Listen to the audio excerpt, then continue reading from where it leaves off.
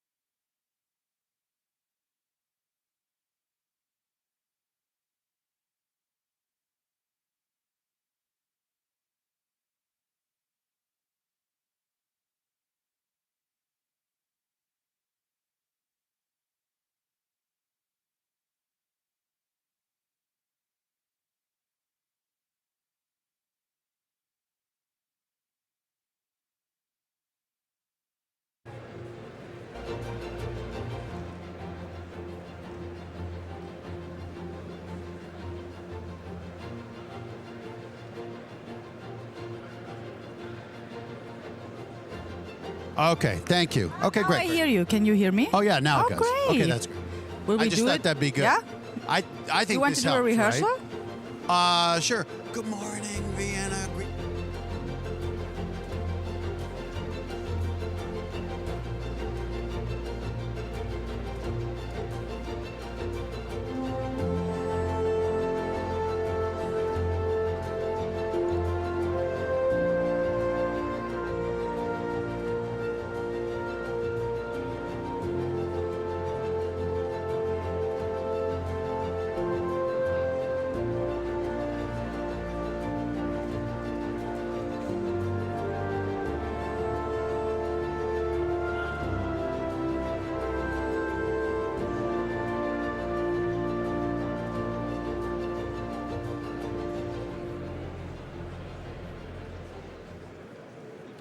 Due to the live broadcast, the conference starts at 9:30.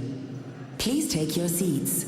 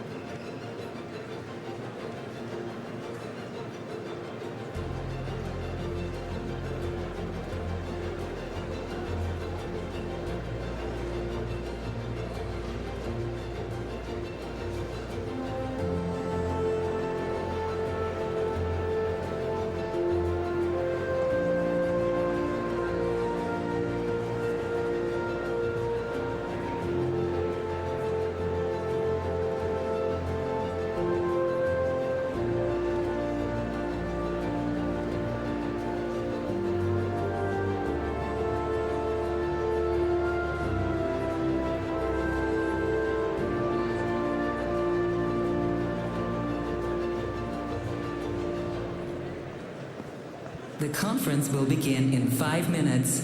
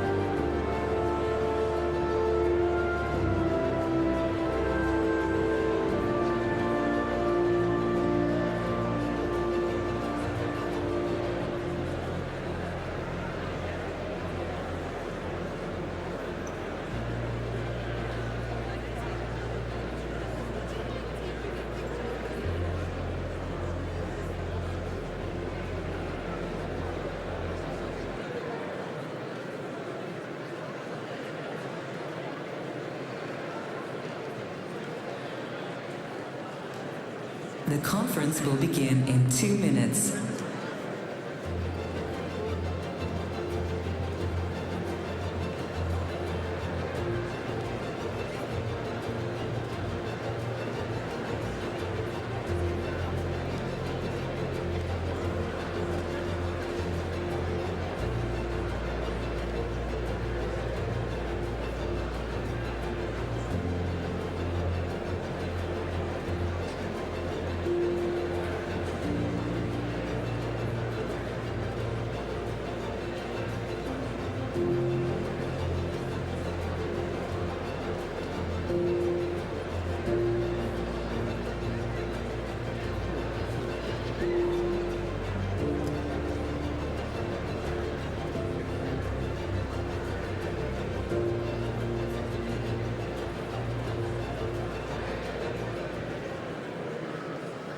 Welcome to the Austrian World Summit.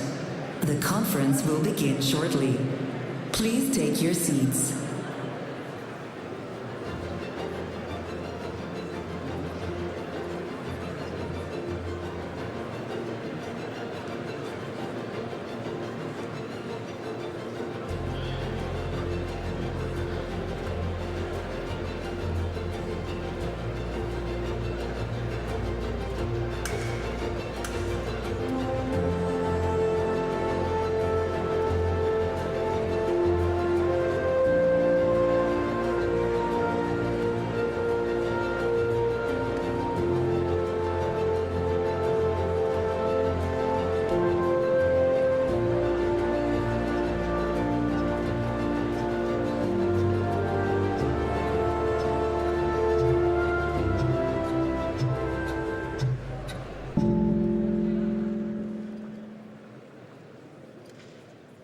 So more on the Global Climate Summit, which begins next week.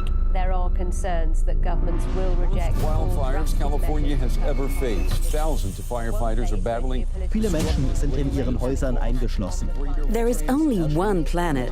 We all breathe the same air. Every one of us cherishes untouched nature. But we're living in an increasingly divided world, and the impacts of pollution, biodiversity loss, and the climate crisis are becoming impossible to ignore.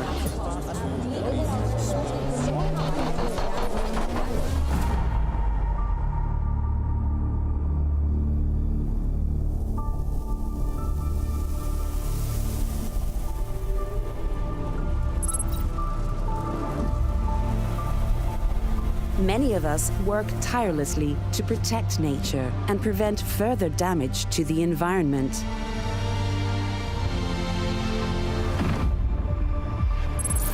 But our homes and infrastructure are also under threat. They need repair. They need resilience.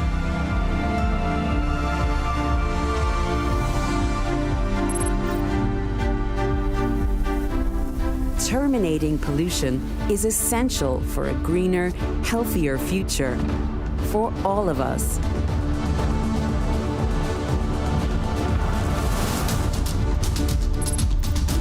How we eat, what we consume, that's where each of us can make a difference. We must focus on the solutions. We must focus on what we share in common.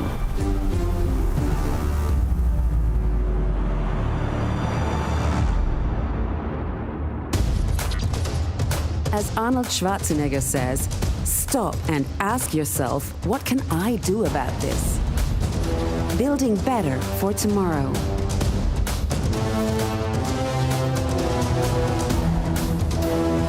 Why healthy soil matters.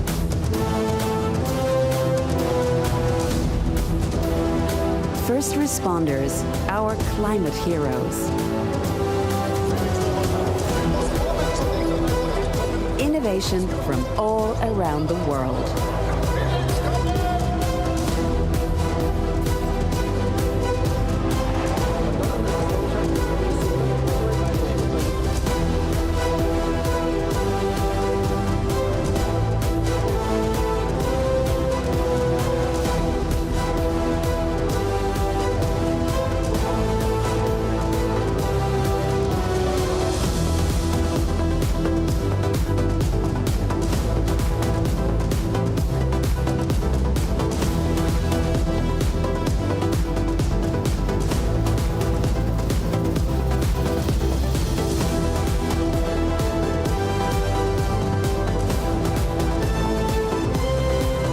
Truly listen to each other. Let's terminate pollution. Let's unite in action. Ladies and gentlemen, we're honored to have you with us for the 2025 Austrian World Summit. Please give a warm welcome to today's hosts, Matt Eisman and Alexandra Maritza Wachter. Oh yeah! Oh yeah! Hello! Good morning to Vienna. Good morning, boss. Greetings to all those joining us around the world. And ladies and gentlemen, welcome to the 9th Austrian World Summit! Not bad, they're fun. We're training them well, boss. Hey, I'm Matt Eisman. I'm so thrilled to be back here as the host of this incredible conference, and I'm thrilled to be sharing the stage with Vienna's own host of the Zeitenbild. Yeah, that was right. Thank you, Zeitenbild. Wachter. Yes, thank you so much, Matt. It's great to be here today, especially as this is the 9th Austrian World Summit already. So we will have an exciting day today. And looking at you, the audience, I can really feel the energy in the room. I think that's part of why they picked me to be here today with you, Matt, because you're full of energy, right? You can see it, you can feel it, and hear it, right? Yeah, an applause for you, Matt. My wife was going to say, he's full of something, ladies and gentlemen. At least there. Thank you.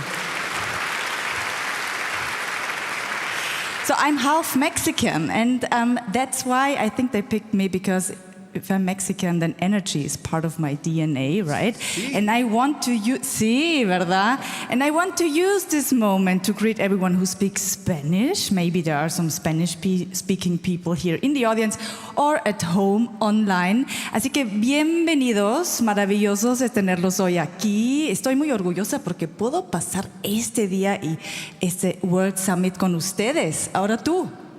Sí, yo hablo un poquito español. Just a little bit. Pero no entiendo mucho. It's fine, it's fine. Well, let's switch to German. Yeah, Arnold speaks Spanish also. So, let's switch to German. Einen wunderschönen guten Morgen, herzlich willkommen. Wonderful good morning and welcome to the Wiener Hofburg.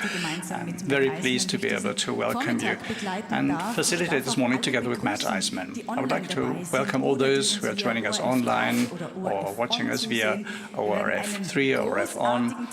We're going to have a wonderful day together. That's the message today. We are here all together, and together we want to work for a healthy planet, right, Matt? Well, that is the theme, right, boss? That's the theme this year. Unite in action, terminate pollution. Thank you, that was good. Did you hear? I just got a thumbs up from the boss. Them, I think. Very nice. That's also what he said when he got his Kaiserschmarrn last night. He loves so I don't you. feel that special. Yeah, he loves I'm you. about the same level as the Kaiserschmarrn. But this is what we have to do. The Schwarzenegger Climate Initiative knows how important it is to work together, to come together at this time, to present solutions for a healthy planet, because we know when we work together, we get more stuff done. So that's the vision of the Schwarzenegger Climate Initiative, is to live in a world where pollution has been terminated and everybody has a chance at a healthy life. Yeah, exactly, Matt. That's our duty. We want to listen to each other. And speaking of listening, just a short practical note. Wenn Sie uns heute lieber auf Deutsch If you would like to listen to us in German, or understand this, of course, we have a simultaneous interpreter. So we have headsets at the entrance. So Matt, even though he doesn't understand it, he points to the exit. So if you want to listen to the speeches in German, then we have some headsets and you get them at the entrance. Well, I am excited to get this program going here, Alexandra. What about you? Yeah, me too. And we want to start with the person who made all this possible. She's working with her team for the last 9 years to bring this to life. She is the director of the Schwarzenegger Climate Initiative, and for 9 years, she and her team have put this incredible event on. She is the beating heart of the Austrian World Summit. Ladies and gentlemen, give it up for the indefatigable Monica Longtaler.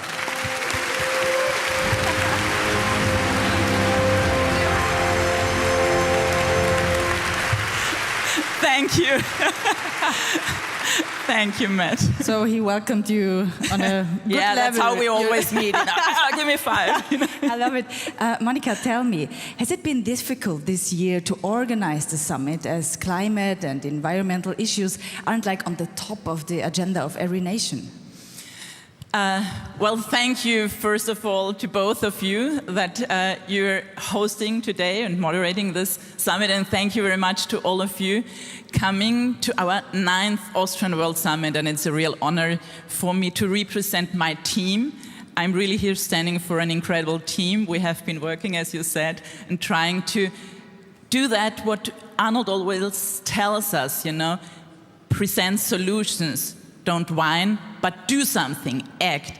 So yes, we do live in challenging times. We do live in difficult times. I think I said that a lot in these last 9 years, but these are our times. So we have to do something. And there are so many solutions out. And you do know that. All those people who are in these rooms, you're all absolutely part of a big team, of something bigger. And that's what we wanted to show to this sort of divided world. We are united because we do know when we really want to have a healthy planet, when we really want to protect our environment, this is not a sprint, this is a marathon. And we are prepared for that, no matter who is sitting in the White House, no matter who is sitting maybe also in a smaller country or in a big country. We tell those people who want to tell us, let's bet for better times for the environment. No, we are acting now. We are not waiting, we are prepared, and we do have the solutions, and that's what we want to show you today. It's no surprise that something Governor Schwarzenegger's in. The motto is, do it now! What are you waiting for? Save the earth! So what's amazing is Arnold always says, be useful. I know that's something you embrace. The other thing he says is either we're getting bigger or we're dying. And this event continues to get bigger. In the 9th year, as you look back, Monica, what are some of the milestones that stand out for the Schwarzenegger Climate Initiative? Yes, that's right. We are really growing every year. I think this is so important that we always find an additional challenge also for us to give this message to as many people and to invite as many people as possible to follow us. So we're not only working today, we are working throughout the year. Let me just pick some, for us, important projects. Like we opened 2 years ago our Austrian World Summit Solutions Hub. You can see some images here. Why are we doing that? Why did we open that? This is a place for our daily work. We can present solutions there. We bring people there together for workshops, for exchanging experiences and ideas and projects.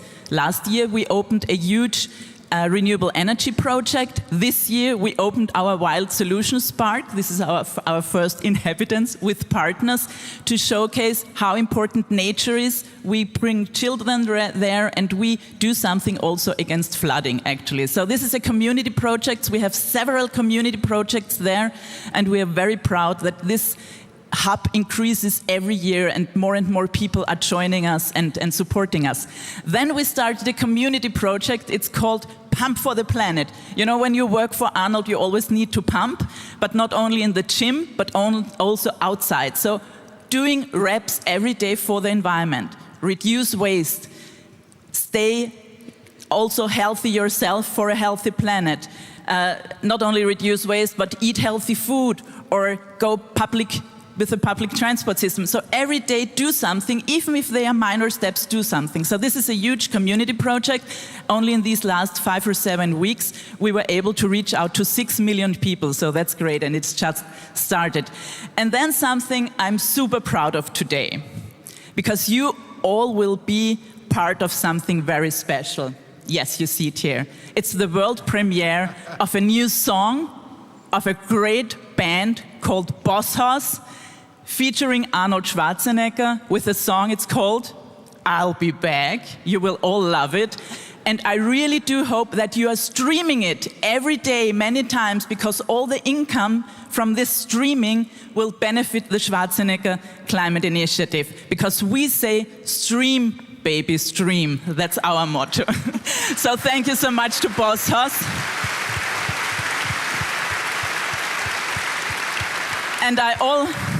And I really want to invite you to also see that there is so much fun in doing something good for the environment.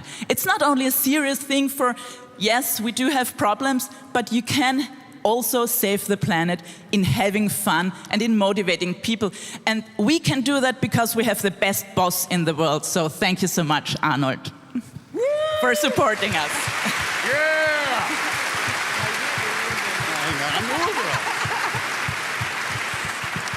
And now, ladies and gentlemen, and this is also already a tradition, and I'm very proud that I can say these words for the 9th time, because one person has been supporting us from day one.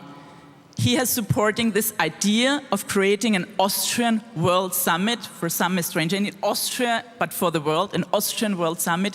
He has opened also his house for us, and he's always here when we need him.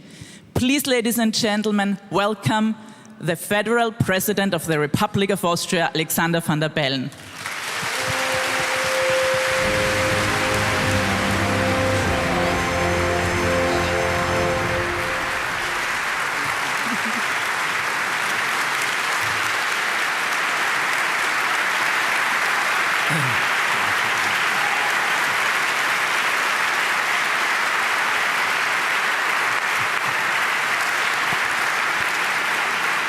Thank you so much. Excellencies, ladies and gentlemen, friends and allies, dear Arnold, welcome to Vienna. I'm so happy to see so many faces. Thank you all for being here. Meine Damen und Herren, stellen Sie sich einmal kurz vor. Ladies and gentlemen, just imagine the following scenario for a moment. Here above Vienna and all over the world, the sky suddenly darkens.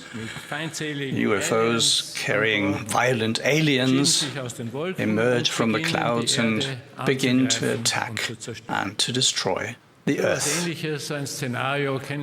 You're probably familiar with this scenario or something similar from one or other movie. And without giving too much away, I can tell you how these films usually end. People recognize the threat, they join forces, and they overcome the aliens together. All's well that ends well. This is Hollywood. This is Hollywood, but there is a grain of truth inherent in it. When we recognize the threat and join forces, we can overcome this threat together, across borders and generations, across cultures, religions, languages. And this is exactly how we reduced the hole in the ozone layer. We eradicated smallpox. This is how we rebuilt Europe after the Second World War, and so on and so forth. What about the climate crisis? Where is the climate crisis on this list? Isn't it a big enough threat to us? Now, to spoil the surprise again, it too will be on this list at some point, but it won't get there of its own. But why do you think so?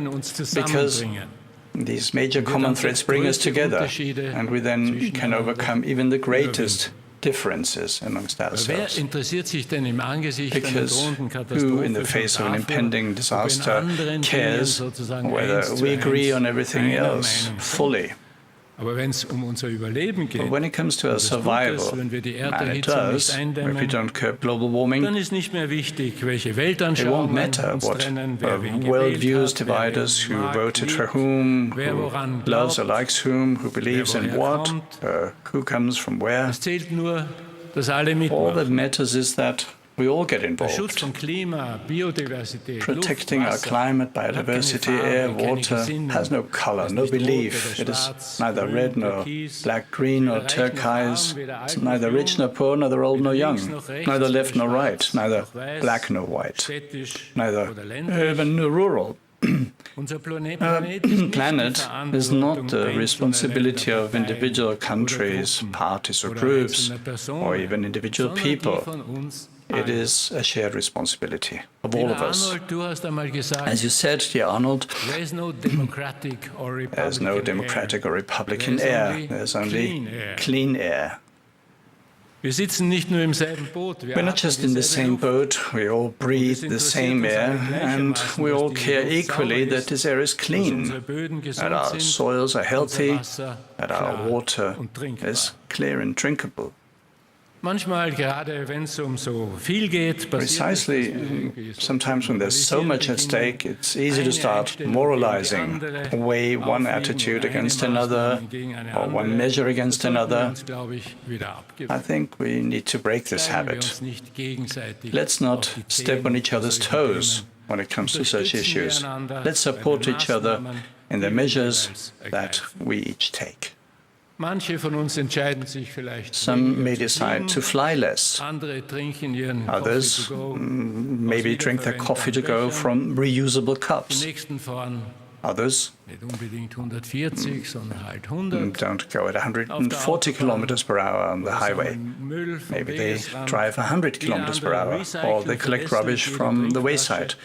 Others reliably recycle every water bottle, or maybe only eat meat only 3 times a week instead of 6 times, right? Not every single person has to do everything, just whatever they can and like doing. No one bears the sole responsibility for environmental protection. It's a shared responsibility. Of course, the political level has much greater leverage. It must implement and enforce measures to ensure that our children and grandchildren can inherit an intact planet. Even if these measures may hurt during the next elections, or even if they cost money, you know what will be even more expensive? Right, doing nothing is more expensive. Aus meinem früheren Leben als Ökonom. As an economist, which I was in my earlier life, I can assure you of that. Ladies and gentlemen, I told you earlier that we're all in the same boat, we're breathing the same air, but now we're beginning to notice that our feet are slowly getting wet in this boat, because our boat is filling with water. Of course, you can also take this literally. Just think about last year's floods. Each and every one of us has a bucket with which he or she can scoop the water out of the boat. Some buckets are bigger, others smaller, but we all make sure that we don't sink. It is the responsibility of politicians to plug the leak, the holes, and find the leak and repair it, to make sure that no one tears any more holes in the hull of the ship. And thus, everyone has a part to play in helping. Just like this movie, where the evil, malicious aliens attack us. Of course, unlike in the movie, this threat is very real. It's not an invention. But history as humans shows that working together is not just a movie plot, it also works in real life. Just think about the hole in the ozone layer. So I'm confident that saving the planet and the Terminate Pollution Initiative will also work in real life, because the climate crisis is a major threat that unites us all, and protecting the environment is a major task that also brings us together. And the sooner we get the unite part right, the better. Thank you.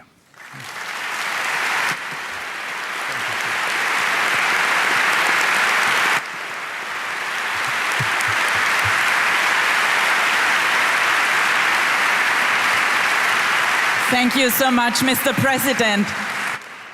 And now I have the pleasure, for the first time, to welcome a person who has his next opening and welcome words for all of you. It's the first time, hopefully not the last time, that I can welcome and introduce our new Chancellor of Austria, Mr. Stocker. Thank you very much for coming.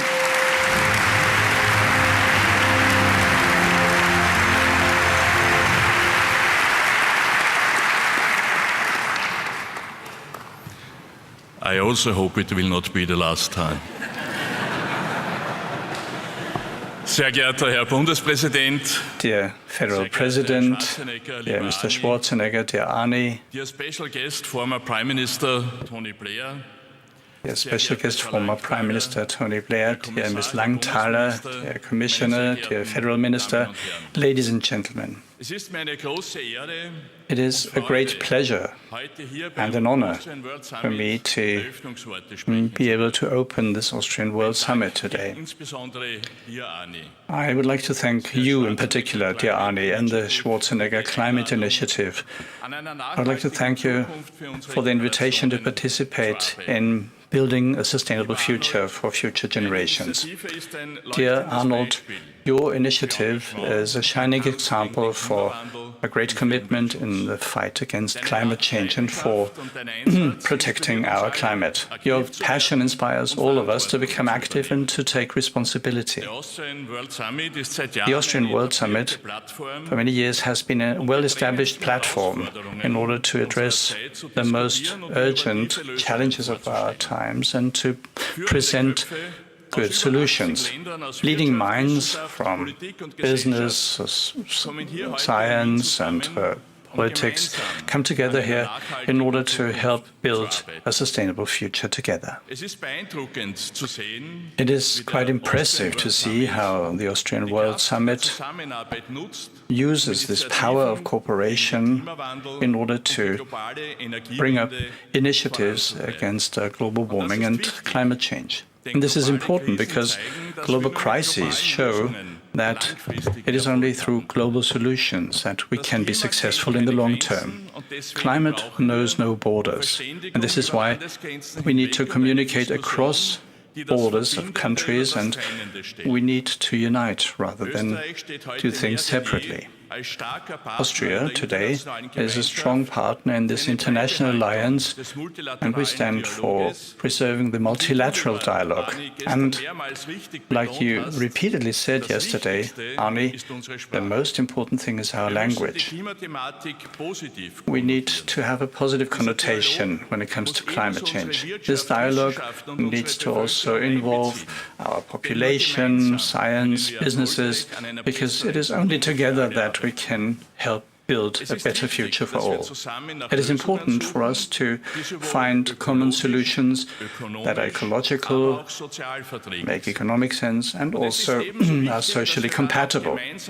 And it is also important for us to get together in order to implement these solutions. Together, we need to enter into a dialogue and, like the motto says it, unite in action. So we need to work together and act together. That is clearly the task of politicians to set the right tracks. We need to have prosperity, security of supply, but we also need to have a competitive industry. The economy and the industry can bring forward clean and ecological technologies, and by investing in innovation. Being open for new ideas, innovations and technologies is one of the keys to achieve lasting and sustainable progress, and to also ensure the competitiveness of our companies. Austria is a pioneer when it comes to renewables, and the Austrian economy in many areas, when it comes to the application of environmental technologies, we are leading. There are solutions that are ecologically compatible, and there's no contradiction between the environment and the economy, as some people would make us believe. Quite on the contrary, these things go hand in glove, and this is why this federal government stands by its commitment to protecting our climate and also the ambitious goals to reach climate neutrality by 2040. This is an ambitious goal, but we are firmly convinced that together we can reach this goal. We are also firmly resolved to make sure that our power consumption will come 100% from renewables by 2030. This is not only an important contribution towards climate neutrality, but also a step in the direction of more energy independence. But of course, everybody needs to unite in action, because the current challenges can only be solved by a strong society. So I'd like to encourage all of you to ensure that you take the impulses and the learnings from this summit and bring it to wherever you live or work. Every contribution counts, sustainable action or standing up for protecting our nature. And people who are already doing this are now in our focus. These destructive forest fires in California or the floods in Italy or Spain, but also here in Austria, well, one group of people have always been really important, first responders. Last year, we saw in many places around the world how important it is for there to be people who are ready to help when disasters strike.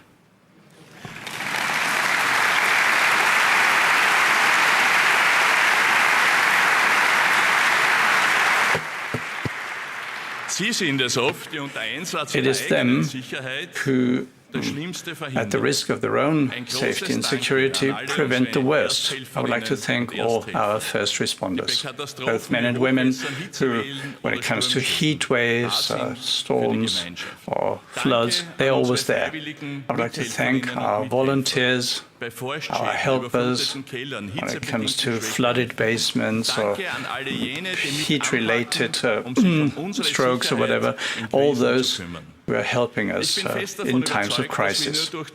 I'm firmly convinced that it is only through cooperation, mutual understanding, and the courage to enter into uncharted territory that we can overcome the challenges of climate change, where all parts of society, the political level, business, science, all the way to every single individual, we can all contribute to protect our climate and our biodiversity.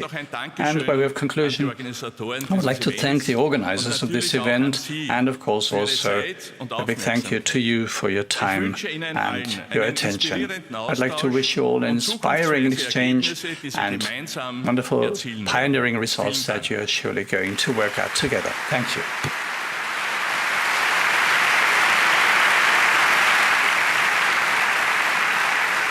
Excellencies, friends. President van der Bellen, thank you for your leadership, and my thanks to Arnold Schwarzenegger. It is fitting that the world's one and only Terminator is focusing our attention on terminating pollution, continuing his history of political leadership and action. Unfortunately, our world looks less like an action hero movie and increasingly more like a horror show. We face a triple whammy of woe: pollution clogging rivers, contaminating land and poisoning our ocean, biodiversity destroyed at record pace, and record levels of greenhouse gases catastrophically disrupting our climate. We salute the real-life heroes on the front lines when this crisis strikes: the firefighters taking on infernos, the rescuers saving lives as floods sweep communities, and the United Nations staff providing food, shelter and care when crops fail, hurricanes hit, or people are forced from their homes. No country, whether rich or poor, can escape this crisis, and no country can solve them alone. But together we can reap the rewards of action, from cheap, secure power to better health. The science is on our side. The economics are behind us.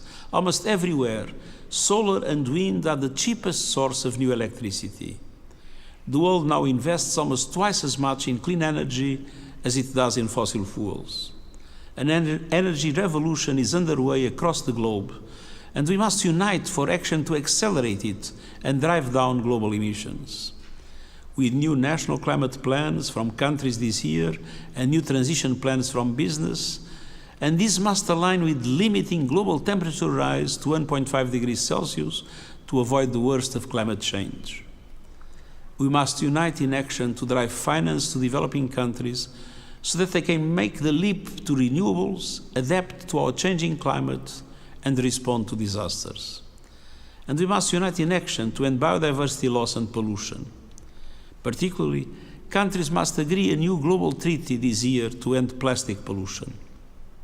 Excellencies, friends, united in action, we can terminate pollution and protect people and planet. Let's come together and make that a reality, and I thank you.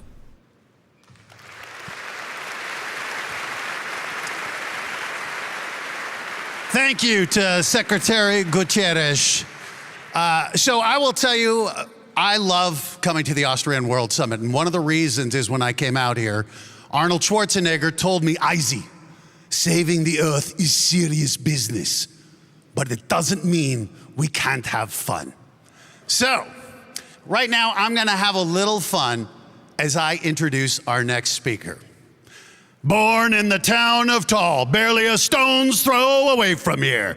It was the hallowed ground where a young boy, with solely the power of his vision and sheer determination, transformed himself into the Austrian Oak. A 7-time Mr. Olympia, considered the greatest bodybuilder of all time. But not content to flex his muscles on the small stage, he flexed his way into the biggest box office star in the world, terminating box office record after box office record and giving us some of the most memorable quotes in all of movie history, like, "It's not a tumor," which apparently is only popular in America. Not content to play a hero on the silver screen, He then took on the role as governor of California. And in his 2 terms, he worked so well with those across the spectrum from him politically that he got climate legislation passed, much of which is still in effect today and considered the gold standard for saving the earth. In his near 8th decade of life on this planet, he shows no signs of slowing down, recently having had the #1 TV show, Fuba, the #1 book, Be Useful, and the #1 documentary, improbably and cleverly named Arnold. But he is here in his greatest role of all, the role that will truly be his lasting legacy. So, ladies and gentlemen, I ask you to join me on your feet as we salute our real-life climate action hero, Governor Arnold Schwarzenegger!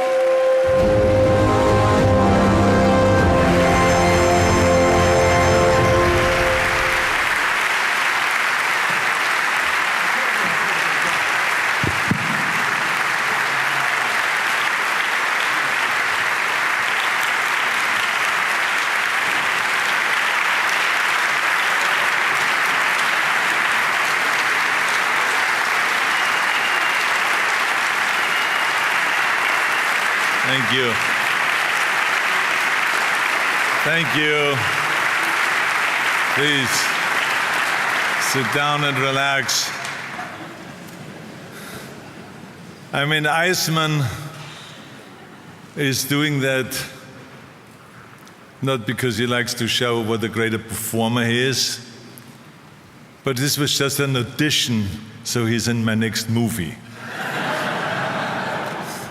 He's been asking me ever since he won The Apprentice that he wants to be in one of my movies. I said, well, I want to see the action. I want to see the performance.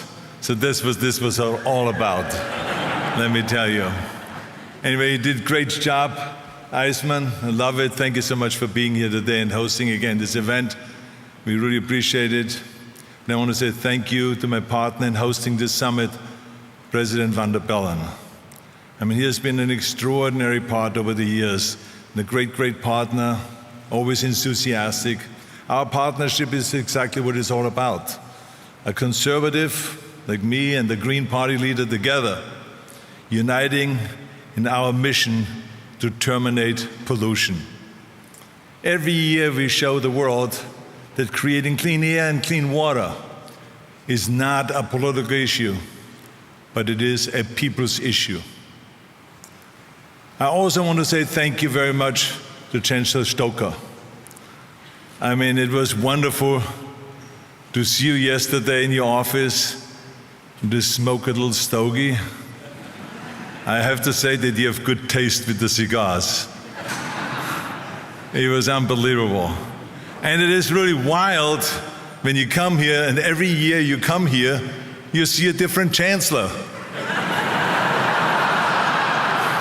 I mean, it's like it's just wild.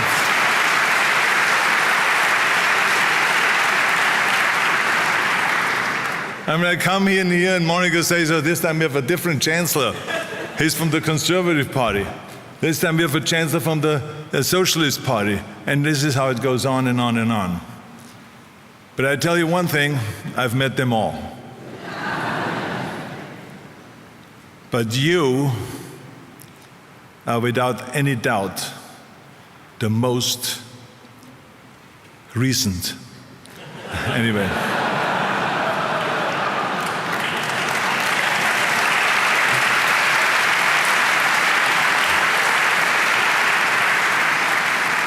Now, all jokes aside, it was wonderful to talk to you yesterday. And in no time, I realized that you're not a party hack. You didn't give me the Republican stuff. You didn't give me the conservative stuff. You talked like someone that just wants to be a public servant.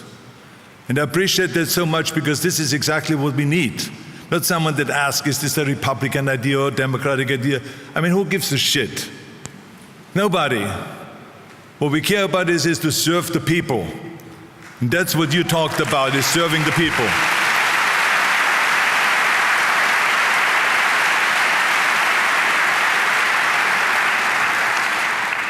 also want to say thank you to the team who makes this summit such a huge success.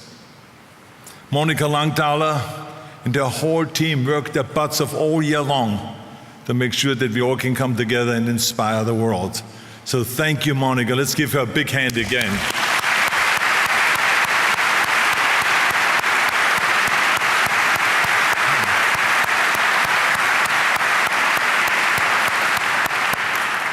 I also want to say, of course, thank you to my dear friend, Sir Tony Blair. I mean, I tell you,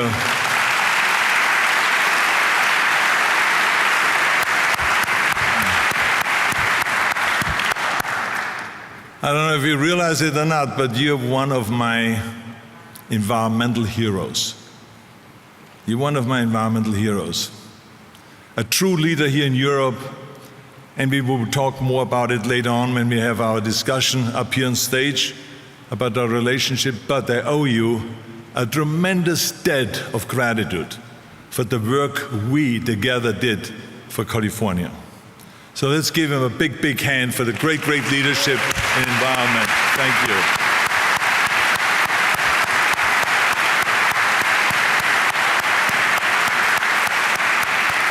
And like I said, I will explain more about that, why we worked together on this in California later on. And thank you also to all of our other amazing speakers for helping us to put the spotlight on this very important issue. You know, what's interesting is that every time I talk lately to environmentalists and to policy people, they say to me, says, Arnold, I mean, what is the point of fighting for a clean environment when the government of the United States says climate change is a hoax and coal and oil is the future? When the politicians in Washington don't care. You know what I say to them? Exactly what I said in my movie Kindergarten Cop to the kids. Stop whining. Stop whining. Whining doesn't change anything. Whining doesn't build anything.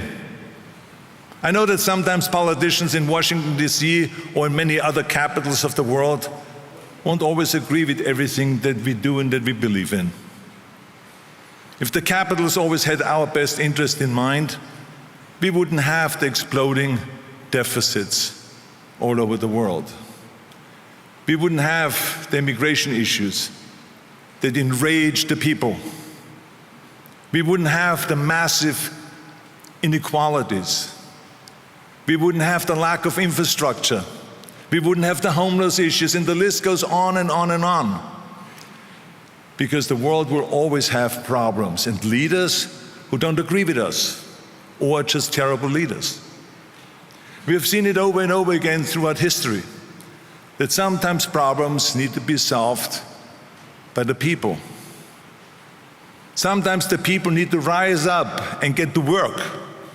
Whether it is the women's suffrage movement in America, or the independence movement in India, or if it is the civil rights movement in America, or the anti-apartheid movement, all of those movements. It was the people that did the work.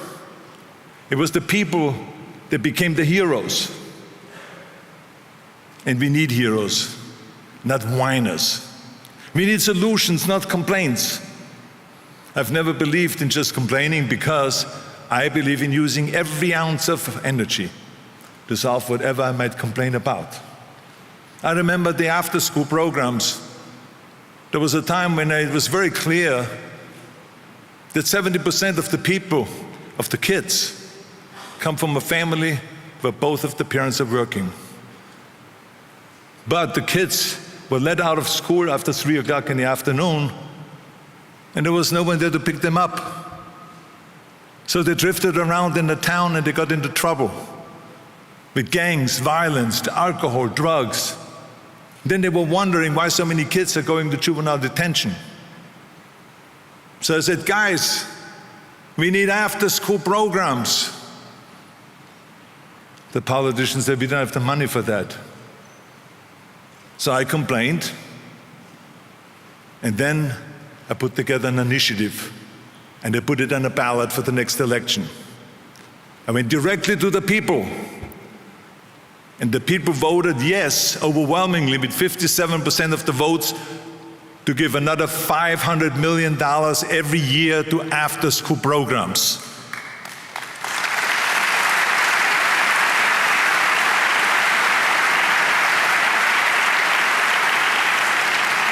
So I would have just complained, I would have wasted my time. I didn't whine, I didn't just complain, I complained, but I did something about it. And now, since then, we have been raising billions and billions and billions of dollars for after-school programs, and millions of kids are affected, and millions of kids are now getting after-school program tutoring, homework assistance, adult supervision, arts programs, music programs, sports programs, and so on. It's fantastic, the work that we've been doing. But this is like, don't just complain, do something. I know that this sounds a little bit like a motivational speech rather than a speech about the environment, but the many know why? Because it is. It is. That's because I want to motivate all of you to be heroes that we need. And it is because I've been through this before. I remember when I was governor of California, there was the Bush administration, the federal government.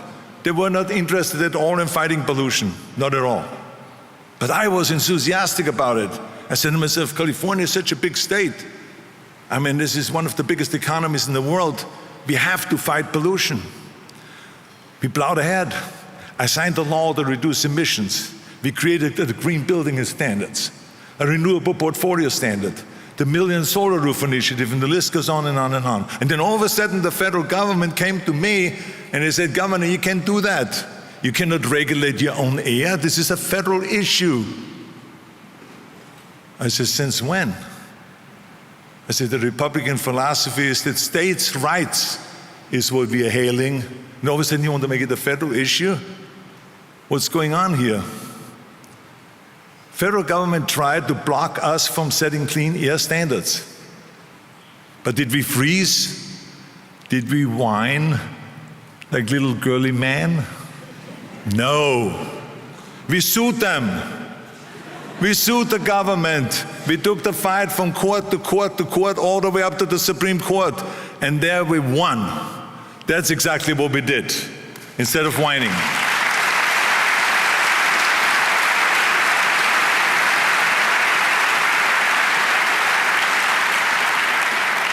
While they were sitting on their hands in Washington, we passed the first cap-and-trade program in the country. We signed the Global Warming Solutions Act. We set the strongest vehicle emission standards in America. And you know what happened? California cut emissions by 25%. And we raised our renewables from 15% to 50%. This year we hit 100% clean electricity more than 100 times. That's what happens when you stop whining and you start leading. And let me tell you something. We are not alone. There is so much great work that is going on around the world that I'm blown away by it. I mean, British Columbia in Canada has a carbon tax. That's real leadership. They've already cut public sector emissions by 34%, and they're investing billions and billions of dollars into clean energy and electrification, even in the remote towns. San Diego, Southern California. They set a goal for zero emissions by 2035. They're already down 19% since just 2019. They launched a community-owned utility, delivering clean electricity to the people. Fantastic work on a local level. Or Grenoble, France, named Europe's green capital in 2022. They cut emissions by 25% and turned car-clogged streets into bike highways. They planted thousands of trees and they showed their citizens true action. These places didn't wait for permission. They didn't make excuses. They didn't whine. They just got to work. They decided to be heroes.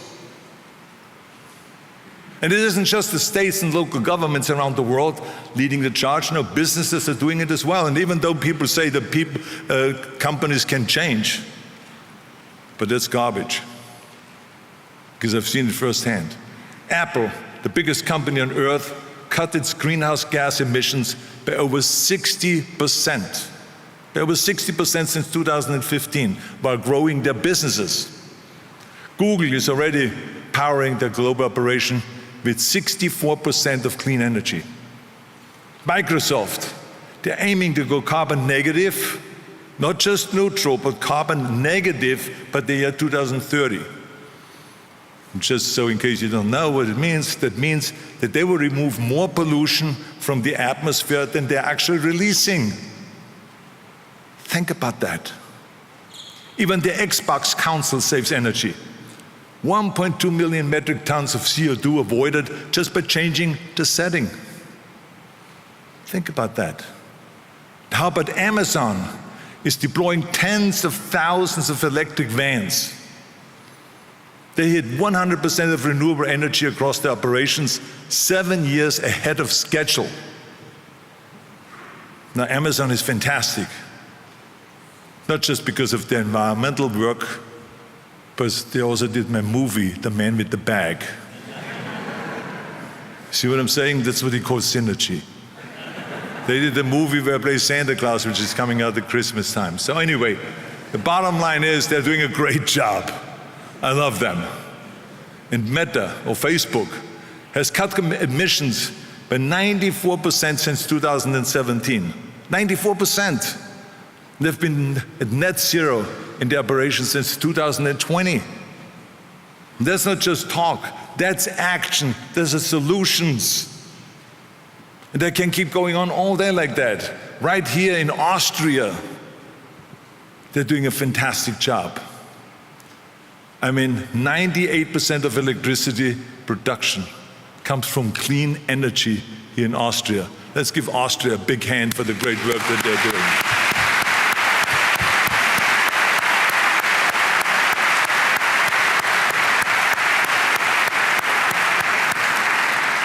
Rybnik in Poland, once called the smog capital of Europe, they used to have 130 smog days every year.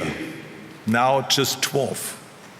Why? Because they stopped burning coal in homes and replaced old heating systems. They didn't complain, they just got it done. London's ultra-low emission zone is one of the greatest urban climate victories in the world.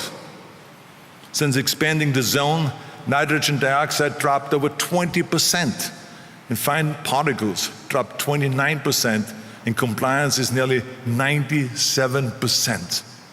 That's how you clean the air. That's how we make the air clean. All of these governments and companies are proving what we have proven in California, way back. You can't just sit around and make excuses because one guy in a very nice White House on Pennsylvania Avenue doesn't agree with you. I know all of you are thinking now, I hope, that Arnold attacks Trump and says some really terrible things about Trump, right? But that's not my style. First of all, I have a rule. I do not criticize a president outside of our borders, no matter who it is, no matter what party he belongs to or she belongs to. Second of all, I know that the people are sick and tired of the whining and the complaining and the doom and gloom. They want heroes. They want more complaints. That's not what we want, and that's not what we need. We have to win the people over. And the only way we win the people's hearts and minds is by showing them action that makes their lives better. And I'm not talking about making their lives better in 20 years from now, but I'm talking about making their lives better now. We have the power to do that. At every company, every university, every local state government, you hold the power that the federal government only wishes that they had. They wish they had this power. Because we can do things right now that people will feel immediately. See, the federal government is kind of a little slow and a little clumsy. They don't even have the relationship with the people the same way as we have. The reality is that 70% of the pollution gets reduced at the local level and at the state level, not at the federal level. I saw this in California, the power that we have in California. I tell you, that's where the power is. Let me just give you an example. If a president shows up or doesn't show up for a week in his office, no one cares. Most people wouldn't even know.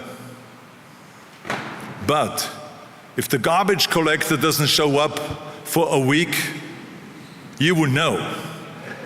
After one day, the garbage will be piling up. After 2 days, it will start stinking in your neighborhood. And after 3 days, the rats will be arriving. And after 1 week, hell will break loose. That I can guarantee you. So this is the difference between federal and local. What happens on a local level, you know it right away. If you call a police officer and it doesn't show up while there's a burglary, you will know right away the difference. So that's the power of local government. That's because the real work gets done on a local level. In your cities, in your states, in your companies, and in your neighborhoods. That's where the power is. So to everyone out there asking, what should we do? I just say, stop whining and get to work. Be the mayor that makes buses electric. Be the CEO who ends fossil fuel dependence. Be the school that puts solar roofs up there on top, like the St. Andrews University did. They didn't ask government, they just went ahead and did it. If you lead and if you work and if you take action, people will follow you. You don't need to be the president to be a hero. You just need to care and get off your butts and get to work. We are surrounded by heroes here in this room. Look at this room. From the left to the right, we have heroes. Heroes don't send whiny tweets. They don't worry about someone else's inaction. They don't doom scroll. Heroes find a way to make an impact even when the odds are against them, and especially when the odds are against them. Heroes roll up their sleeves and they kick ass because they know that the job needs to get done. Heroes ask, if not me, who? If not now, when? You are the heroes that you've been looking for. So go out and kick some ass and get the job done. Thank you very much. Thank you.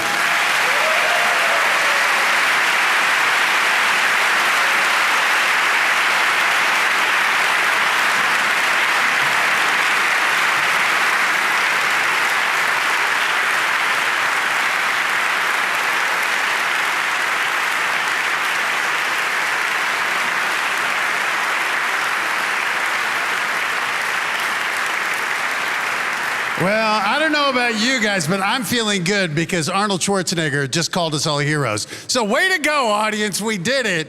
I will say we often refer to him as the American dream, a self-made man. But Governor Schwarzenegger will always tell you he is not a self-made man. The thing he always talks about is that his greatest success has come with partners. And that's one of the things that this summit and that Arnold Schwarzenegger always encourages is to find people you can work with. Find people who multiply your efforts. Be a uniter. And that's something we saw when he was governor of California. He was meeting politicians from all over the globe, from all different political stripes. And he realized how often they worked on party lines. That's why when Governor Schwarzenegger formed his cabinet in California, he made sure it wasn't just Republicans. He made sure it had Democrats as well, because he realized if he got them working together, that would unlock what's truly best for the state of California, for the people of California. And a lesson he talks about that he learned in his youth in Austria is that sometimes your former opponents can become great allies.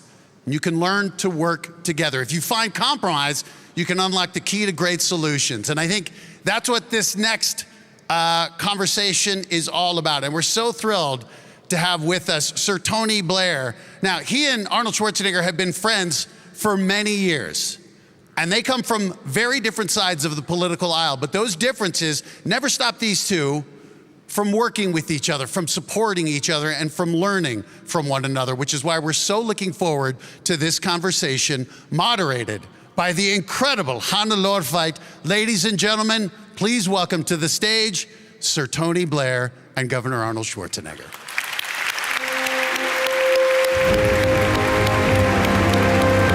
Welcome, gentlemen. Good morning. What a panel. It doesn't get better than that. And I'm not hyping the story, I'm simply stating facts. Two of the best known persons on this planet here at the Hofburg this morning. Welcome, Governor Schwarzenegger. Welcome, Mr. Blair. My name is Hannelore Veit, and it is my pleasure and it is my honor to moderate the first panel of the day. We have heard it this morning, we live in times of multiple crises. The climate crisis is a crisis that touches everyone and everywhere. What kind of leadership do we need to find solutions? How can we unite in actions? Matt said it, you two come from different political spectrums, different political parties, a Republican, a Labour Prime Minister in the UK, but you two have been united in action for quite some time now. Let me start with you, Governor. Bipartisanship is also a value that you have been upholding as a governor in your life all the time. Why is it important? Tell us about it. Tell us about your working together. Well, first of all, I think that there are certain issues that you say to yourself, especially like myself, that was not really growing up in the political arena. I didn't work my way up in politics. I worked my way up in bodybuilding and in acting. And then all of a sudden, I was interested in being a public servant after having been the chairman of the President's Council on Fitness and becoming the international coach for Special Olympics and starting with after-school programs. So one thing led to the next. I got into politics and became governor of California. But I always thought it was crazy when I heard them kind of debate about, the Democrats and Republicans about climate change and about pollution and about all of those issues. And I didn't see it as a political issue. I thought it was a people's issue. And that's why I felt very comfortable in reaching out to my friend, Tony Blair, who has done such an extraordinary job and so thoughtful in England to kind of come up with a way of reducing pollution in England and then be a model for the rest of Europe.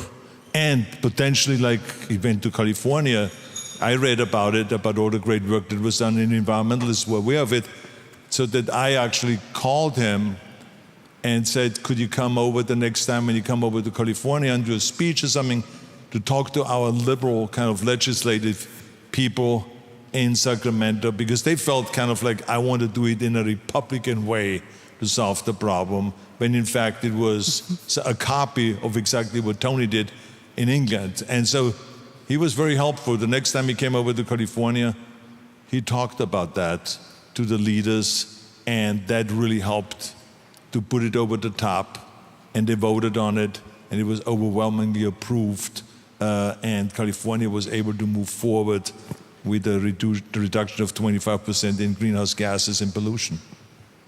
Well, yeah, no, well, first of all, let me say it's a real honor and a pleasure to be here, and there are only 2 occasions in which my children have said to me, Dad, that's really cool. Once was when I appeared as a guest in The Simpsons.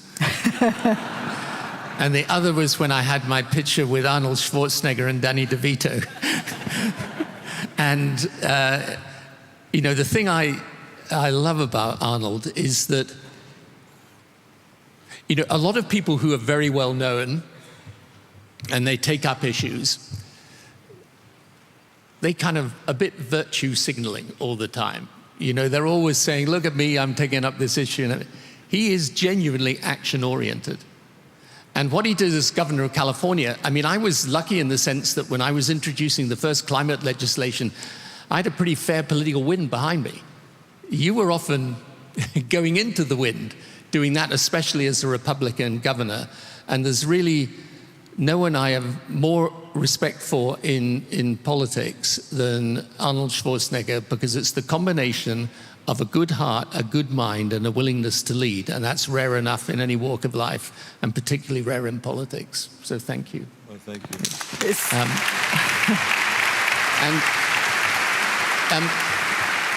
You know, this concept of unite in action is also really important to me.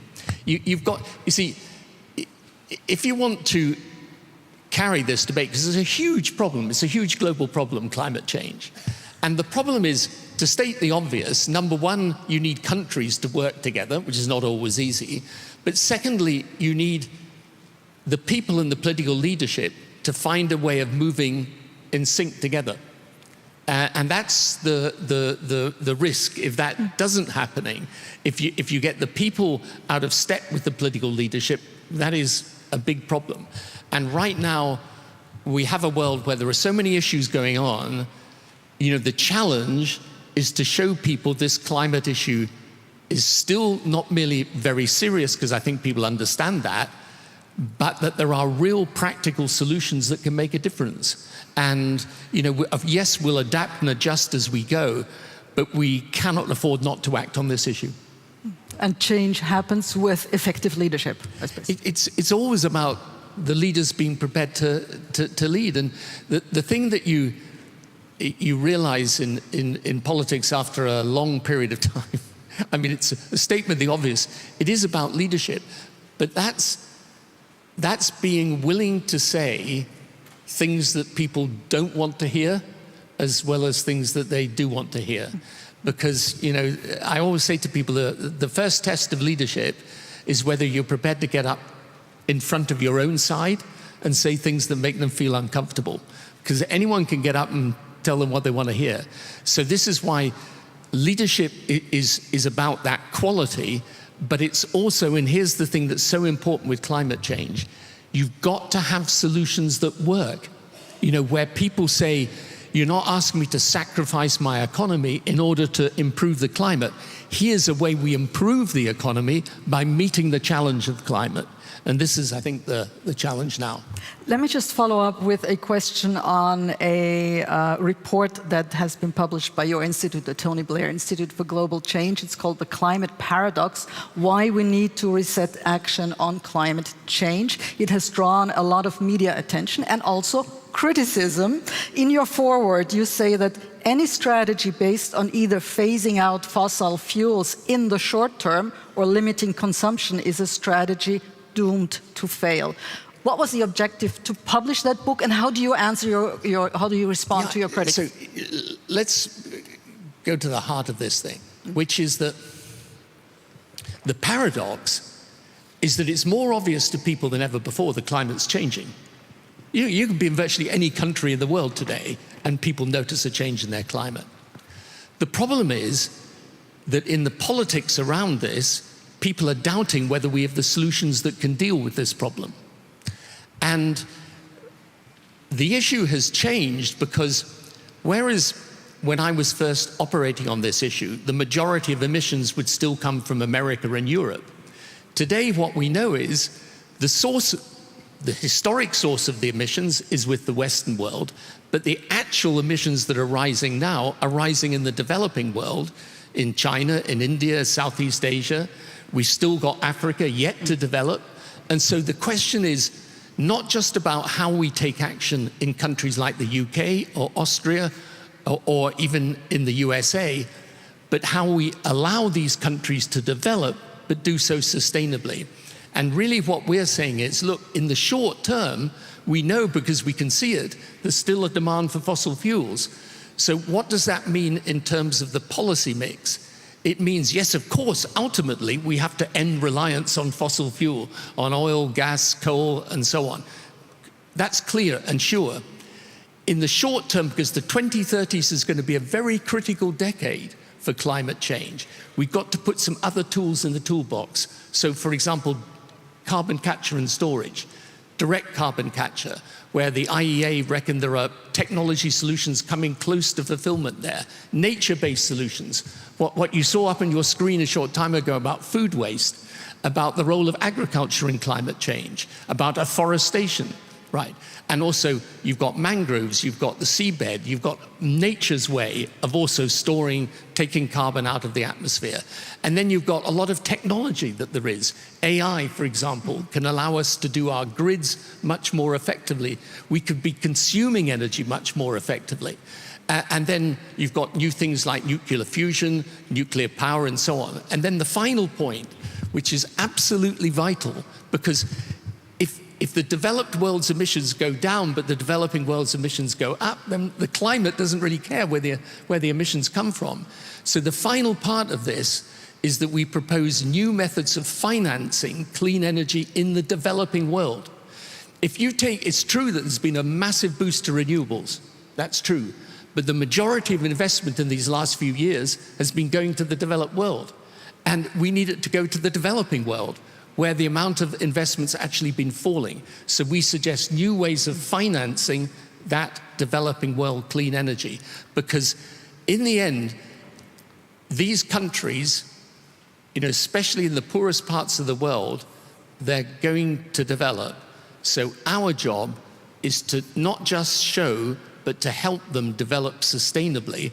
Otherwise, we could win the battle in the developed world and lose it in the developing world. And that's not good for the climate or good for any of us. Thank you. Governor Schwarzenegger, terminating fossil fuels is also one of your key messages, short-term, medium-term maybe. How do we do that? What is the best way of going about it? Not whining, that much we understood. Is it incentives, limits, taxes? What's your message? Well, I think that I agree with everything that Tony said. It's very thoughtful. And I would just add that it is very important to recognize that we need to win the people over. Because without the people understanding the issue, we cannot get them behind the movement. We have to create a people's movement. And it's no different than the fitness movement. When I was promoting fitness in the 70s, people had no interest in bodybuilding because they thought it is about a guy that stands on stage and is oiled up and is shaking up there and is doing a pose. And they thought that was it. And I was talking more about that everyone should be working out with weights. It doesn't matter which sport you do, and it's healthy and it makes you fit and so on. And so when I hired a publicist to promote bodybuilding, he said to me, he says, you got to change the word bodybuilding. You can't go around and say to people they should do bodybuilding because they think that you're standing on stage oiled up. And that's not what most of the people want. He says, I said, so what do you think? I said, you should call it maybe resistance training. And then I said, okay, let's go and talk about resistance training. The more I talked about resistance training, the more people found it fascinating. And all the talk shows had me come on and show how to exercise with a woman together with some other guy and to show resistance training. And all of a sudden, the whole thing started getting to become very popular. And in the 80s, all of a sudden, it was a huge explosion. And now, when you look back and when you look at it, we have a gymnasium in every hotel in the world. We have a weight room in every military base. Every fire station has a weight room. Every police station, every university, every high school, every sports team, everyone is working out. And it's all because we changed the language and we made it more clear of what it is. And the same has to happen with the pollution. We can't go around and say this is climate change because no one understands what the hell we are talking about. When you go down on Fifth Avenue in New York and you will ask 100 people, give me a definition of climate change, you will hear 100 different answers. So that means that you're not having these people on board. So what I'm saying is that we should just find a word and study this issue. We in California were successful, for instance, by using the word terminating pollution. because everyone understood pollution. Because Ronald Reagan was a Republican who created the Air Resources Board in California, which was the board that we used in order to accomplish all of our goals. It's an independent board, so the legislators pass the law, the governor signs it, and then it goes to the Air Resources Board. And so, but he never talked about climate change, Ronald Reagan. He created the Air Resources Board by saying, Nancy and I, we hate the pollution. We have tears in our eyes in the morning when we get up, and it's unacceptable. We can do better than that. And President Nixon, right after that, when he was president, created the EPA in Washington, the Environmental Protection Agency. Again, under the auspices of, we got to get rid of pollution, not climate change. Climate change is something that environmentalists came up with later on to be cutesy-wootsy. But I mean, it really doesn't do the job, because you got to talk about cutting pollution, because climate change is not killing millions of people. It's killing some people because of the fires and the floods and the storms and all of this, but not the millions of people that are dying every year, which is because of pollution. So we have to learn how to communicate the right way. So this is why it is important for everyone to communicate and to talk about, we got to go and get rid of pollution, rather than talking about climate change and the climate this. I mean, I heard the President of the United States, going on and give a speech, the State of the Union address, it was Biden, and he says, let me talk a little bit about climate. Let me talk a little bit about climate. What are you talking about? Why not just say, let me talk a little bit about how we have to reduce pollution, and talk about pollution? That's the enemy. Climate, let's talk about climate? That's the wrong communication. The people in the White House that are writing his speech should be fired immediately for not doing the research. To say to have a president spend 5 minutes on talking about climate, the world is listening, this is the best kind of exposure you can get, rather than talking about pollution. Fossil fuels cause pollution. We got to go and switch out fossil fuels with renewable energy so that we can breathe. And we in California showed a commercial to the people on television. It was of a child, which was given to us by the American Lung Association, of a child with an inhaler.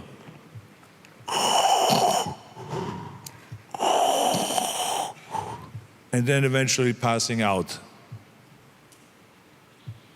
This is what we do to our children because of pollution. That's what the ad said. I tell you, the numbers changed immediately, and everything from then on that I wanted, that people voted for it. So this is what I'm talking about. We got to go and think about the communication rather than the technical aspect alone. The technical aspect is very important, but we got to also talk about how do we communicate. How to get it across to the people.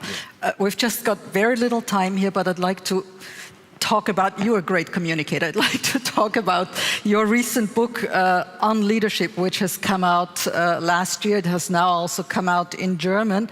Why did you write it, and what would you recommend to today's political leaders? Just before I answer, I can't resist. I mean, Arnold's absolutely right. It's got to be a people's issue. And when he was talking about when he started with the bodybuilding, I remember sitting with my wife watching one of the films. Was maybe Conan? Is it? Which is the one? Yeah, Conan, maybe. Yeah, Conan, maybe. And my wife's looking at the screen. She says, "You've got to look more like that," she says. So I take his advice. Right, I'm getting in the gym. About 2 weeks later, I say, "Okay, darling, come on." She says, "You got to get back in there again." So I'm afraid I never ended up looking like you, but it's yeah, you can't get everything in life. Yeah. Now I wrote the book on leadership so that other people profit from my mistakes. I always think you learn more from your mistakes than you ever do from your successes. And one of the things which is relevant to this issue is it's a great thing to be an activist on an issue. But the question is when you can turn the activism, the campaigning, into the practical policy solution. And if there's any lesson for today's leader on the climate issue, it is, in the end, you've got to go deep to be able to get the solutions that are really going to work. And you've got to understand that ultimately, leadership, and I say this in the book, and it's a very strange thing to say. When I said this first, people thought, I don't know, he's talking about being out of office too long. I said, the job of a leader in a democracy is not to give people what they want. They're like, what do you mean it's not to give people what they want? And I say, no, the job of a leader in a democracy is to ask what people need and then persuade them that it is what they want, right? And in the end, people do want a pollution-free world. They want that. And the job of the leader is to persuade them that what they want can be achieved also by what they need, which are the practical policy solutions to get there. And that we're not asking people to go and sacrifice their lives. We're actually asking people to come together in pursuit of a solution that will change their lives and change their lives for the better. And there's one other thing that I learned all my political life, which is, in the end, today, it doesn't matter how big your country is, how powerful your country is. Ultimately, there are problems that the world has got to solve together. So whatever the geopolitical differences, whatever the disputes are, whatever the differences of ideology and ideas and leadership and tensions, in the end, on some issues, the world has to work together. And this is an issue where we have to ensure that those big major countries that are coming up through the developing world are in dialogue with the major countries in the developed world. And even at the smallest country level, people are in dialogue together so that you can solve this problem together, because it won't be solved by any one country. It's got to be solved by people uniting in action. And the reason why this conference is so important is because the basic message, which is to unite in action, carries the two essential elements for success: unity and doing rather than saying. Thank you. Thank you very much. That's wonderful final words. Fascinating to listen to you. I could go on forever, but we are running out of time. Thank you so much, and a big round of applause Thank you very much. for the governor. Thank you, and for Dr. Blair. Thank you so much.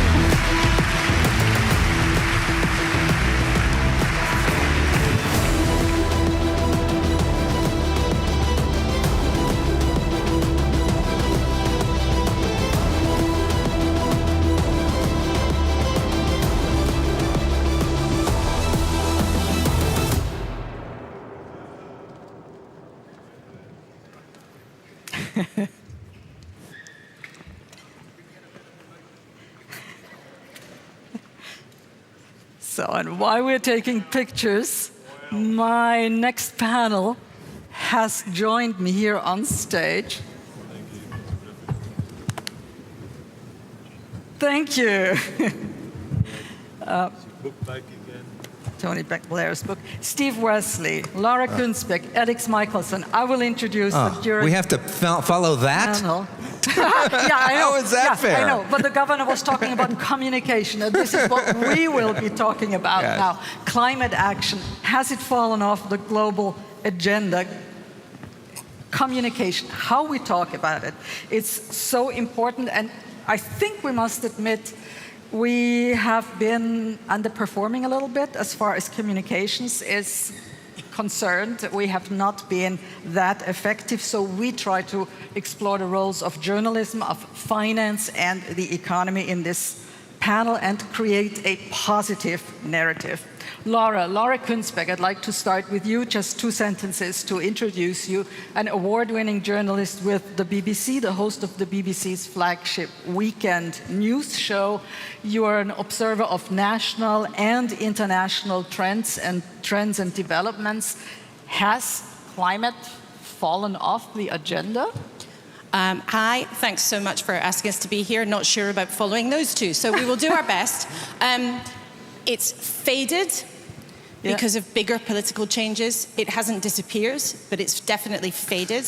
And I think many people in the UK and in other parts of Europe and around the world just go, you know what, there's so many things that are difficult for me right now. When someone comes into my life and says, you must do this or you must do that, and it might cost you more, they think, not right now. So what's the consequence? What do we do? Well, I suppose I think there are two big long-term issues, and there's one very direct current issue. Long-term, as we heard the governor saying, people who care about the environment haven't always been great about talking it in real-life terms. It's a long-term issue. How does it affect me right now? Secondly, if you take, for example, one of the things they've been trying to do in the UK is get people to put heat pumps in their back garden. They cost £10,000. So it's seen as a luxury for many people.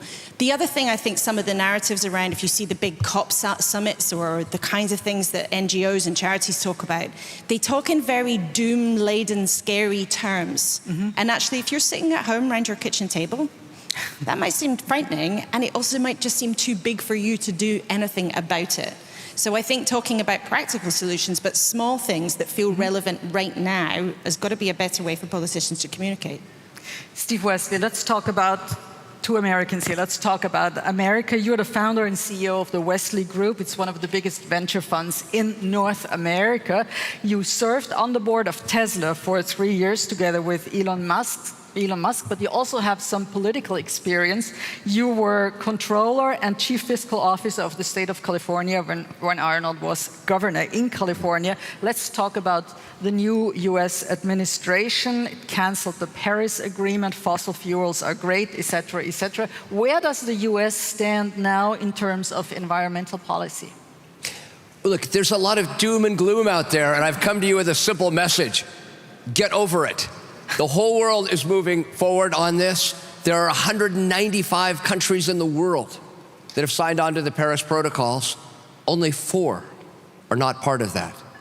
Iran, Yemen, Libya, and sadly, the United States. But I want you to know, countries all over the United States don't care. We are moving forward. Here's a statistic for all of you to know.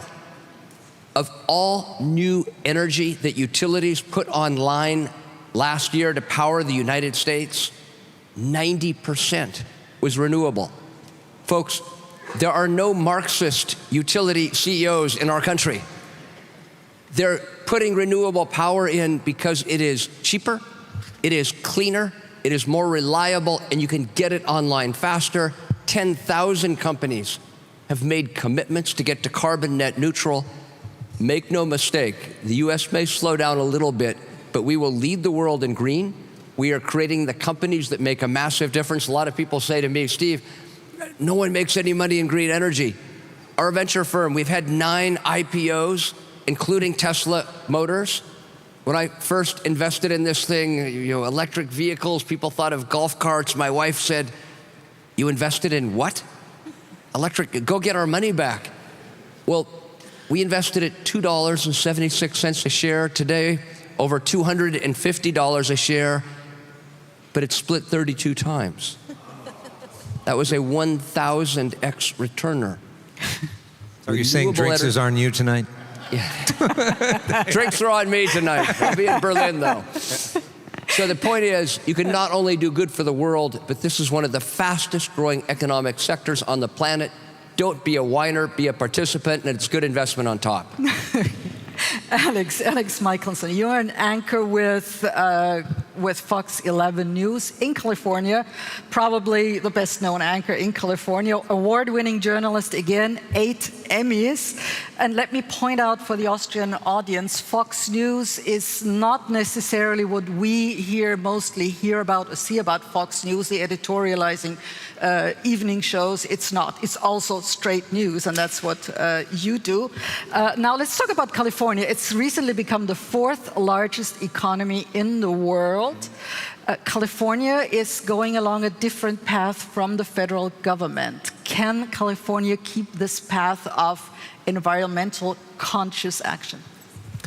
Yes, I mean, I think California is going forward, and I've spent time traveling with Governor Newsom, and we went to China, and when he was there, his message was, presidents will come and go, but California is committed in a bipartisan way to the issue of the environment. He quotes Republican governors, including Arnold Schwarzenegger, but also Richard Nixon and Ronald Reagan, who both were Californians, who were very focused on the issue of the environment. Richard Nixon created the EPA. Ronald Reagan created a lot of our environmental regulations. And so, California is trying to lead. There is a battle going on, though, right now. California wants to have a law in place in 2035 where there can be no more sale of gas-powered vehicles. And the Senate, the Republican Senate, just worked to try to vote that down. And there's a big battle that's going to happen probably in the Supreme Court over who gets to control that. Whether, as Governor Schwarzenegger said, it really should be the states that get to control this sort of thing, or whether it's going to be the federal government. And so we're seeing a bit of a deja vu of what happened when he was in charge with President Bush in leadership. We have a different Supreme Court now, so that may change things. But broader though, to the point that Tony Blair made, as much as California wants to act on its own, if there are issues that are national issues, there are issues that are world issues, and so there does need to be a bit of coordination. Let's get a final round and question to all of you. This coming fall, we will celebrate, if you want, the 10-year anniversary of the Paris Agreement. Does any one of you, and just like a yes and no, does any one of you think we will reach the targets? No. Well, there was research out yesterday said that we might breach the target even earlier than people thought in the New Scientist, so it doesn't look that way. I think we will. Let me give all of you one ray of hope. China, last year, which a lot of people talk about as the world's largest polluter, put online more solar and wind than the rest of the world combined last year, times 2. It was announced just a week ago that China, for the first time since COVID, is actually reducing its carbon waste, exhaust, 1% a year. I think this number may go down. They got the message on wind, they got the message on solar, they got the message on batteries, now they're leading the world on EVs. The rest of us need to follow. You think we might not reach it, but how can we protect the people from the consequences if we don't? Well, I just want to kind of expand upon what Governor Schwarzenegger was talking about in terms of thinking about this issue in a bit of a different way. I think part of the challenge when you think about people, especially from my generation, is there's such a trust deficit in terms of what leaders have told them. So if you're somebody that's my age, think about our lifetime. We were told there are weapons of mass destruction in Iraq. There wasn't. We were told that the subprime mortgages would be fine.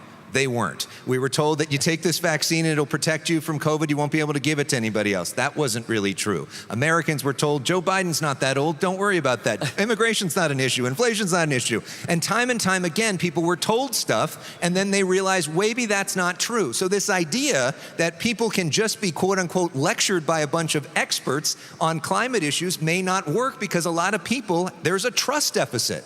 So the way that you build trust is by letting people see with their own eyes and come to that own conclusion. Part of the challenge on some of the climate issues is when you're talking about the air and you can't see it, it's hard for people to grasp it. But for TV and for social media, having something that people can grasp, can see, can understand is really important. So seeing the concrete changes, literally the concrete they'll be talking about later, seeing gas prices go down, seeing things on how it impacts people's everyday lives, seeing water literally be cleaner, that can make a difference. And so when we talk about these things, I think we need to think about visual representations for people so they can see how their life is changing and then they get behind it. Simply the concept of trust me doesn't really work right now, but together, if we're creative, we can find a way to show people so that they start believing it themselves. Very, very short final question to you, Laura. Rebuilding trust, how can we do that as journalists? Well, I think it's show and tell.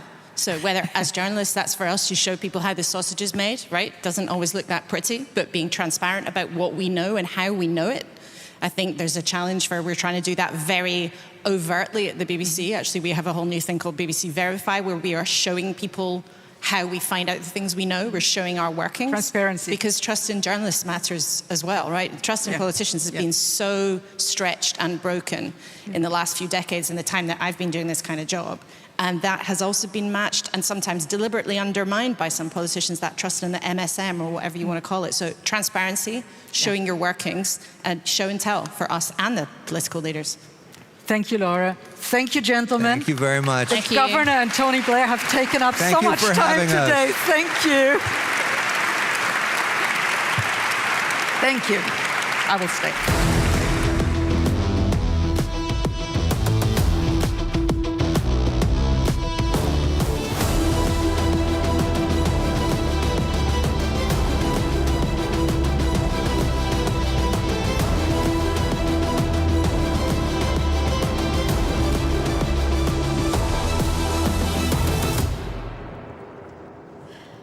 Hello and welcome to my next panel. Building for Tomorrow is our topic. And again, I'll just introduce you by name. First, Wopke Hoekstra, Nolik Forrest, and Marta Sjögren.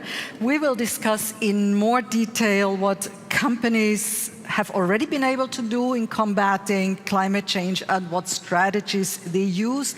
Which solutions can we find? It's finally all about solutions. The industrial sector, one of the main CO2 emitters globally, faces huge challenges, but also opportunities to become climate neutral. I will start with you, Wopke Hoekstra. EU Commissioner for Climate Action, correctly, it's for climate, net zero and clean growth. You also served in the former commission of Ursula von der Leyen. You were finance minister and foreign minister of the Netherlands. We just heard climate action is still on the agenda also in the United States. The EU has adjusted its policy from the Green Deal to the Clean Industrial Deal, as it's called now. Is the Green Deal with a focus of getting climate neutral by 2050? Is that dead? Rather on the contrary, but let me start by saying that it is amazing to be here, and that I think the main takeaway message for me is what Arnold Schwarzenegger said: stop whining, start do something. I think that is an inspiration to all of us, certainly all of us in Europe and in Brussels as well. To your question, no, clearly we will need to continue with climate action. But the trick here is the ambition that we have is making sure that decarbonization is no longer something we do in isolation just for climate. If we want to be successful, it is absolutely imperative that we marry this, that we marry climate action with competitiveness and with independence. And frankly speaking, Europe needs all three. We need it for climate reasons, and that I don't need to explain to you. You're all absolutely convinced why that is necessary. Secondly, we do need to make sure that our companies are actually successful in this transformation on European soil. And third, if we have learned one lesson the hard way in the last couple of years, it is to never ever again be dependent on dubious or rogue regimes from outside of the European Union for essential goods like energy. So that is the name of the game. We are not softening our goals. On the contrary, we're actually stepping them up, but we do want to do it in a way that takes our people and our businesses along. It will actually make us more successful in the domain of climate action, and that is what we should thrive for. Nolik Forrest, Nolik, you're Chief Sustainability Officer of Holcim.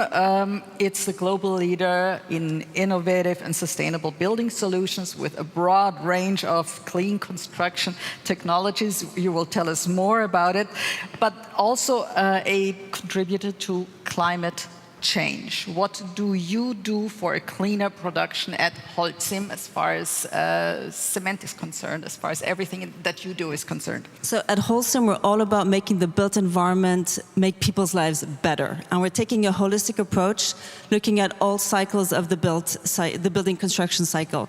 If you look at the emissions of the built environment, 1/4 happen at the construction phase and is very much linked to the core materials steel, glass, and cement that go into all of our buildings and roads and hospitals. Then 3/4 of the emissions come from the building in use, so coming from heating, cooling, and powering buildings. And that's where we're offering and developing a whole range of systems that make buildings more energy efficient.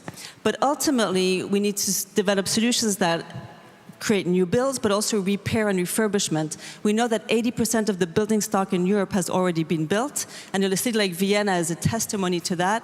So how do we take that existing building stock and make it more future-proof by refurbishing it to make it more energy efficient? And ultimately, at the end of use, we're driving circular construction to recycle as many building materials as possible back into new building solutions. So we're taking this cross-cutting approach across all parts of the building cycle. So when it comes to the construction phase, and you mentioned cement, cement is a material that we are innovating to basically make net zero, and by 2030 we are going to make cement net zero at scale, thanks to the great partners that are with me on the panel today. The European Union, we have 7 projects right now in partnership with the European Innovation Fund to bring net zero cement. We're going to bring 5 million tons of, we're going to capture 5 million tons of CO2 and create 8 million tons of net zero cement with the work that we're doing with the European Union right now. But also what we're doing is we're putting innovative low emission raw materials into our formulation with partners such as Marta here by my side, that is also enabling us to not only get to net zero, but to actually capture carbon in concrete. So the future that we're looking at today with the technologies at our disposal would mean that every building, every road, every bridge that we build could be a carbon sink. And you're going to hear about how Marta is doing that with her technology. Absolutely. Yes. Let's listen to Marta. Marta Sjögren, entrepreneur and investor committed to building sustainable future. You are the co-founder and the co-CEO of Pebble. It's based in Europe. What is it? What is your technical innovation? Hi, thank you very much for having me. It's an honor to be here. We basically take CO2, the gas, and turn it into CO3. CO3 is a stable state carbonate, meaning rock. So as one of our investors likes to say, we turn CO2 into fancy sand, basically. As it so happens, this fancy sand also has some cementitious properties. So even as of today, we're able to replace some part of ordinary Portland cement, OPC, which is the main type of cement we use today, with our carbon-storing alternative binder. Here, you can see one of the world's largest carbon-storing buildings today. And my call to action will be to help us make this into a reality in not too distant a future in real-life buildings. Because why are we even here? Why am I here? I'm a former venture capitalist investing into software and hardware technologies. When I realized that concrete is the second most used material of all categories, only second after water, I thought, what if concrete could be one of the biggest solutions that we have as the world? And I believe that even if we capture 1% of the global emissions, we can turn this into a huge business. That's why I'm here. Commissioner Hoekstra, we have heard from the world's largest cement producer. We have heard from a startup what they are doing. We are talking a lot about Europe needing to get more innovative and more independent above all. What programs, what strategies do you suggest, does the Commission suggest? Well, first of all, let me say that I think this solution is really cool, right? I mean, if you think about innovation, if you think about what the future might bring, and that is what makes me so optimistic about this, you will be meeting entrepreneurs all over Europe, in all sorts of domains, doing this type of really cool, meaningful, innovative stuff. I'm not the one who can judge who will be the winners in the future and what technology will bring the most impact going forward. But the mindset that we're currently having is to sow as many of these things, be neutral, be maybe even agnostic about who will win, but create the parameters for success for these type of companies. That, in my view, is the name of the game. By the way, that is exactly where the clean industrial deal you were referring to comes in. It is meant for all companies, and it is, if you will, a business plan for Europe. But it is particularly meant for companies that we have here on stage. So heavy industry, extremely important, but also in a difficult stage of its development. And we need to make sure that they decarbonize, but are also successful in European soil. And secondly, the new kids on the block, companies like your own, truly innovative, willing to conquer the world, potentially extremely successful, but struggling to be successful all over Europe. So what is it that we need to do? And I'm not going to give you the whole 50-page version, but I'll just single out a couple of the elements. Yeah. One is be way more ferocious about a level playing field. Competition is great, but it needs to be fair for our European companies. So no longer heavily state-subsidized products from outside. Secondly, we've made life too difficult. And that is true for business, but it's frankly speaking true for many domains. So we need to simplify our lives. And that is an obligation for Brussels, but frankly speaking, also for national governments. Third, let's double down on innovation. Let's double down on these type of technologies. Let's double down on grid technology, on renewables and storage capacity. That is by far our best bet into a cleaner, more independent and cheaper future. Last but not least, slightly outside of this domain, there is this ongoing debate about what we call in Brussels the Capital Markets Union. And that means in simple terms that firms across Europe should have access to capital that they currently don't have. If you look at the US, SMEs and companies at large, 80% of their capital, of their money, their funding, they're not getting from banks. They're getting it from investors. In Europe, that's only 20%. And that is because we're boxed into 27 geographies. That has to change. And the potential of that is enormous. So all of these things we should do going forward. And if we get that right, or even if we get that right only 80%, the future for business and for climate in Europe truly will be bright. Marta, may I ask you to respond to that? Do you agree? And what do you need? What does it take to become a European champion? I sort of agree, but I also sort of don't. So I think that Europe needs to legislate in favor of carbon efficiency. A carbon efficient economy is one that utilizes CO2 and makes a business case out of it. I think that dumping CO2 in the North Sea is not exactly a great business case, actually, for anyone, certainly not for taxpayers, by the way. So I think I'm in favor of carbon efficiency in the European economy. That's one thing. Second thing is level playing field in European companies. I agree with that, but you also need to create a level playing field between large companies, such as Holcim, and companies that are about 1,000 times smaller, such as startups. More importantly, it's about the consumers out there. We need to be able to have legislations that brings to market planet-positive materials as well as planet-positive energy. So I think that the EU should legislate and create test beds, pilot programs, sandbox environments for things like, concrete that is performance-based, concrete that is carbon storing, and enable governments to actually be early adopters and testers of products that can help us reach our climate goals at scale in real time. That's my answer. Nordic Forest, biggest cement producer. What do you need, what would you like the EU to do? Where do you see the partnership there?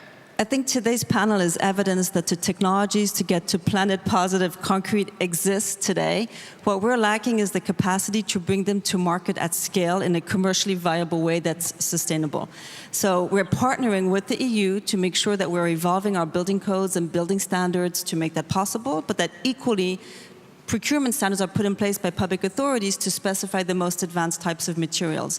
But equally, we're partnering with the most advanced startups so that we can take the most viable technologies, pilot them in our plants, demonstrate the proof of concept, and then scale them up across our operations worldwide. So what we need is to partner across the entire value chain to get the right incentives from a policy perspective to enable the adoption of these solutions, but then sharpen them to bring them to market in a commercially viable way. And that's what we're focusing on, connecting the entire set of constituents to make this happen.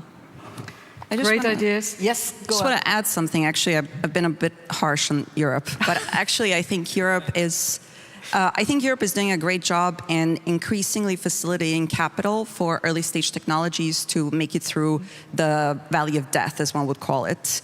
We at Pebble have been able to scale 1,000-fold, first a pilot facility, and now we've just launched our demo facility a few weeks ago in the Netherlands, by the way. And that was partially co-financed by the EU, or by the Netherlands and then by the EU as well. So I think that there's a lot of positive momentum. You just need to keep on going at it. I'm going to add to that because we also are able to advance in our technologies thanks to 7 grants that we have across our operations from the EU Innovation Fund. So definitely heading in the right direction. Work to do, but we can do it. Yes. No, you're seeing we're solving all the problems just here on stage. That's really reassuring. Great. Thank you so much. Thank you, Marta Sjögren, Nolik Forrest, and Wopke Hoekstra. Thank you for joining us and for being here at the Austrian World Summit. Thank you. Thank you. Thank you.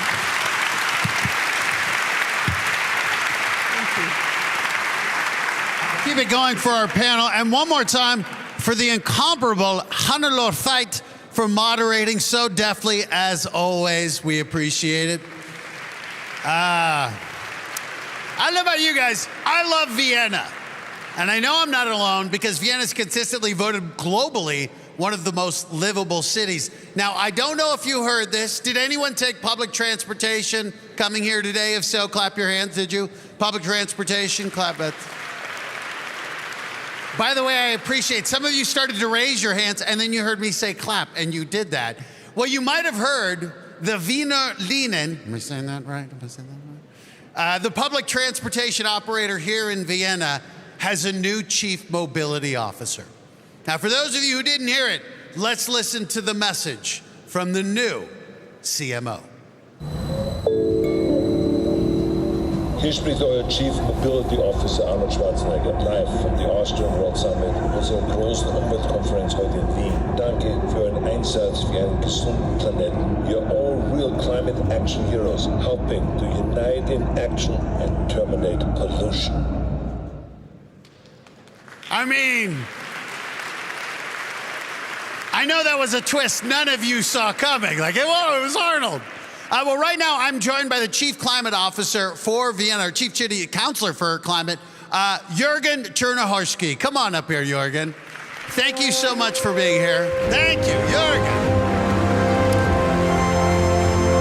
So you're the Chief Climate Counselor. Now, I understand here in Vienna, elections have just been held.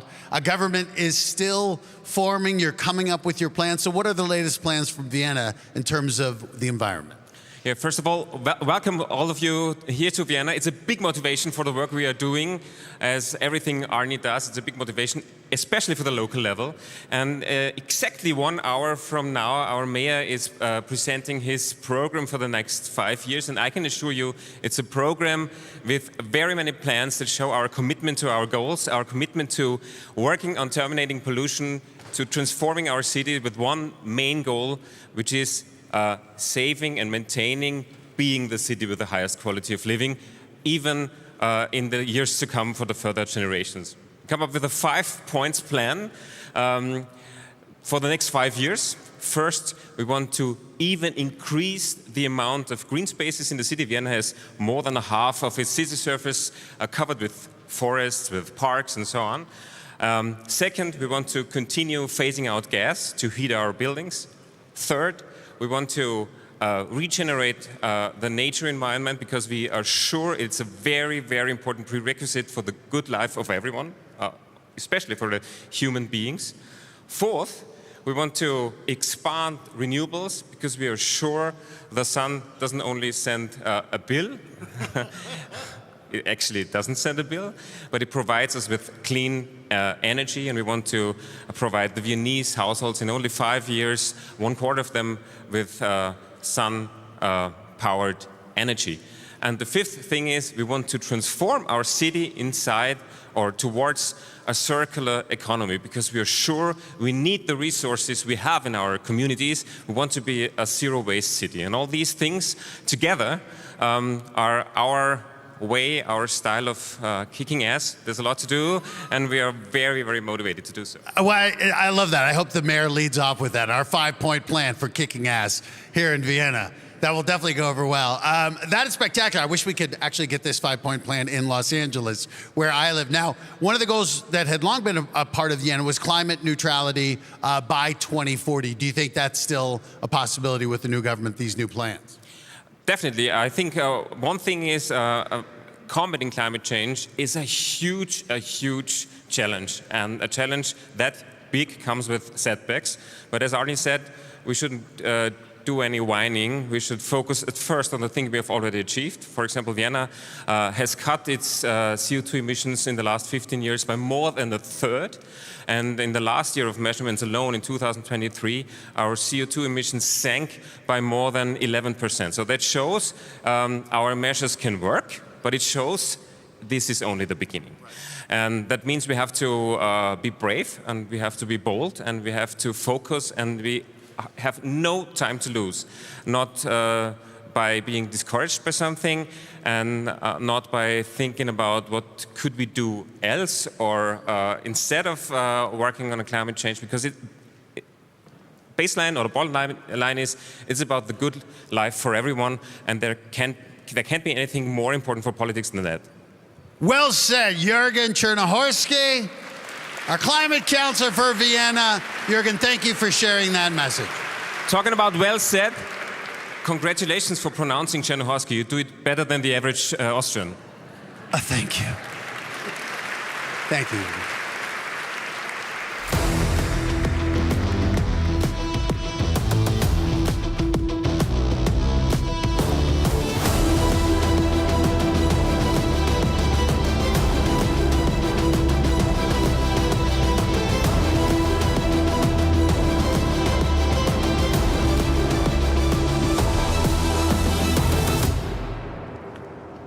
So, we are all set. We're missing one person, but here he is. Welcome, welcome. I am very much looking forward to this panel discussion. In a small country like Austria, we lose a lot of soil every day because of land sealing, around 12 hectares daily. That's about the size of 16 soccer fields. So let me quote Kurt Weinberger, the CEO of Austria's hail insurance company. He says, "Soil is a non-renewable resource. If we lose it, we lose our independence in supplying food." So we want to talk about that.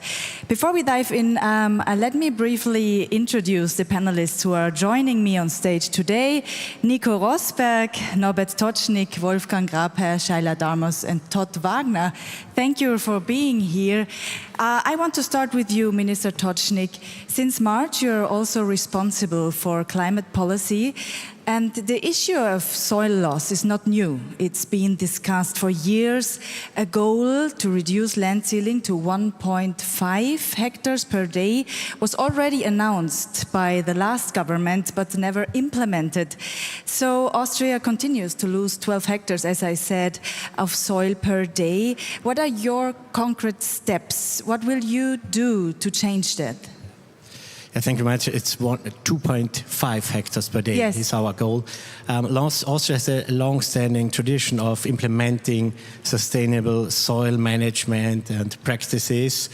But despite this historical commitment, action remains necessary to address new soil protection challenges. And this is precisely why we why we developed the first ever national soil strategy in Austria. And this demonstrates our commitment on a national level, even if it's not legally binding. But my ministry led the development of this soil strategy together with the federal provinces, municipalities, and cities. And our joint goal is to limit land use in the next years to 2.5 hectares per day. And I think this strategic framework is very important, and it has been already adopted by the federal provinces, and established clear parameters for sustainable soil management and national conservation. I mean, the main elements of this strategy are to protect open landscape, farmland, to prevent of urban sprawling. Third point is efficient inner development. The fourth element is rising public awareness and stakeholder engagement. Additional to this all, we set up a monitoring system to track land use and land sealing, and we expect the first validator package this December 2025. My approach for implementation approach involves collaboration with the federal provinces because they are responsible for spatial planning legislation. So we need the cooperation. Maybe some examples we discuss at the moment. For example, there's the designation of agriculture priority zones or setting up land take compensation mechanism.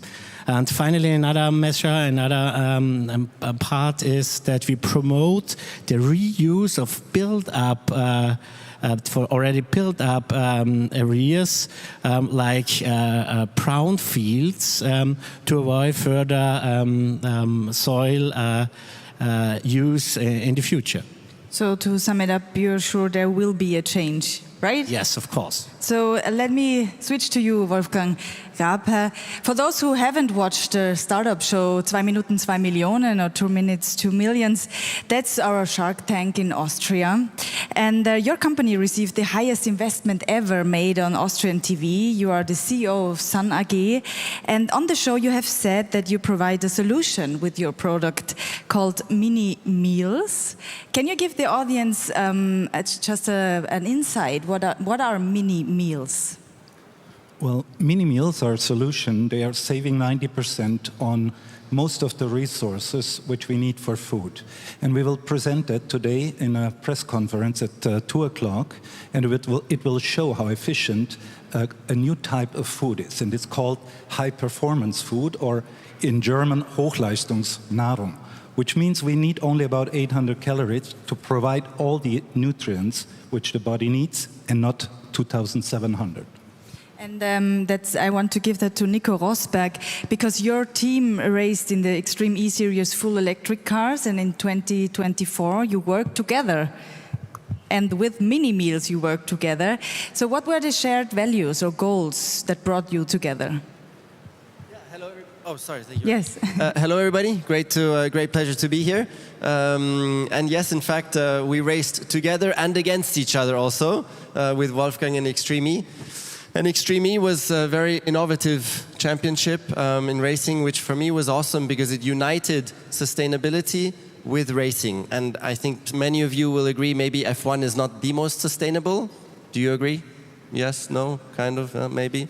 And Extreme E was really racing for the planet. Fully electric cars, racing in areas to raise awareness for the problems that climate change is causing, helping, supporting the local communities. You can see behind there, this was in Sardinia. This is in Saudi Arabia, but before was in Sardinia, where there was the big the big forest fires, which took out 1,000 hectares of forest, and then we planted together 20 hectares of new forests, so really trying to contribute, and that was wonderful together with Wolfgang, a wonderful experience. And by the way, we became world champions also. That was very important.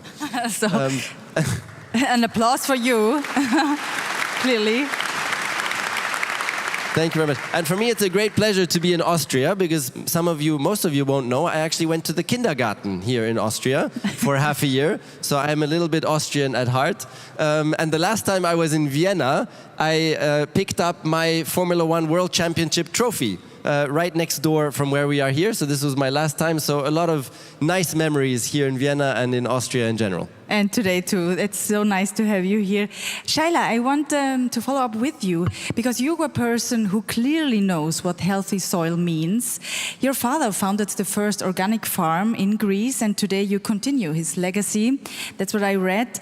So what does healthy soil mean to you? Yeah, healthy soil is actually the foundation of our lives, I would say. Healthy soil means that you close the cycle, that you are not extractive. And we can see this really in all the farms where you have an extractive model, where you have a monoculture, you just don't have healthy soil. You see our farm in the background. We have a very diverse agroforestry system, which actually transitioned by itself to agroforestry, which is incredible. So we just started observing nature and trying to understand the basic patterns that underlie nature. And circularity is a very big one. I would like to say that in the farming sector, we fall prey to the same problem that we have in all our society, which is extractiveness. So whatever solution we might find, we might point out, might it be called clean energy, we need to build into the DNA of whichever solution we propose, we need to build in there that it's not extractive, but that it's nourishing communities and that it's in people's hands. Like as Arnold said, we need the people with us. That means people need to be decision maker and people need to benefit from it. We cannot take 1,000x returns and then think, oh, why are people not stewarding their livelihoods? Well, they can't. So this is really essential to nurture our soils, to implement the basic patterns of life. Mm-hmm. And to protect the soil. Thank you so much, Todd Wagner. We're really happy to have you with us at first. You're a successful entrepreneur in tech and media, and you are well known for introducing streaming with the launch of broadcastfm.com, not FM. Among your many projects, you also founded Food Fight USA. What is it? Tell us about it. Yeah, I think the best way to kind of give some perspective, I'll spend maybe a minute on what the problem is. It's a little unique in the United States versus Europe. It's actually much better in Europe. And then a little bit about what we do to try to solve the problem. You know, the best way to me to frame this topic is, you know, in the States, we've got a food industry that feeds us but pays no attention to health. And we've got a health industry that heals us but pays no attention to food. And because of that, they're like ships passing in the night. In Europe, you've got the EFSA. So you've got one government entity that oversees food from the farm to the fork. You have what we call the precautionary principle. So basically, if something is known to be a carcinogen or some harmful effect, it's banned. There's independent scientific review. There's cumulative effect study. All of that's in place. The United States, to use a technical term, is kind of a shit show. It's the opposite. So we have the FDA, we have the USDA, we have the EPA, 3 different agencies regulating different parts of our food supply. The FDA is famous in that the F is silent. They've not cared about food for 50 years. They've focused more on drugs and medical devices. So what has happened in our country, in Europe, you have about 400 approved chemicals. In the United States, we have 10,000. And that has happened. The villain of this story, frankly, is the tobacco industry. So after they settled in the United States in the 1980s, they went out and bought big food companies. They bought Kraft, they bought Nabisco, and they used the same playbook. Gee, we're good at making things addictive. We've done it with nicotine. Why don't we do it with food? Let's call it hyperpalatable, make it addictive, and see where this takes us. But they had to exploit something, so they exploited a loophole called GRAS, which we don't have time to go through, but it basically was used for chemicals that were safe in our food supply. They instead exploited it and hired their own scientists, did their own studies, no cumulative effect studies, and all of a sudden, we now wake up with 10,000 chemicals in our food supply. That translates into ultra-processed foods. You may have heard that word. UPFs are basically, I call it the straw that stirs the obesity, cancer, diabetes drink. It's these concoction of chemicals that subvert your metabolism and create the issue that we now find ourselves in. In the US, it's estimated 70% of our diet is ultra-processed foods. In Europe, it's closer to 20%.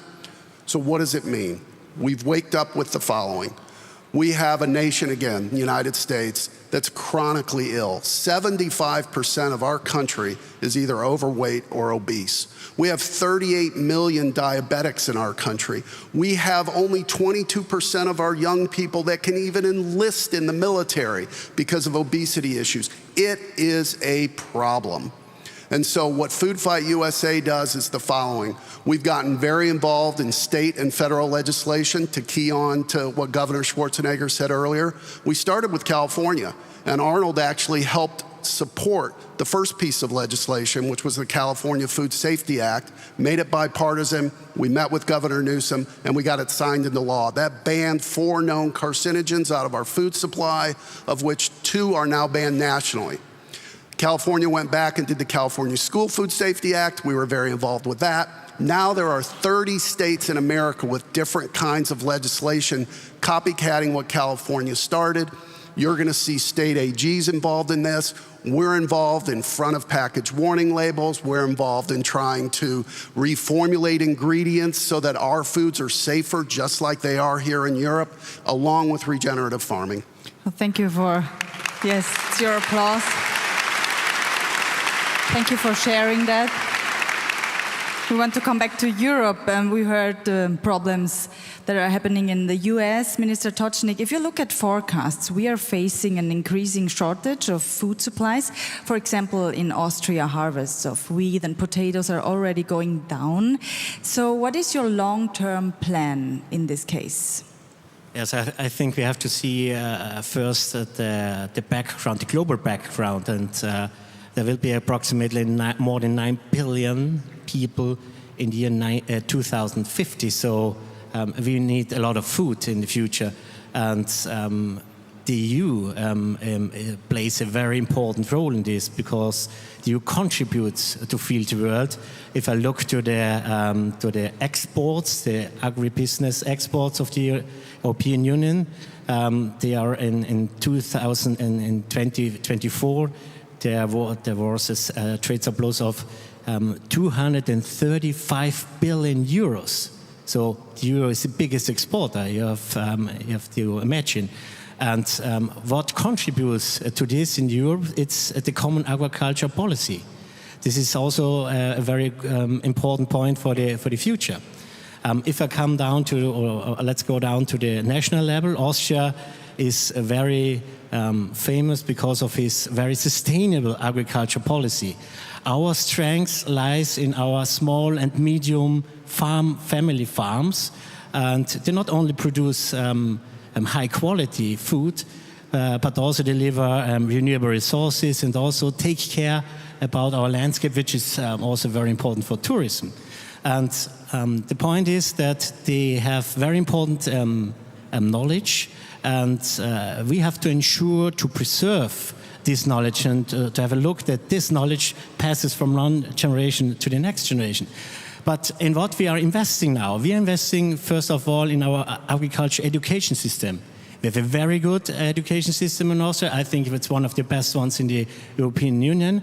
In the federal provinces, there are more than 70 agriculture technical schools.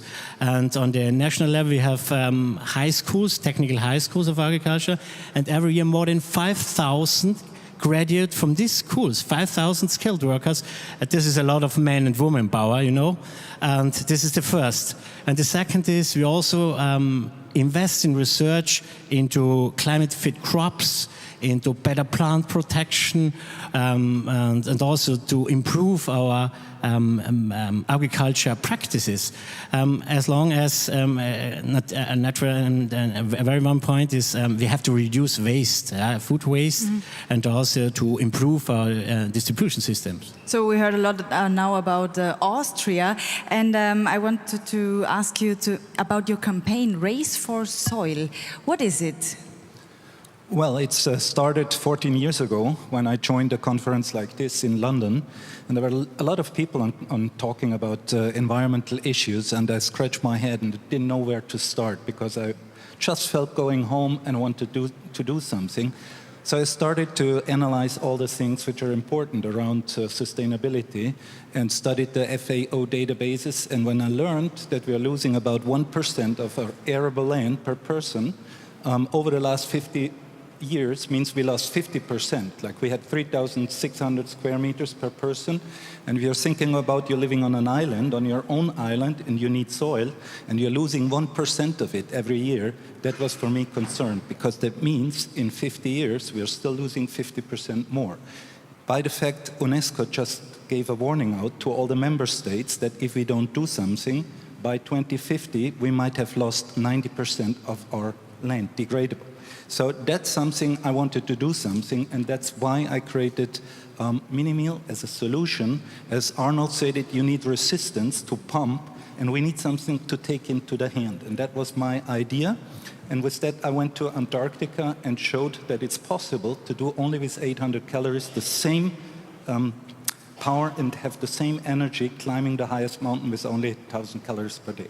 So you wanted to do something, yes, as Arnold said in his speech. Nico Rosberg, that would bring me to you. You also founded Rosberg Ventures, which manages a $100 million fund. So what made you move into the world of startups and founders? And maybe you'll tell about your next steps? Yeah, thank you. So I'm a venture capitalist now, and because the world of startups, they're going to be the biggest companies of the future, of course, and the impact that startups can generate is enormous, and I'm very excited to be involved in that very deeply. I was just in Silicon Valley again just recently, and in fact I invested in something that's very interesting, because in agriculture there's also a huge lack of data collecting for now still, and that causes a lot of inefficiencies. So I invested into a company that has developed cameras with computer vision that can go onto the existing trucks and all the kind of machinery that's moving around the farms. And as a result, then using AI software and everything to collect all that data and propose efficient manners to run the farm, including even weather data and data on the fruits, the health, the amount of fruits and everything. So that's something I'm very excited about, the opportunity for startups to have enormous impact. So one part is collecting data. Todd Wagner, you told us a lot about Food Fight USA and about the problems in the US. Now I want to know, would you like to work also with farmers in Europe? Yeah, so, you know, the first remark I made was really about the FDA. Now we're on the USDA lane, and I'll talk about working with farmers in Europe. You know, in the States, we have been growing monocrops now for 60 years. And by monocrops, I mean it's just soy, it's just wheat, it's just corn. Corn is a perfect example. Maybe 1% of the corn grown is actually eaten by a human. 99% of it is turned into high fructose corn syrup or ethanol, or fed to the animals, which turns into the omega-6 inflammatory conditions that people have. So the Farm Bill is a big part of that. And crop insurance was put in place to be able to give the farmers an ability to grow that. But now we're at a different place. And since World War II, we've used a lot of what I call the sides, the pesticides, the herbicides, the insecticides. And what that's done, and we referred to it earlier, is the topsoil. We've lost half of our topsoil in the Midwest, the part of the country I'm from. And they estimate within 50 years our topsoil will be gone. So yes, we are huge fans of regenerative farming, crop rotation, cover crops, low or no tillage so we can have carbon sequestration, all the things that everybody up here is an expert on and understands. But we have to flip in the States, the USDA, to be able to understand that conventional farming needs to be the exception, not the rule. And that this kind of regenerative farming can be scaled. That's the world I understand as technology. It can be scaled. There's tools available. In Europe, we're working with Campo Verde, who's a company out of Germany who leads the way with Demeter certified foods, and we're trying to get more of that into people's hands. And that brings me to Shaila. Maybe you could just tell us, what would be your ask from policymakers? What needs to be done? Yeah, so there are actually a lot of things, and also with EARA, the European Alliance for Regenerative Agriculture, we actually published today the biggest study of regenerative agriculture in the world, where we actually look at all the farm data and also the economics behind farms such as ours, and we prove what service we provide, ecosystem service, regenerating the water cycle, biodiversity, and that it is indeed actually economically viable. So what farmers actually need is a simplification in terms of bureaucracy, because now many farmers have to fill out too many forms and don't have time for farming actually. But also we need to invest a lot into education. In Greece, farmers manage about 45.5% of the land surface of Greece with close to zero education about ecosystem functioning. So we have floods and we have droughts. A farmer needs to learn how to manage an ecosystem, otherwise it cannot be successful. And we need to incentivize improving soil health instead of some eco schemes and some methods that might be totally out of context. So if we want soil health, we have to reward soil health. And with EARA, we present precisely how that can be done. So thank you for sharing these important points. Nico Rosberg, I wanted to finish with you. Since you're here with us, let me change the perspective for a moment, just to finish it. Athletes are role models. We heard Arnold Schwarzenegger at the beginning. How can athletes inspire people to make a difference? What would you say? Well, Arnold is the best example. We are here because of the success that he has had as an athlete, of course, not only, but that is the foundation of his success. So that's the best example. We have such an opportunity because we have such an enormous amount of people following us on social media, in the media, everywhere. So it's really an opportunity, and to be a good role model, to show the way, to show that we care as well, and hopefully get everybody who's following us to join in the journey. And that's also a reason why I'm here today. I have 2 daughters at home. They're 7 and 9 years old. And I want to also inspire them on a journey in future of contributing, to the world and to society. A perfect sum up. Thank you so much. Thank you to all of you. And thank you to you for listening.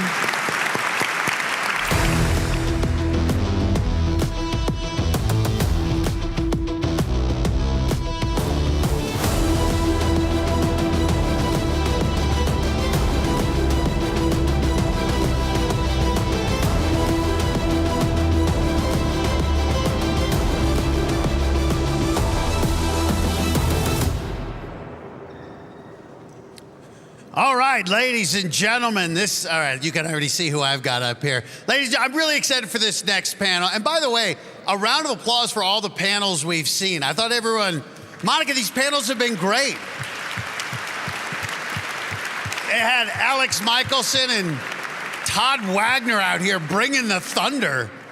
Okay, we got the studs. All right, listen, I'm really excited for this next panel because this next one's all about sport. And we know sport is so important to us, whether you participate or you're just a fan. But we know there is a relationship between sport and climate issues, whether sport is driving emissions or whether the athletes are being impacted by it. So we wanted to have a panel where we had athletes who were, while competing at the highest levels, were also advocating for a clean earth and for getting rid of pollution. So we got 3 pretty big studs right here. We have German world ski champion Felix Neureuter.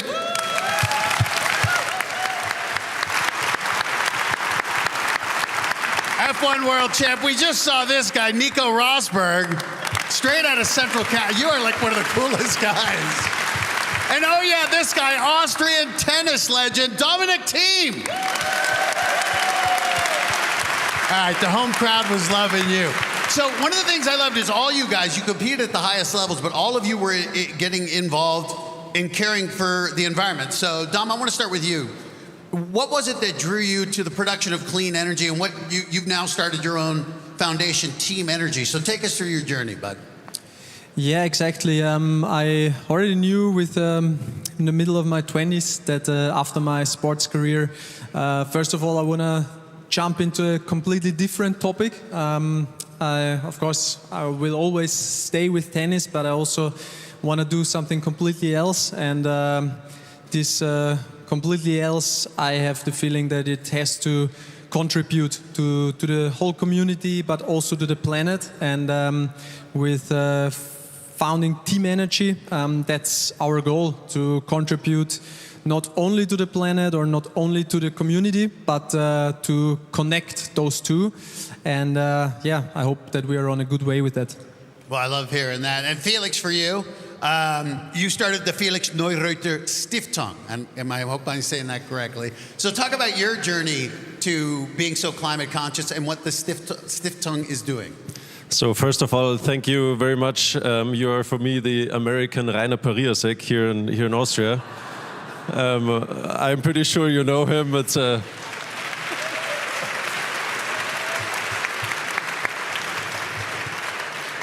that's the biggest compliment you can achieve. Man, so far. Somebody record it and explain it to me later, because I'm already smiling. So this what I am doing with my foundation is, in times of digitalization, I think it's very important that we bring kids out to the nature again. The playground must be the nature, not the smartphone or the computer. They need to move, they need to do sports. So we created programs together with the University of Munich. We go to the different schools, kindergartens, etc. And we try to educate them. We now have in the program, we already reached about 600,000 kids. And then we created a new program which is called Nature Heroes, Naturhelden. So we also go to the different schools. Now we have 500 schools in Germany.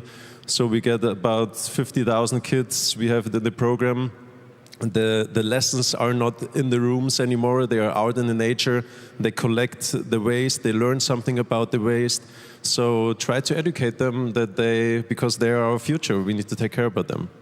That's beautiful.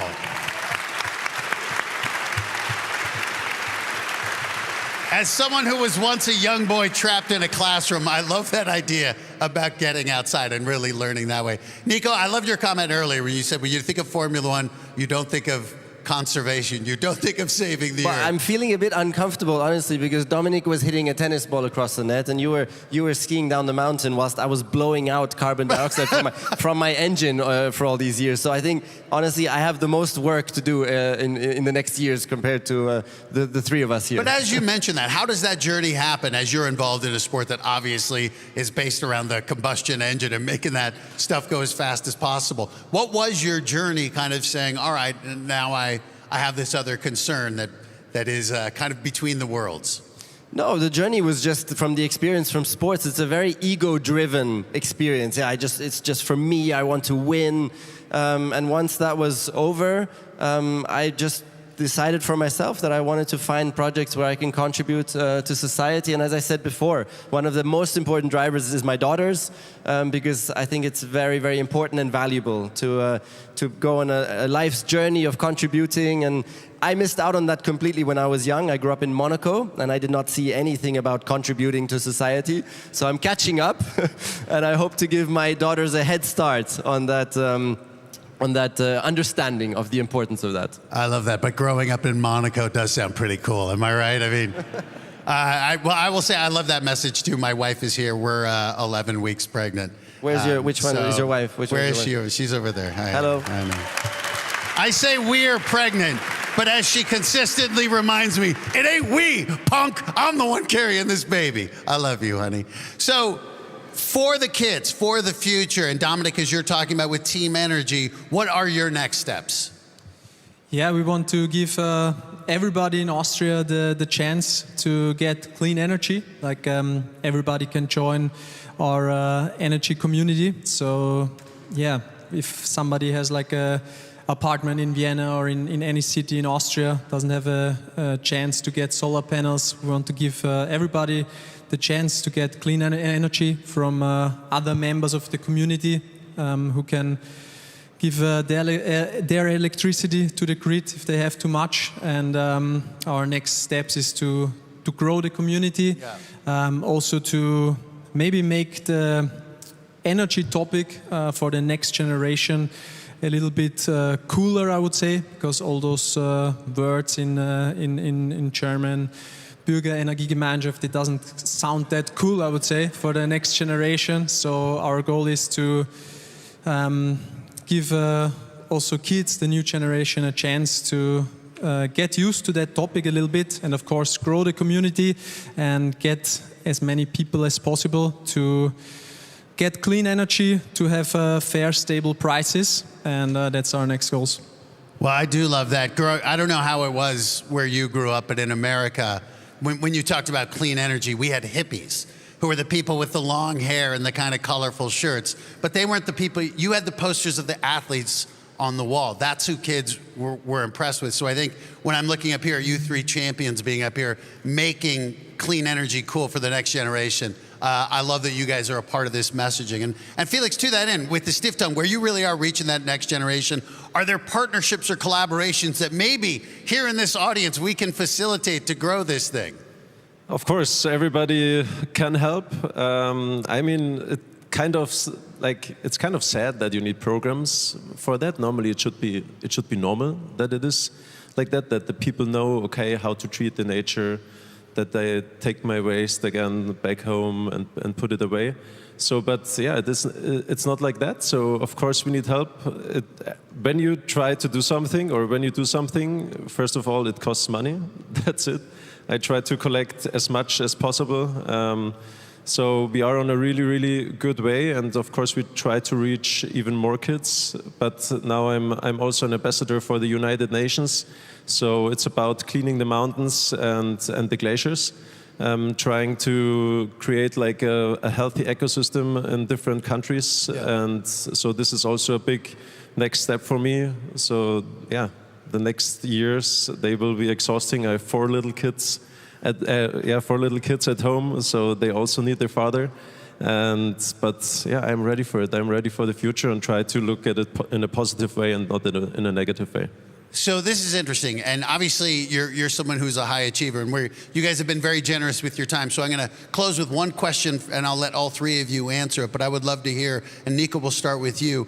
As an athlete, I think the lessons of sport can be the lessons of life. So what were the key lessons in sport you learned that, as you now start on this journey in climate, what do you think are the lessons that were most applicable that you would like to share with us? Was there anything that stood out for you? I wasn't prepared for this one, so I'll let Dominic go first. Okay, all right, Dominic, did you hear that? Like with the lessons of sport, so was I have it more the time to think. perseverance, or what would you say those hard lessons that you learned being a champion in your sport that you think carry over and are helping you have success in your new endeavors? Yeah, I would say all the journey. I think like ski world champion, Formula 1 world champion, the US Open title, that was just like, I would say, maybe the end of the journey for us too, at least, I would say. So the way there with all the mistakes, with all the resilience you need to have, I think that was the biggest learning, what I can also take now to entrepreneurship, also to my next chapter, where I want to help the community, where I want to help the planet. I think it's as well a very long and a very hard way, but yeah, I was walking on that way already once, and being able to be on that way once already, I think should help me to do it a second time. Of course, we need to work all together in this. Tennis, I was needing a little bit fewer people, I would say. But no, I think that all the way, all those 15, 20 years of experience, of doing mistakes, of falling down, standing up again, I think for sure is helping me a lot in this next and second chapter. I love that. Yeah.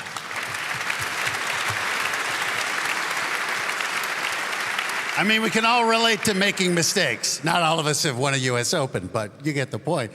Felix, for you, Nico, I'm going to let you. You're going to hit another answer before you get to come. What about you as a world champion skier? I mean, to me, what you do is insane, pushing your body out there on the ice, really on the edge of just catastrophic wipeouts, not to bring it up. But what were the lessons you learned that you carry now? When you don't risk something, then you will not achieve anything. So you need to risk something to be successful, but you need a good plan. That's it. I love to risk. Always. This is what my sport taught me. I love to risk. And finally, bringing it in at 200 miles an hour, our Formula One driver. Nico, what about you? No, I love these answers, because I didn't really know that it was like so present for all of us. But for me as well, I am not scared anymore at all of failure. I failed so many times in front of 100 million people laughing at me for failing, for crashing, for doing something stupid. I'm just not scared of failure anymore. So just as these guys said, now we're ready to take risks and have a big impact. And of course, from sport also, the importance of teamwork. Yeah, working together. We know that better than anybody else, because alone you cannot achieve anything. In my case, actually, the team was the biggest out of us because we had 1,500 people in our team at Mercedes to build just for the 2 race cars, 1,500 people. Every person mattered. And so, yeah, we also know better than most people how important it is to collaborate awesomely within a team to achieve great things. Gentlemen, thank you so much for your time. The 4 champions! That's what we're calling this panel. Felix Neureiter, Nico Rosberg, and Austria's own Dominic Thiem. Boys, can we get a photographer? Let's do our champions photo. Let's do a cool one here. Okay. Oh, we're doing a selfie, guys. All right. Just stand kill. All right, here we go.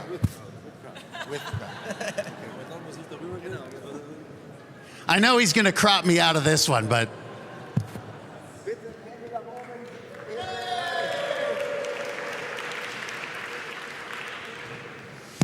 One more time for our 3 champions, ladies and gentlemen. You guys are awesome. Thank you, guys.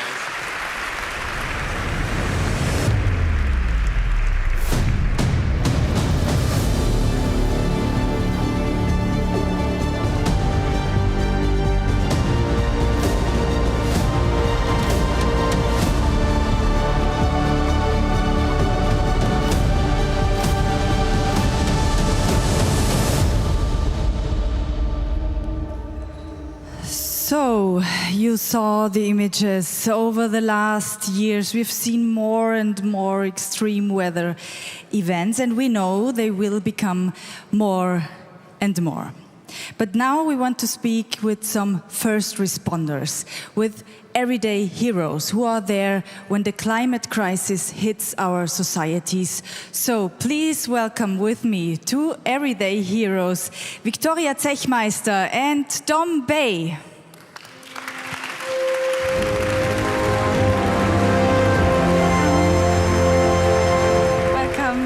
Thank you.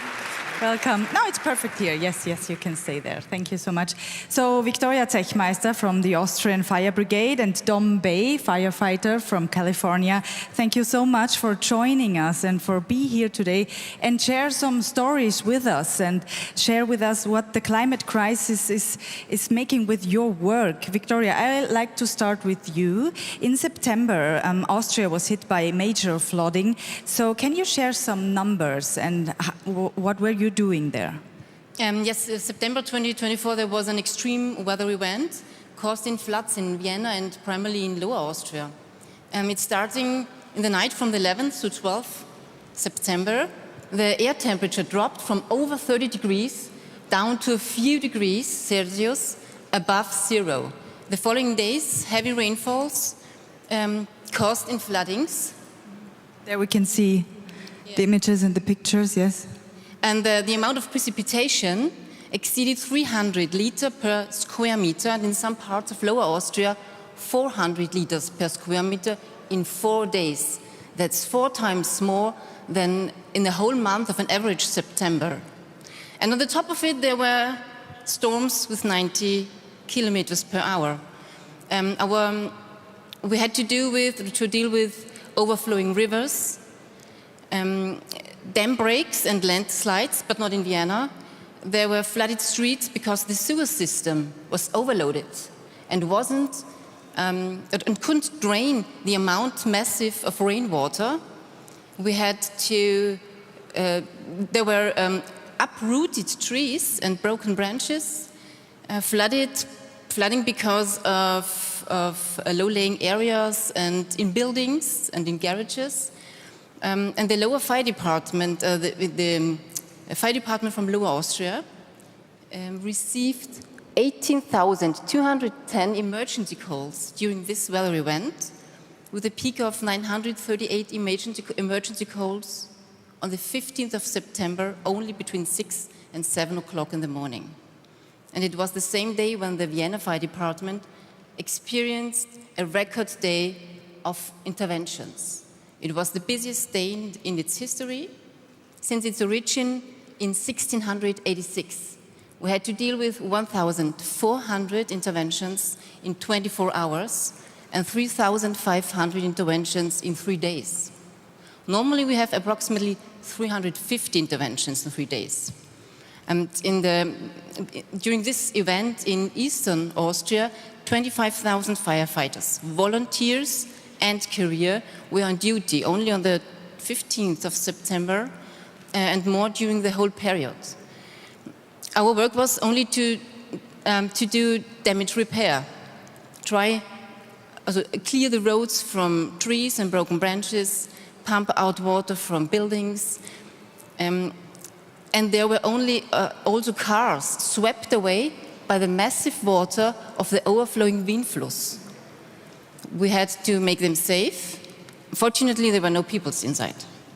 So there was really a hard day for you and for all of your colleagues. I want to ask you, Dom, because we all saw the shocking images from Los Angeles, from the fire in January. You are in the middle of it. Can you share with us, how was it?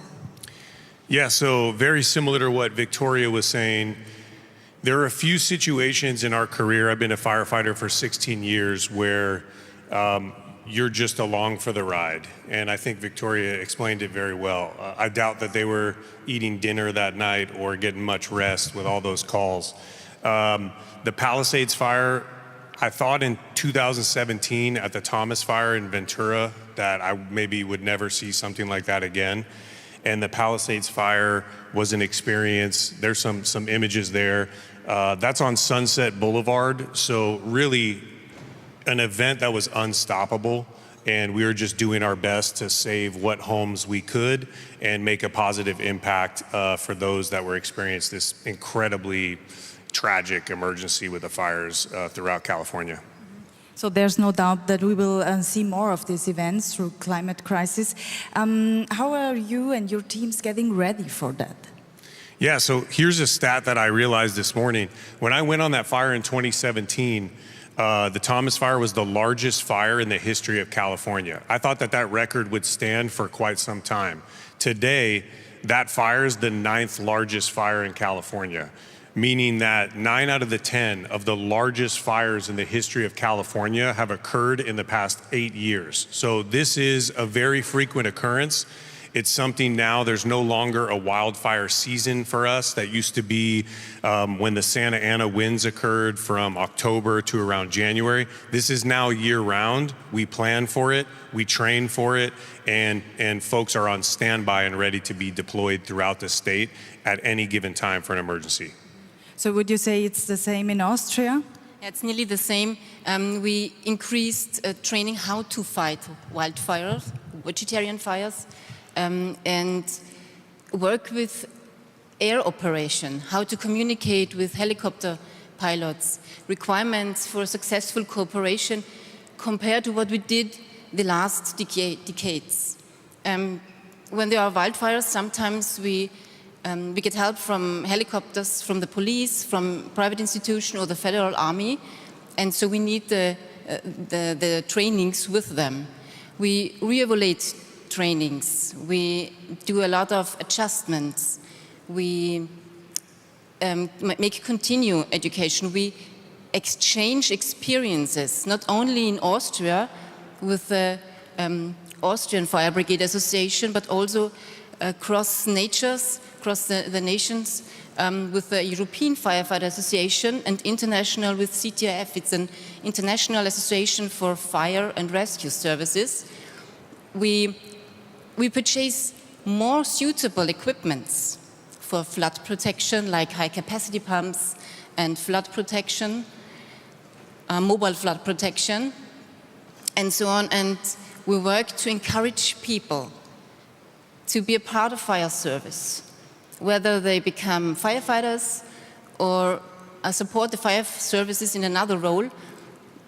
Particularly in the rural areas, it's very important to recruit voluntary firefighters and that they stay in action.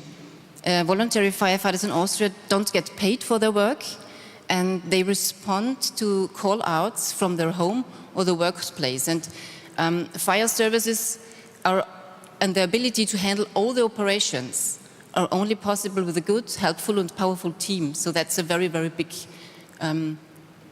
thing for us to do. So with everything that you shared, what would you say to decision makers? What needs to be done? Yeah, so, you know, Arnold, I think he's in interviews right now, but he always used to say firefighters have one of the hardest jobs in the world. And I actually think we're blessed. Our job is incredibly easy. It's simple. The climate scientists and you entrepreneurs that are looking to study this and make a change have a much more difficult job. For us, we get a call, someone needs help, we show up, we help them. It may be physically tiring, mentally and emotionally, but we show up. I think in today's day and age, everyone wants simple answers to our most complex problems. You all as climate scientists and entrepreneurs, my only thing is, you know, continue to study why this occurs. Don't let the demand from the public for a simple answer water down how complex these issues are, because in California, as you guys know, we have aging power line systems and aging electrical grid. We have arsonists potentially that take advantage of social media and news hysteria to start fires. And of course, there is a climate component where we are seeing higher amounts of high wind-driven events with low relative humidity, which causes these devastating fires. So to the scientists, keep studying, keep giving us good answers, and hopefully we can find a way to turn things around and decrease some of these large, devastating fires which are becoming more frequent. Would you say there's hope? There's always hope. And again, on brand with Arnold's message of stop whining. As firefighters, we do whine a lot, full transparency. It's part of our birthright is to whine and complain. But we love our job, we show up, and I promise if you call and need our help, we will always be there. So there's always hope as long as there's folks out here that are willing to do the work and help out each other and get through these events. Oh, we think we need an applause for this. Thank you.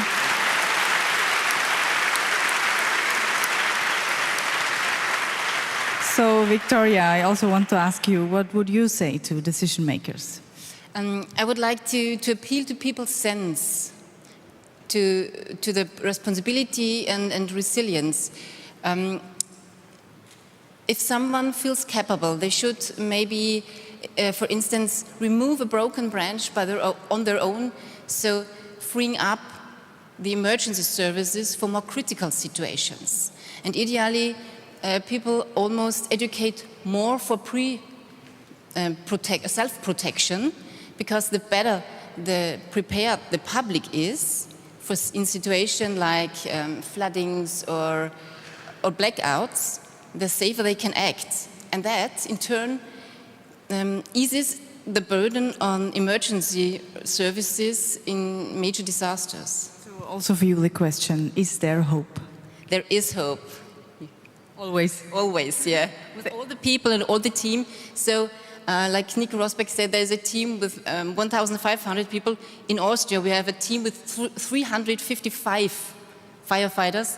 So, we all together will check it, and if you need help, we will come and help you to make this safe. Both of you. Thank you so much, Dom Bay and Victoria Zechmeister. Thank you. Thank you. Thank you.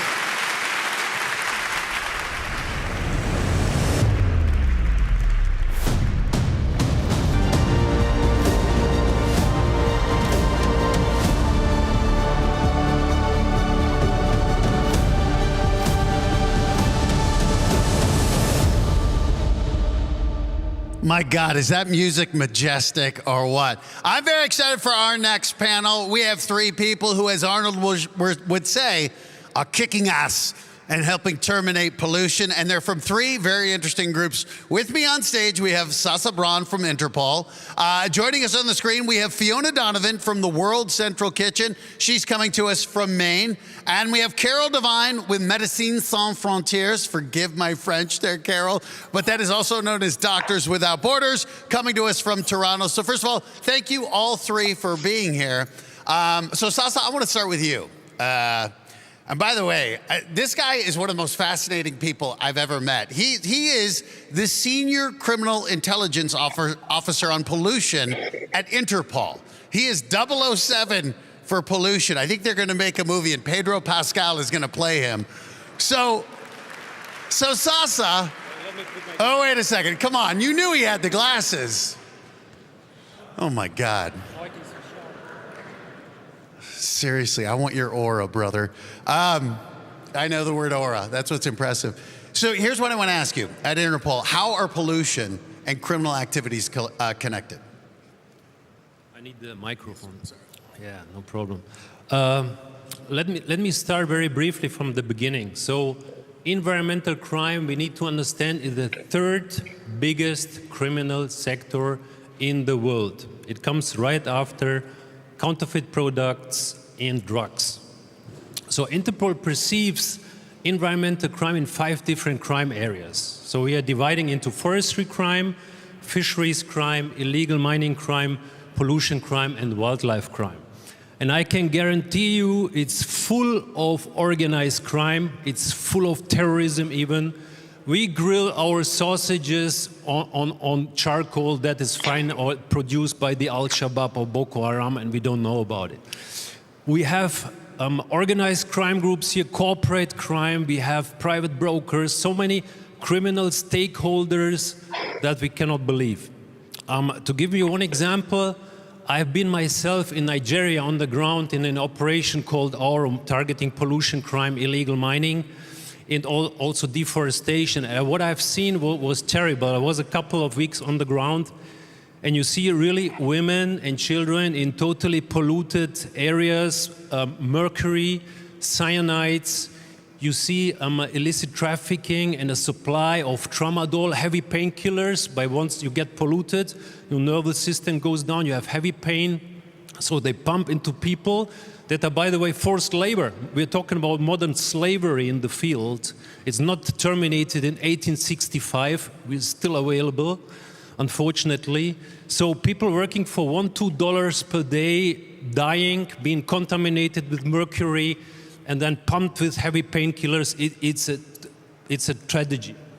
But that is a very sobering account. Fiona, we're going to turn to you. Now, you're the VP of Response Administration at the World Central Kitchen. So just explain to us, what is World Central Kitchen, and explain your role there, Fiona. Yes, absolutely. And it's so great to be with you all today. My name is Fiona Donovan. I'm the VP of Response Administration at World Central Kitchen, and I oversee our relief teams and operations globally. So to share a little bit about WCK, we are a nonprofit organization that is first to the front lines to provide meals in response to humanitarian, climate, and community crises. What we do is actually very simple. We feed people. But how we feed people is what makes our mission unique. And there are a few key elements that really define what we call the WCK way and how we respond to support communities in need. So first of all, we move urgently and are often some of the first people that show up when a disaster strikes, particularly in hard-to-reach places where other groups can't or won't go. And part of what defines us is that we don't wait until someone tells us that there is a need for meal support. We see a crisis, and we quickly deduce that local capacity will become overwhelmed and respond to start serving food as quickly as possible. Secondly, our teams are really powered by local communities who lead our response efforts. We tap into communities as our superpower, and they guide us in the right direction as soon as we get on the ground. We know that locally impacted families know their neighbors, they know the most vulnerable populations, or the ways that perhaps previous disasters have hit the same areas and what the highest needs were. So we lean on these leaders and we empower them to be the architects of their own response and let them tell us where to go and who needs help. And then third, our meals are always culturally appropriate. We work closely with local chefs and culinary leaders to make sure that we're preparing and serving food that is aligned with the community needs so that we're not only offering sustenance and calories, but also comfort, care, and familiarity when everything else is destabilized. It's also really important to us that our response model is highly adaptable, and we make sure to respond in a way that meets the needs where they are. So no two responses for WCK are the same. For example, after the California wildfires this past January, we rapidly mobilized food trucks to serve meals to displaced families because we knew that the fire lines kept on shifting and that we needed to have a very flexible mobile feeding plan to fit the context. Whereas in Myanmar this year, after 7.7 magnitude earthquake caused widespread damage across the region, we distributed 400,000 pounds of bulk food product to community kitchens so that families could cook for themselves. So we're always adapting and making sure that our response model really fits the needs where they are. Well, that was interesting when you talked about that point about collaborating with the locals. I think that's a message, certainly, that we heard Governor Schwarzenegger talking about working locally. So, Carol, Doctors Without Borders, we often think of this group in moments of crisis, but you also serve long-term care as well. So I'm curious, what have you seen in terms of the impact of climate change that it's had on the operations of Doctors Without Borders? Thank you for having me too. And just to contextualize it, Doctors Without Borders started in 1970, 1971 by doctors and probably less known by journalists. And today, our human resources, our colleagues who are working on the climate crisis and many other interrelated health crises, there's 66,000 colleagues in Médecins Sans Frontières, Doctors Without Borders, in over 70 countries. So the majority of our colleagues are living in the countries they work in. So 90% of our staff are locally hired. So I think what Fiona said and what you said, Arnold said about communities, they are really the climate heroes. But just to say, we recently did research. We wanted to ask colleagues in these countries where they're most impacted, what are you seeing? What are you experiencing? And then on the flip side, how are we responding? But on impacts, Matt, what we heard from a colleague in Haiti are ferocious impacts, profound impacts. So 3 quick examples. In Burundi, a colleague said that there was a flood and people's homes got washed away. And one of the worst part were the bodies that got washed away. So families can't even grieve lost ones. So alongside that in Burundi, of course, with warming temperatures. So you have these, exacerbating effects on health. In Honduras, we had colleagues on top of roofs because of the flooding, because of the cyclone. You have people on the move, people forcibly displaced. So you have these health impacts, but humanitarian impacts, and then livelihoods.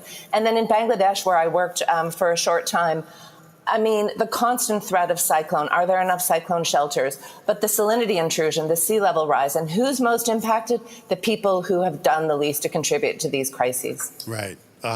Heartbreaking.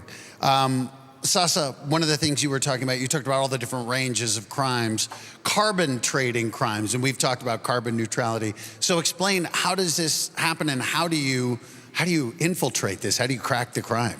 But let me just jump back to another thing that I just want to mention, put the dots here together, because what Carol was saying, houses blown away, and also previously we were talking about cement, right? Yeah. And for construction industry. Yeah. I'm going to tell you, illegal sand mining, almost nobody knows about it, is a huge disaster for the environment.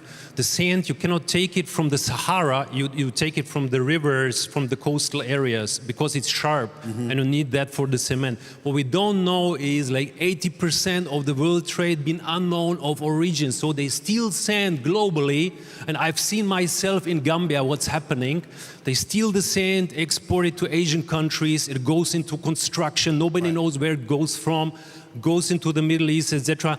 And houses blown away from people, rivers change the direction, rivers totally dry out, huge loss of biodiversity, just for you to know. And now let me come back to your question. Yeah.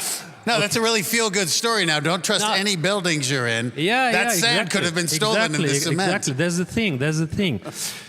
Carbon trade, as mentioned in Carbon Crooks in the documentary, if you want a fast and untraceable crime to commit, carbon is the perfect candidate for you, and that's a true story. Originally, it is a good idea, carbon trade emissions, cap and trade system, to have it controlled, the emission, to buy the certificates, have less exhaust, less emissions. On the other side, also to invest in climate protection projects, reforestation and stuff like that. A good idea initially, but a lot of fraud. We saw a lot of organized crime jumping here into. We saw a lot of tax evasion.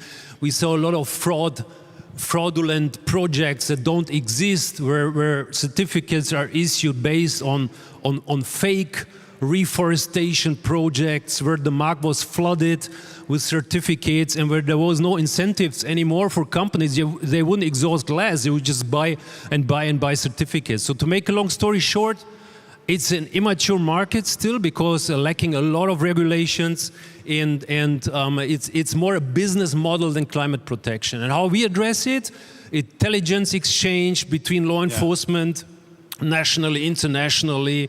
We catch up with multi-agency task forces to get a holistic approach. We try to convince countries to have a stronger control and stronger traceability of certificates, stuff like this. But it's a big money-making issue. To be frankly speaking, it's a bad story. Yeah. Wow. I will sleep better knowing that 007 of pollution is on it, though. So, Fiona, you talked about the World Central Kitchen being right there as natural disasters happen. Have you had a chance to be a part of a first responders team? Yes, I have. I've been with WCK for almost 6 years and have been on the ground leading our responses dozens of times. One of the most significant recent responses was Hurricane Helene last fall.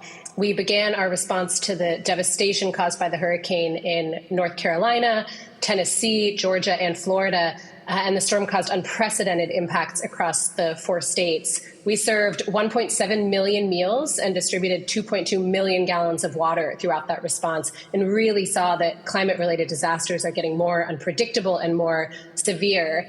And in North Carolina, our response model included many different facets. We partnered with local restaurants to serve meals whose businesses were really suffering due to loss of power, water, sanitation, and for months later, the lack of tourism as well.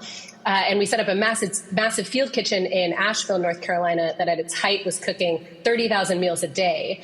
We also worked with local NGOs and churches to set up localized feeding hubs and community kitchens so that local community members who already knew who and how to serve meals had the infrastructure and the financial support needed to accelerate their efforts. And we were actually in North Carolina supporting the community through April of this year, as many residents in remote areas still lacked access to power, water, and food. So that's a big part of how WCK operates. We stay for as long as there is a need that we're able to fill, and we don't have any firm deadline on how long we're on the ground. Another example of one of the largest and most complex natural disasters I led at WCK was the Turkey and Syria earthquake in 2023, when we served over 20 million meals across the region. So we set up 14 kitchens. We were in Turkey, we were in Syria, navigating in a conflict zone as well. And, really for us, part of being on the ground is listening to the community and listening to the people and making sure that they have a voice in the response. Well, you all have been very generous with your time. We have time for one final question. Carol, I will submit it to you. We're here. This is so much about having leaders here, politicians, influencers. So what would you and Doctors Without Borders request from policymakers to help with responses to these natural disasters? Thank you. I think it's incredibly important. We can respond to, malaria and extreme weather events, but we need the big picture. Failure to mitigate, failure to adapt to the climate crisis and environmental degradation will be very poor health outcomes. On the flip side are the health co-benefits of climate action. We have to have fossil fuel non-proliferation, as Sasha was saying. And then I'm going to say, underlying these kind of 5 things I'm going to say are humanity, solidarity, collaboration, extremely important. Communities, I've heard it echoed just in this short portion I've been involved with. Communities must be involved. They know their needs. They have wisdom. I was working with Inuit elders who know the sea ice, who know what's happening, who know how to hunt sustainably. We have to listen to the science. I heard that earlier too. It's unequivocal. We cannot backtrack. Climate change is a health issue. We must integrate health as a climate issue. It's ridiculous not to. It's also a mental health issue, as we know. Funding, new and additional funding, not recycling funding, and human rights at the base. Who is most responsible and who is most affected? So back to our basic humanity, our basic solidarity, and based on need, listen to the people, and follow them. Thank you. Amen. That was nice. Well said there, Carol Devine. Thank you for being here. Thank you to Doctors Without Borders. Fiona Donovan, thank you to you and World Central Kitchen. And of course, Sasa Braun of Interpol. Thank you all. You were three spectacular speakers. What a morning it's been. Alexandra, come on up here. Yes. This has just been an incredible start. Is your microphone on? I'm not sure. Yes. Yeah, there it is. Yes, it's working. What stood out for you, Alexandra? Oh, a lot. I think Arnold saying just do something, that was really impressive. What impressed you? You know, I loved hearing he and Tony Blair sit down and talk. And I love the message that people who come from different sides of the political aisle can still find ways to work together and be productive. Yes, true. That's true. And I think now it's time for a break. I think it's time for a break, so please enjoy the lunch. We also have, if we can put it up here, we'll take a look. No, that's going to be later, the speaker's room. I'm so sorry. There's an expo out there. There is an expo out there. You can join the expo. It's been an early morning. Yeah, I'll tell you what, you come back at 2 p.m. and we have a big surprise for you. So, that's called a tease. All right. Alexandra, thank you. Thank you so much. Fizzle. All right, let's get out of here.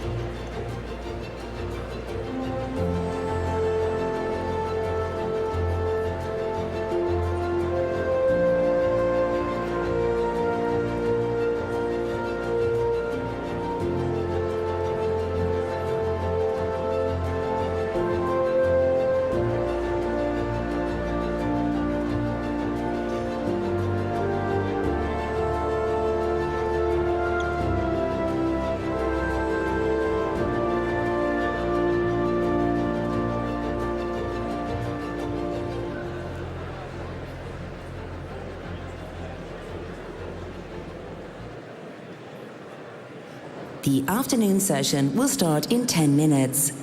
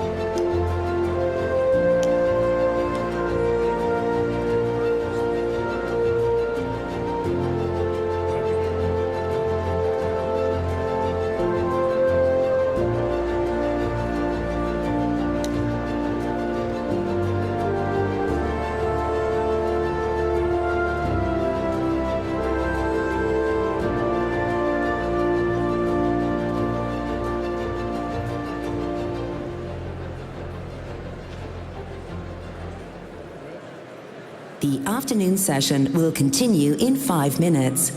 Please take your seats.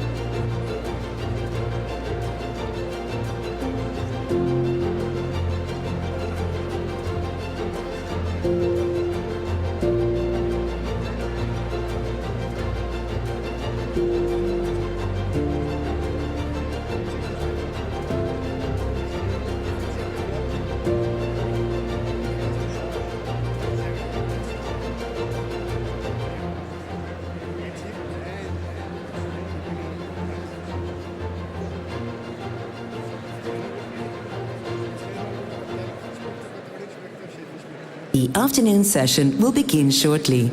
Please take your seats.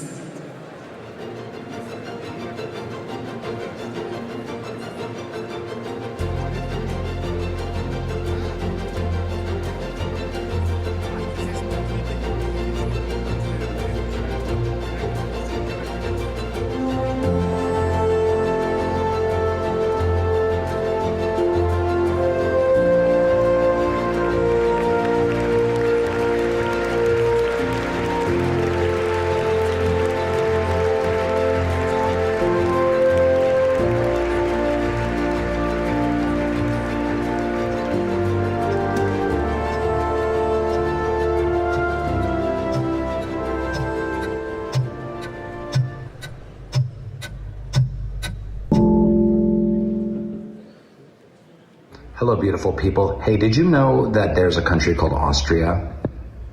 And they host a thing called the Austrian World Summit. It's going to be on June 3rd. And I'm going to be there virtually alongside Arnold Schwarzenegger. Sorry, that's my best impersonation. Austrian World Summit is one of the premier world gatherings that deals with sustainability, environmental action, and Mr. Schwarzenegger, former Governor Schwarzenegger, is going to be talking about the Schwarzenegger Climate Initiative. I work with an organization called Climate Base Camp, and we're trying to make the world a cleaner and better place. And the theme for this year is Unite in Action, Terminate Pollution. So we'd love for you to tune in on June 3rd. Virtually. There's going to be information here somewhere. You'll find it. Very excited to be joining this wonderful organization and this terrific conference. Please join us. Get ready for an inspiring afternoon at the Austrian World Summit 2025. Please welcome to the stage our incredible host, Matt Eisman. Oh.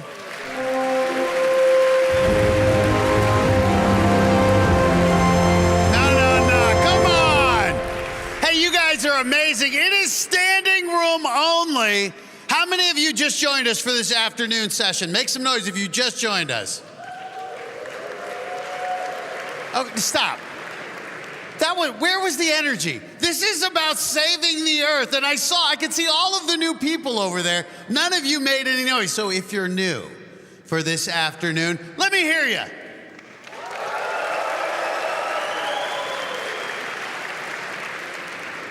Listen, we're excited you're here because it's your future that we're talking about. And that's the message, to unite in action all over the world and terminate pollution. Well, we want this to be exciting, so the boss here, he invited somebody to come out. Some guys who I think you're really going to enjoy, because they grew up in East Berlin, a stone's throw away from the Berlin Wall, dreaming of American rock and roll. Well, these two guys have been rocking out for almost 2 decades now. And they have a song that we are going to hear for the very first time that involves somebody I think we all know. So ladies and gentlemen, buckle up and get ready for the world premiere of The Boss Hoss with I'll Be Back.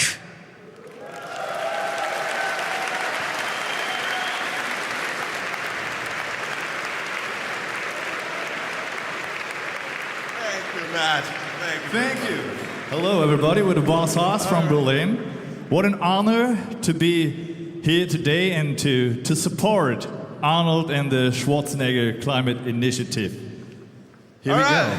Let's go. Yeah. I'll be back.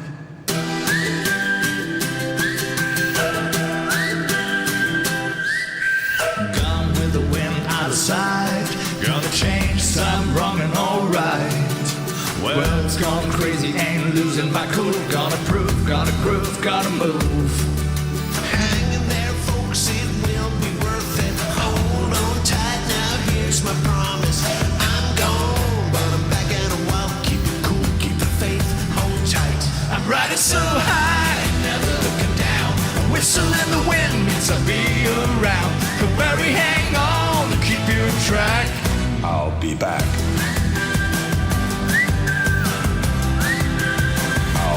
I'm a traveling man and I'll be anywhere in this world so free. I grow no roots, I'm moving on. My boots won't do me no wrong. Hang in there, folks, won't let you down. I'm coming back home where I belong. I'm gone, but it's well understood. I'll be back, I'll be home for good. I'm riding so high, never looking down. Whistle in the wind means I'll be around. Don't worry, hang on, keep your track. I'll be back.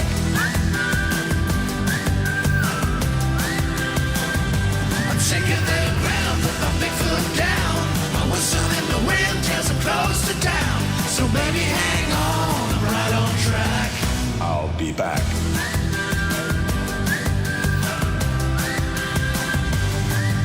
My work's never done, so I'm moving on. I gotta keep on doing the best that I can. The world's gone crazy, what can I do? Gonna prove, gonna groove, gonna move. So hang in there, folks, it will be so worth it. Hold on tight, now here's my promise. I'll go, but I'm back in a while. Keep it cool, keep the faith, hold tight. I'm riding so high, never looking down. A whistle in the wind means I'll be around. Don't worry, hang on, keep your track. I'll be back. I'm shaking the ground with my big foot down. My whistle in the wind tells I'm close to town. So baby, hang on, I'm right on track. I'll be back. I'll be back. Ladies and gentlemen, so very much. Here we go for the next one.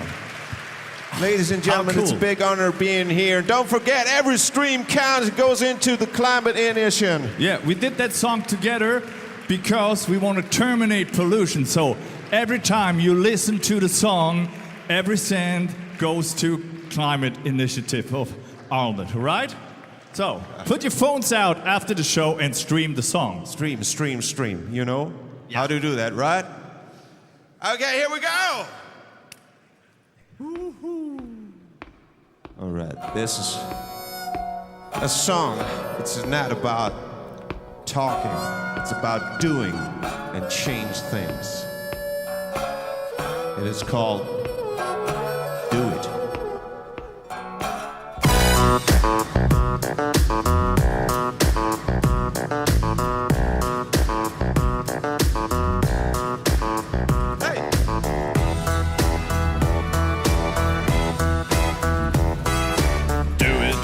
You're talking about is it? Do it.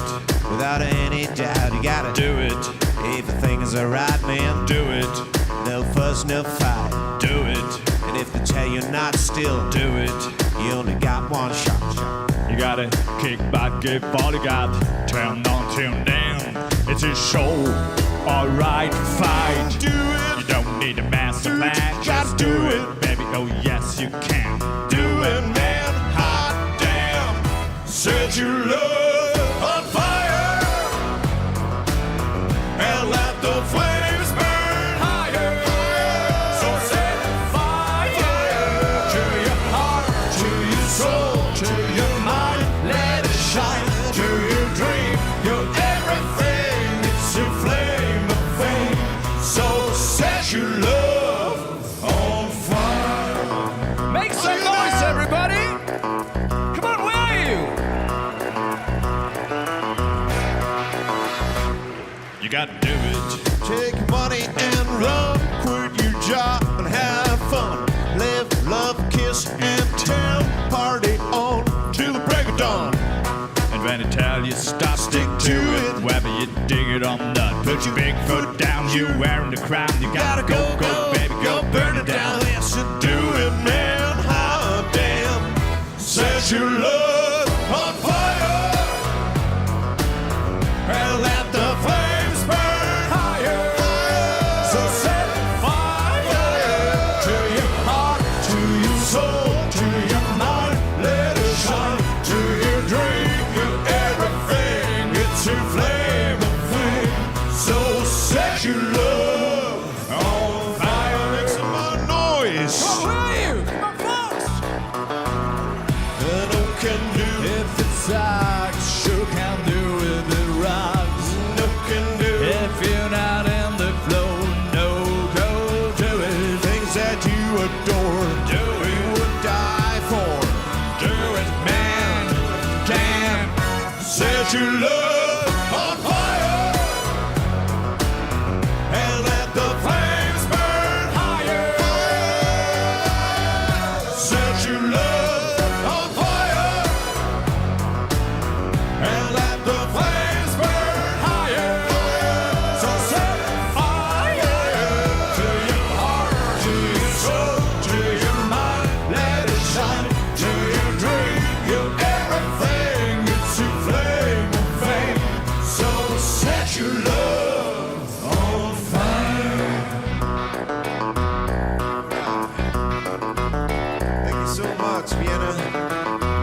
so much, world. Jackson, thank you very much. Thank you. Ladies and gentlemen, let them hear it, the Boss Hoss! Thank you. Thank you very much. Thank you, Matt. First of all, I gotta say, Alec and Sasha and the band, you guys were awesome. I will say, I'll Be Back, that's a legit banger. I fear you have now turned Arnold into one thing he's never been. That's a rock star. Yeah. Heather, he's gonna wake up, he's gonna have like skulls tattooed on his neck, like, when are we going on tour? Let's do this. Yeah, that song was great. awesome, but the thing I really wanna make clear, you guys have been longtime supporters of the Schwarzenegger Climate Initiative, and you're doing something special with the video for I'll Be Back. So please let everyone know. Yeah, the idea was to do the song together. We want to give something back, and we had the idea for the song and also with the video. Yeah. Yeah, and it's when you stream the song, when you watch the video, every cent goes to Arnold's Climate Initiative, for sure. Yes. Promised. So the more you stream, the more money we gain. So the better we can help saving the planet. Listen to a good song, a goddamn good song, and do something for the environment. I know. It's great. I know Arnold hears streaming. He just thinks of going to the bathroom in the middle of the night. But for the young kids out there, we want you guys start streaming this video. You can tell your friends how to rock, and most importantly, we can raise some money for an awesome cause. So ladies and gentlemen, one more time, the Boss Hoss! Thank you very much. We'll be back. Thank you.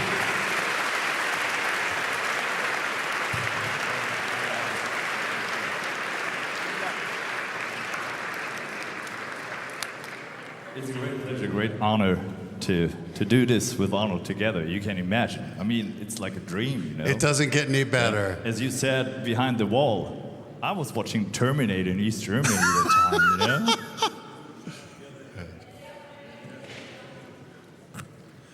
And Monica wants me to let you all know, you stick around to the end of this thing because you will see more of the Boss Hoss.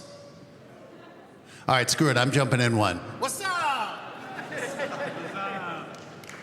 Thank you very much. Thank you. Give it up for the Boss Hoss, ladies and gentlemen. Thank you very much. I'll be back. And give it up for our rock star governor. You guys are awesome. Thank you guys for coming out. Hey, we're going to do something a little bit different right now. I don't know if a lot of you guys are familiar with American TV, but we had one of the most popular sitcoms of all time. It was called The Office, and it was about life in a typical workplace with some crazy characters. One of the all-time great characters, if you know The Office, was a guy named Dwight Schrute, who was an assistant to the assistant regional manager. He was played by Rainn Wilson. For those of you who don't know, let me give you a little introduction to Dwight Schrute. People learn in lots of different ways, but experience is the best teacher.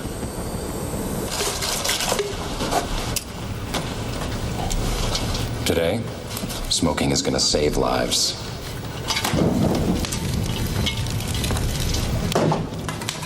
This ab workout is specifically designed to strengthen your core.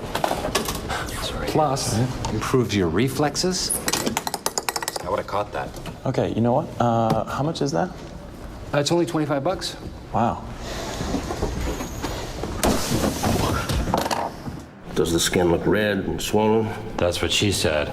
That's my joke. Damn it, Dwight. Just say that Dwight has come at you with the throat punch. Now, how would you, Dwight, defend against it? Easy, allow me to demonstrate. I am attacking myself with a throat punch. Here it comes. Block. Grasp wrist as such. And what if he comes at you with the other hand, because he does have two? Good point. Second throat punch. Absorb the blow. Groin punch. Hip block. Elbow to the gut. Uh-oh. Up to the nose. No, you're not. Ah. Oh. Oh, my God. He's making you look like such a fool. He really is, but not for long. Ow! God! Instep! Oh, not again! Ha! Ha! Ha! You let go! You let go! Oh, you're right! I can't hold on! Ah! You two are so evenly matched. I don't know how one of you is going to get the upper hand. The important thing to remember, Jim, we always have what is called the element of surprise. Ah! Ah! Ladies and gentlemen, he's not just sitcom royalty, he is also a fierce crusader for the environment. Let's please welcome from Los Angeles, the great Rainn Wilson. And Rainn, we know you are an actor who also cares about the environment, much like someone who I think wants to join in this conversation. You want to come up here? Ladies and gentlemen, Governor Arnold Schwarzenegger. Boss, how you doing? Wherever you want to go, you sit where you want. I'll give you the microphone. It's your show. Well, right, I mean, over here, then. no, it's my show, but I mean, I need to know the camera angles. Look What's over the there, matter with there's you? Yeah, exactly. Rainn, I'm sorry, we didn't work this out. It's his first time on a movie set. Hey, Rainn, how are you today? Hello, Governor. How are you? Terrific, thank you. I mean, everyone was howling about your comedy routine and how funny you are and everything like that. I mean, let me just ask you a non-environmental question. When did you realize that you're funny? I had to be funny to survive in the suburbs of Seattle because I didn't have any other talents. I wasn't good at sports. I couldn't lift weights. I was not good with the ladies, so funny was the only path for me to take. Well, I mean, it looks to me like you were very good with the weights. I can see your deltoids popping out and your traps and the striation in the upper pectoral muscle. I mean, what's going on here? Come on. Oh, I don't know. Very nice. Look at that double bicep pose. Just waking up out here in Los Angeles. That's fantastic. But let me ask you something. Oh, beautiful, beautiful. I mean, so sexy. It's unbelievable. I mean, I hope I'm not getting carried away here. But anyway, I love it. But let me just ask you a question so we get off that. It's not called abdominals, it's called a cake. So it's not a six-pack, it's a Rainn cake. Wilson, you just got shaded by Arnold Schwarzenegger. But anyway, Rainn, let me ask you, how did you get interested in the environment? How did that happen? Well, yes, I'm so glad we're changing the subject here. You know, it really was quite simple. About 6 or 7 years ago, I realized that the only thing I was doing for the environment was sending out angry tweets at climate change deniers. And that's when I knew I needed to really do something. At that same time, I got introduced to Dr. Gail Whiteman, who was with an organization called Arctic Base Camp. And she's a climate communicator. And she said, hey, let's go to Greenland. So we did. I hopped on a plane. I met her in Greenland. We shot a low-budget climate documentary called An Idiot's Guide to Climate Change. And where I realized that I could do the most good is in helping climate communication, using humor, using out-of-the-box communication techniques to impart the urgency of the message. Tell me, what has been your biggest surprise in this whole promotion of the environment? What is it that you think, wait a minute, this doesn't work? Or it's just people are doubting what you're saying? Or what's the biggest surprise to you?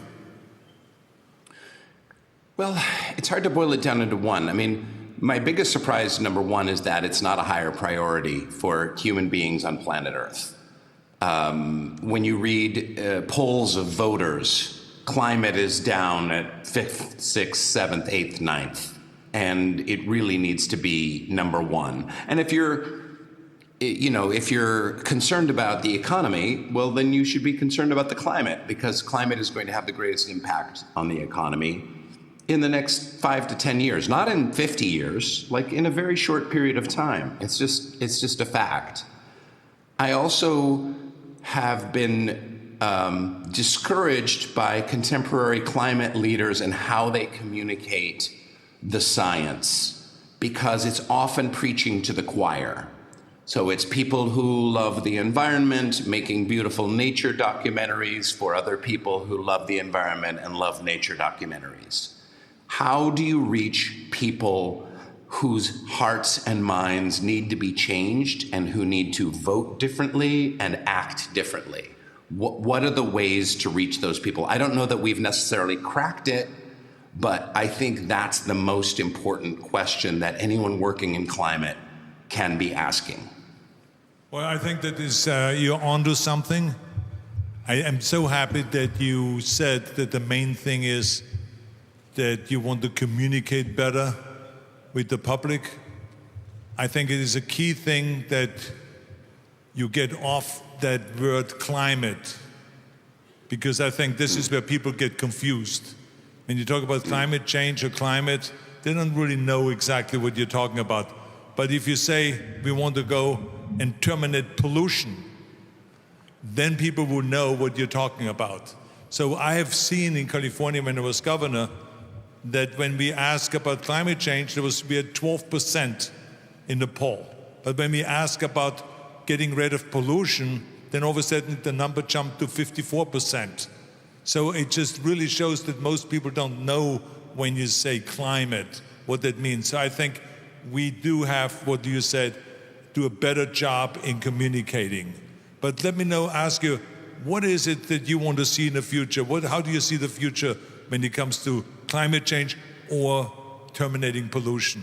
What is it that the steps we should do? Can you get more comedians on board? Can you get more entertainers on board? Can you get more people on board? I mean, what is it that your goal is? Well, with our organization called Climate Base Camp, we're looking at out-of-the-box ways to reach people, especially in Middle America, but there may be other parts of the world. And I think the point that you make is excellent. I think another way you could look at it is, and I know that that's what we're doing, is we're terminating pollution. I love it. I'm behind it 1,000%. That sounds fantastic. I talked to a climate change activist, and they said that when they work on climate, what they focus on is clean air, because everyone loves clean air. You can't argue with clean air. But I think what I would like to do is exactly that, is to get the power of speaking science to culture. So harnessing the scientists and harnessing their message through popular entertainment, through comedians, through sketch comics, through actors, but also through sports figures, to make sure that the information that the scientists have is being disseminated in the right way to especially Middle America. Right. Well, I tell you, you're onto something. I'm so happy that you're part of the movement, because you're a great entertainer. There's millions and millions and millions of people that look up to you. And so I think that if you go and talk about this message about killing pollution, people will listen to it because they love you and they love your show and your comedy and everything like this. So I just want to say, keep up the great work, and thank you very much for being part of our discussion here today. Let's give him a big hand to Rain. Wait, boss. Rain was spectacular. Thank you. But boss, I thought you had a question. I thought you had one last question for him. Go ahead. Is he going to be here next year? What are we going to ask him? Yeah, but I mean, I didn't want to put the squeeze on him here in front of all the people. See, that's actually very rude. Please put the squeeze on me. No, I have to apologize. I'm so sorry, Ray. I initiated this.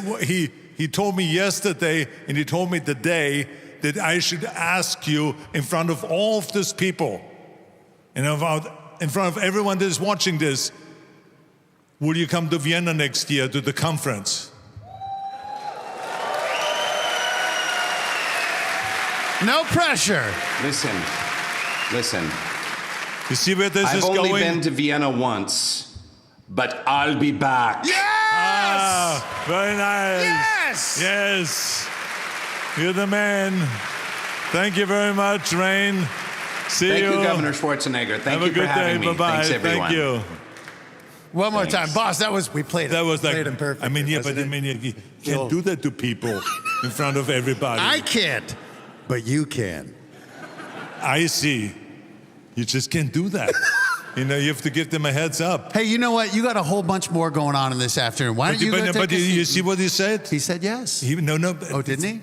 That's not what it is. That's great that he will be part of it next year. But he was talking about climate. Yes. But people don't know what that is. That's what I'm talking about.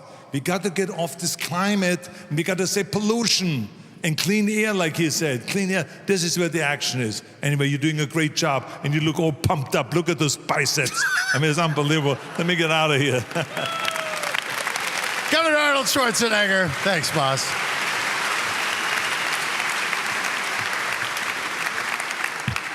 "16-year-old me is enjoying this just as much as current me is right now."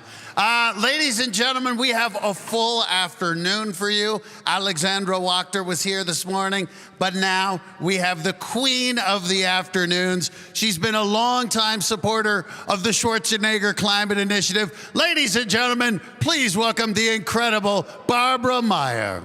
Thank you so much, Matt.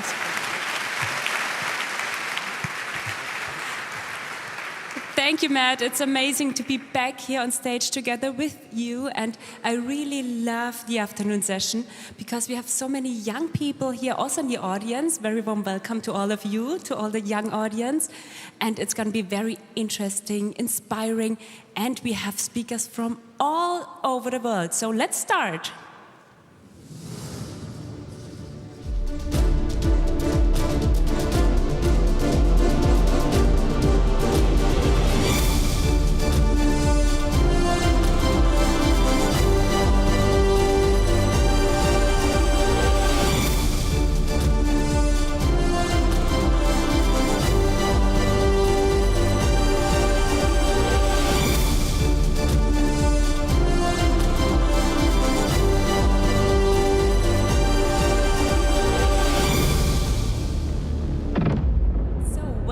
Stage, Müge, Maximilian, and Julia. Great to have you here. I think we start. You are the co-founder and COO of Morley. Can you tell us more what Morley is doing and what your journey was to found this company? Yes. Hi everyone, I'm Müge. I'm an environmental engineer, also founder of Morley. With Morley, we are manage and recycle your electronic waste like old cables or broken phones. So e-waste have different types of raw materials like the hazardous and also precious ones. If you send your e-waste to wrong facility, it could be, go to another country like Africa or India, and the children who are not yet 13 years old yet gonna die with the poisoning of mercury or cadmium. But if you select a proper right facility for recycle, we can recover inside of the electronics like copper, gold, and titanium, like the rare earth elements of our new world. So how can you know that? What is the proper facility? Actually, we have an R&D process. We call that online expertise. When you upload your e-waste photos on our platform, we're gonna create a digital waste passport, and you can see all the details, raw material potentials of your electronics. And if you want to recycle with us, you can use our marketplace for matching with the license and right facilities. In Turkey, generally corporate companies use our platform for track and report their electronic waste journeys and recycles and recoveries rates. That sounds super interesting. Thank you very much. Maximilian, we spoke yesterday evening a little bit about your company, about AconPure, because someone very special inspired you to found the company, right? That's true. Before we come to our product, it's actually a quite funny story who inspired us. I was writing my master thesis in 2016 in California, and I was sharing an apartment with some local students. And I already have been working in the field of the water industry for many years before, and we were talking about what we were doing beside our studies. So I told them, I'm a water guy, I'm working in the water industry. And then one guy said, we have a very specific saying here, which says, Arnie has terminated the water softener. And at the first moment, I thought maybe it's some kind of a joke, but I looked it up online and I found a law signed in 2009 by Mr. Schwarzenegger himself called the Water Softener Ban to reduce salt pollution in Californian waters. So I got inspired by Mr. Schwarzenegger himself.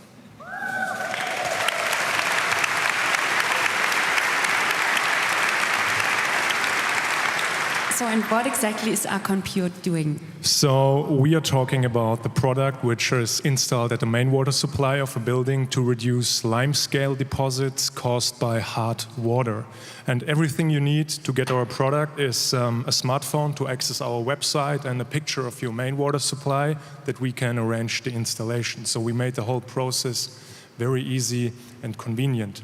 And what's the reason behind the salt-free technology? The problem is that conventional water softeners, which use a lot of salt, this salt gets unfiltered into rivers and lakes because sewage water treatment plants cannot filter out the salt, respectively the chloride, so the pollution rises. And research has shown that there is an increase in salinization, and it's a global threat to freshwater ecosystems all around the world. So we need to reduce the chloride pollution. And research has also shown that the amount of chloride emitted by these salt-based water softeners can be the highest source of chloride emitted into waters, depending on where you are. And research has also shown that reducing the numbers of salt-based water softeners is an effective measure to reduce that kind of pollution. So we are not only protecting your home by limescale deposits, it's also something where we help to reduce the pollution of waters. That's amazing. Thank you.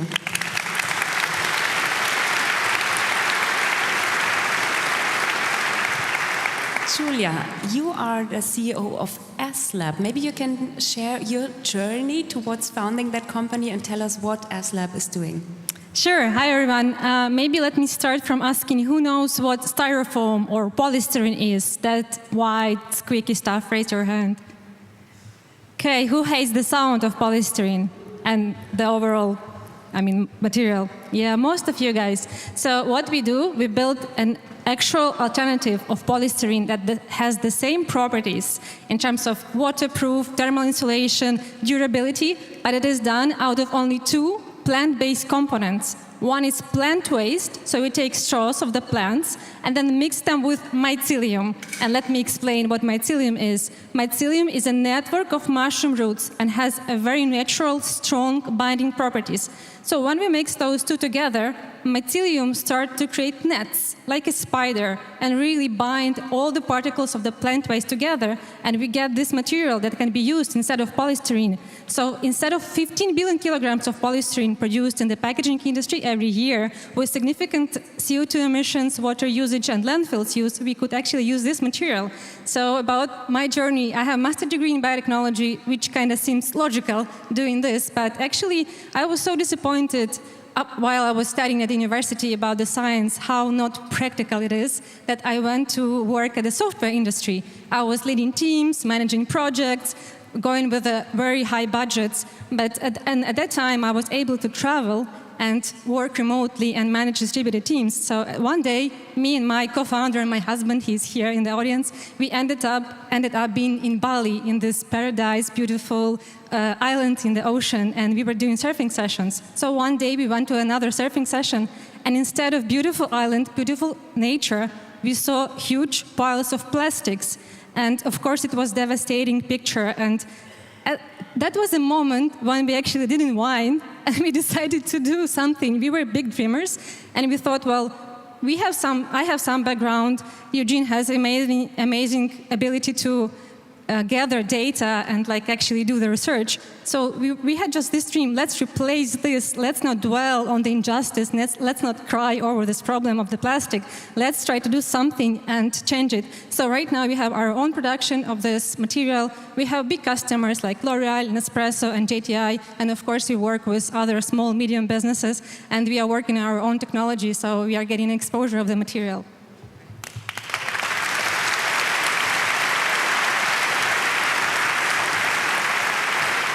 See, I told you it's gonna be an interesting afternoon. All the three of you are so inspiring with your stories. Can you maybe tell us what are your next plans? What are the next steps for Molly? Yeah. Actually, everybody knows in this room probably we have a very huge scarcity of the raw materials, like the chip crisis for cars or lithium-ion batteries or something. But the classical mining, which is, for collecting the copper, get under the mountains, is very harmful for our earth. But the city mining, which is recycle your e-waste, actually is very environmental friendly. So because of that, we give a lot of incentive and encourage the people to recycle them electronics. The calculations clearly shows us that city mining, if everybody recycle their electronics, we have a 1.5 times more raw materials compared to classical minings. That means we don't need anymore to digging under the soil. Like everything is above. So because of that, I ask to everyone for recycle their electronics. With Molly. If you could make one special request or wish to grow your company, what would that be?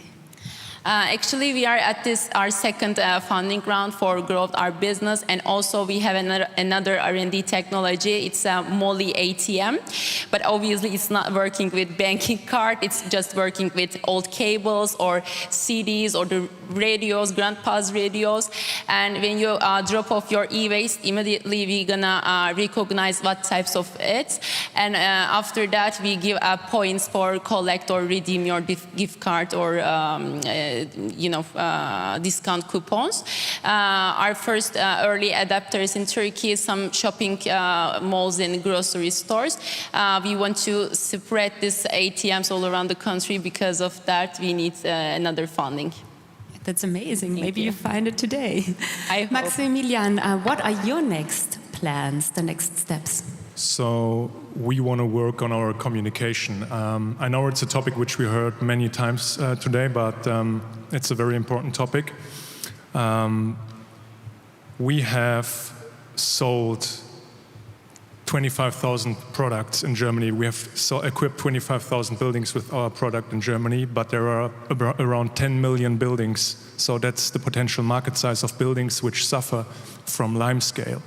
So it's our responsibility to find a way of communication that everyone knows and everyone understands why we are doing it and what we are doing. And there is one example. The case is, if I ask people, most of them would think about 90% of rivers and lakes in Germany are in a good ecological condition. But the truth is, it's exactly the opposite the case. More than 90% are in a very bad ecological condition.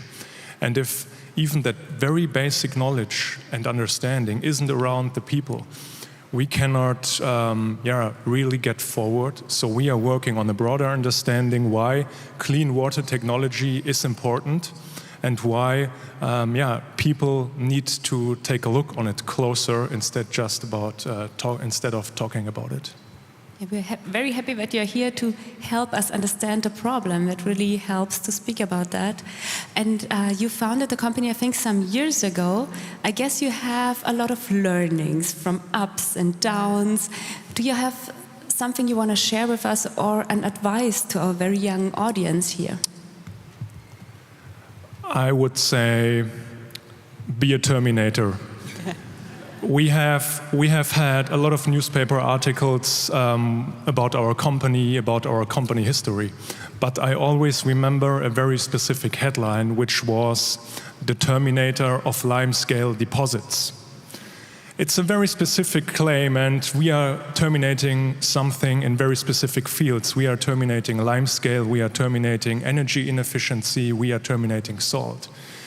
But the truth is, everyone can be a terminator of bad habits, a terminator of outdated business models or overcome technology. And I think we all agree that there are many more things to terminate to get to a cleaner future. So my advice is we need more useful terminators. Amazing. Thank you.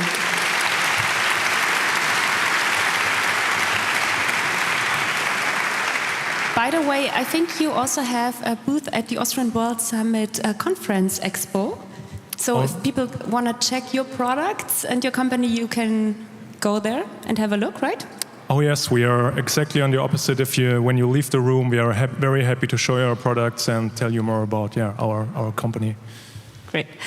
Julia, if you could make one wish for your company, what would that be? Maybe except of more money. Yeah, so there are 30% of worldwide landfills covered with polystyrene. So of course, I would envision us replacing all of this harmful polystyrene. And for that, we are building a scalable business model of mobile production units that we could deploy anywhere in the world. And this way, we could make our material affordable and available to everyone. And this way, we could have a global exposure and finally replace this polystyrene and make landfills free from it. And do you have an advice for the people here? Yeah, I mean, just keep going. As Nemo said in that movie, just keep going. You just have to wake up every day, no matter what ups and downs you face. You just bravely face them and just continue with your mission, believe in your mission. And you should know that when you believe in your dream and your mission, everything is possible. People will be there for you. You will get all the support, all the help that you can if you actually are leading this action, and if you are that model who wants to change something, there will be people supporting you. Thank you for that inspiration. Thanks.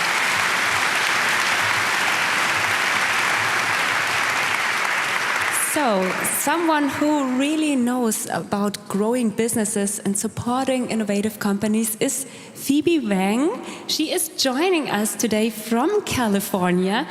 She is investment partner at the Amazon Climate Pledge Fund and a clean tech venture capitalist. Phoebe, thank you for being here with us today. Thank you, Barbara. Very nice to be here, and hi everyone. So good to see everyone. I really love the energy in the room. Great. Can you briefly tell us what is the Amazon Climate Pledge Fund doing? Absolutely. Good morning, ladies and gentlemen. As Barbara mentioned, my name is Phoebe Wang, investment partner at Amazon's $2 billion Climate Pledge Fund. As we all know, our planet is facing an unprecedented climate crisis.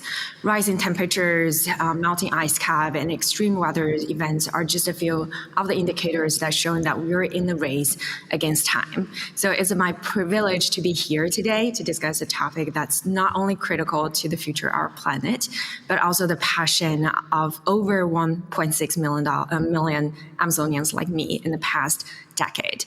So yeah, thank you, Barbara. Thank you, Mr. Schwarzenegger and the organizing team for inviting me. So what is the Climate Pledge Fund? I couldn't see the room, but maybe like a quick show of hands, how many of you have already heard about the Climate Pledge Fund? Not a lot. Okay, well, that's good that I'm here. So in 2019, Amazon co-founded the Climate Pledge, which is a commitment to reach net zero carbon across our business by 2040, which is 10 years ahead of the Paris Agreement. 1 year after that, we have funded the $2 billion Climate Pledge Fund, and we have just celebrated our 5th year kind of pioneering and trailblazing forward. Right now, we have over 30 companies in our fund. We look at and focus in several verticals, right? So including mobility, including transportation, energy storage, as well as like the circular economy. We have heard a lot of the speakers on the stage talking about their innovations and inventions, and many of those are very aligned with our portfolio. We also look at a lot in the nuclear space. Given the rise of Gen AI, we have seen a huge increase of the energy demand.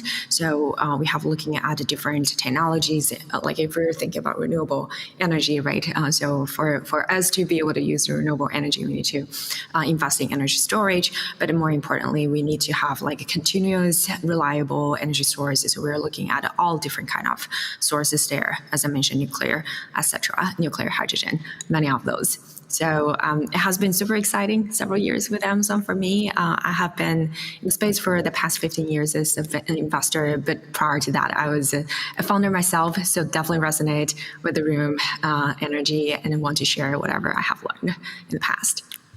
Yeah, that's amazing.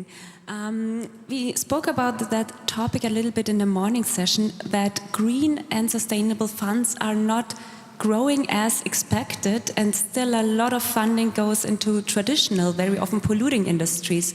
So we would be very curious to hear your insights. Is investing in green business really over? That's a really good question, especially I think for the people in the room that are coming from the US side, right? I think the atmosphere hopefully is a little bit better now, like everyone is in EU. And I know that in like APAC, people are still moving forward. I think based on my experience, I have been in the clean tech in the past 15 years, as I mentioned. We have seen kind of ups and downs, right? It's kind of the clean tech 1.0, and we're currently in the environment where you probably see a little bit stagnation of the investments. However, I know that my peers and also like our team are still moving forward, looking at companies and giving advice and trying to help them. And if we're looking at this whole trend, it's not reversing. We're passing 1.5 degrees.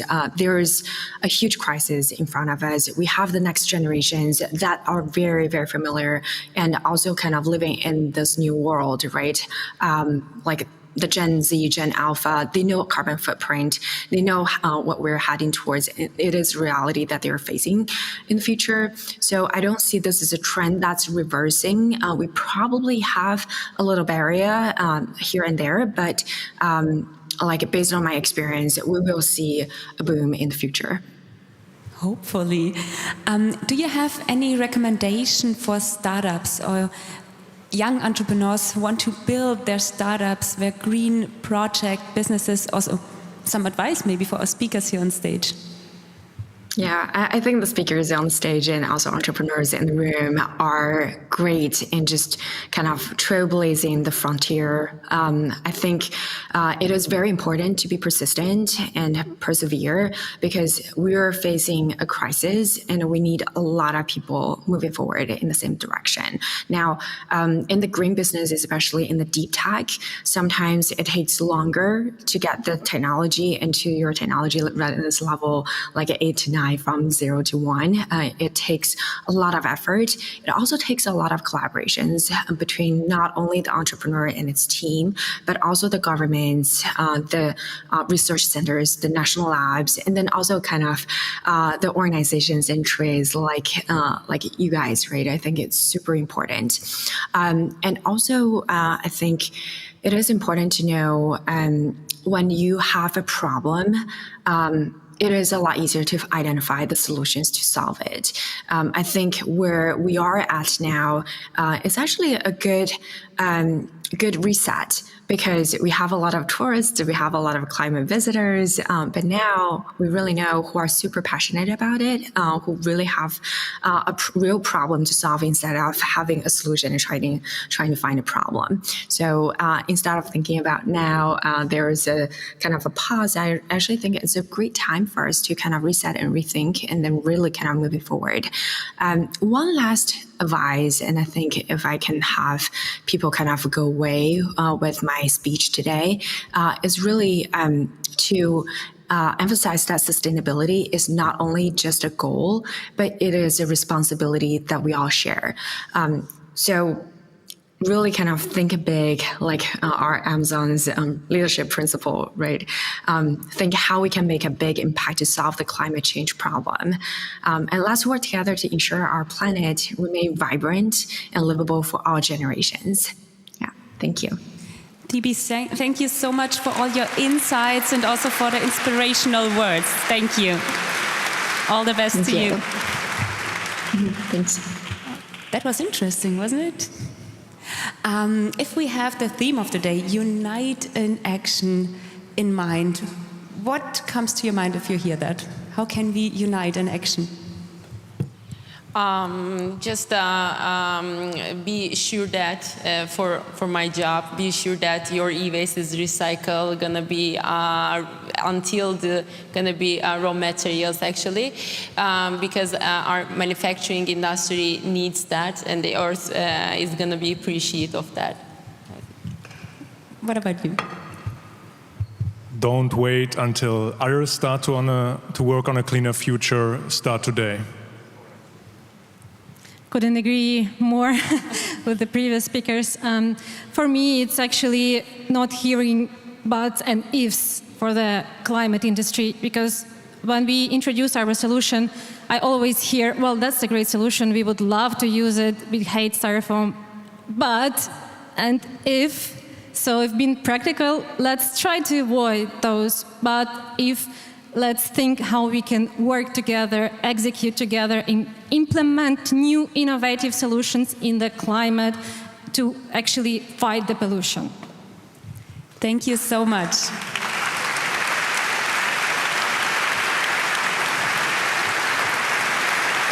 So, if people want to learn more about your companies, I guess you are all on social media. People can contact you there, learn about your companies, right?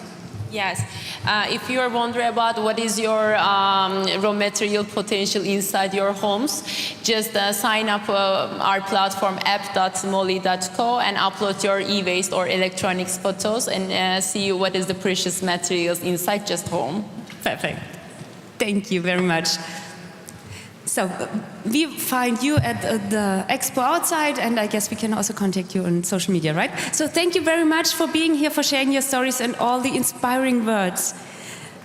Matt, I think you also have two speakers with you, right? Barbara, that was awesome. I don't know about you, Barbara, but those panelists are so impressive. I was listening to them speak, and I just kept thinking, I'm not as smart as I think I am. Those people are so smart. Thank you. We do have two more young climate activists who are going to be joining me. Please welcome Maya Penn and Benji Backer.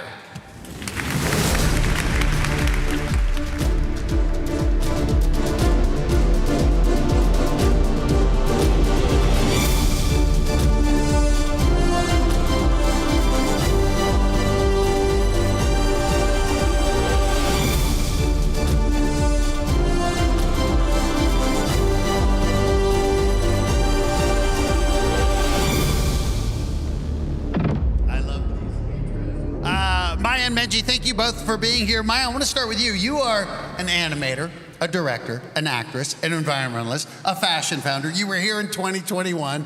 So Maya, tell us what's the latest. Yeah, so I'm really excited to be here in Vienna. I actually spoke virtually in 2021 and I've been a part of the board, and I'm now here for the first time in person. And it's just been absolutely amazing. I became an environmental and climate activist in 2008 when I was 8 years old. And I have always been passionate about environmental science, climate action, and just what people of all ages, all backgrounds can do to make a difference in some way. And so, as you basically just said, I am a multi-hyphenate. I'm passionate about a lot of things, along with being an environmentalist. I'm also an animator and a filmmaker. I'm actually the owner of my own production company called Upendo Productions, and we are creating the next generation of what does environmental theming and education look like in media? How do we do things that are experimental and reach more people and call people in who aren't in the space and kind of break outside of the echo chamber? So right now I'm currently directing an animated action adventure short film called Asali, Power of the Pollinators, executive produced by Viola Davis, featuring the voice talents of Whoopi Goldberg, Monique Coleman, and Calum Worthy, and you saw a bit of it during that preview. So it's just something that I'm really excited about, and of course we'll share more about, but that's what's new with me as far as one of my biggest passion projects. That's all? We're actually seeing it here. This looks awesome. I saw the trailer on there. So how did you get Viola Davis and Whoopi Goldberg involved? Because those are two very impressive names. Yeah, I mean, I do so much work across not only environment sustainability, but as well as gender equity. There's so many overlaps with that. I actually met Whoopi when I was 15 years old, when I was featured on the talk show The View in 2015.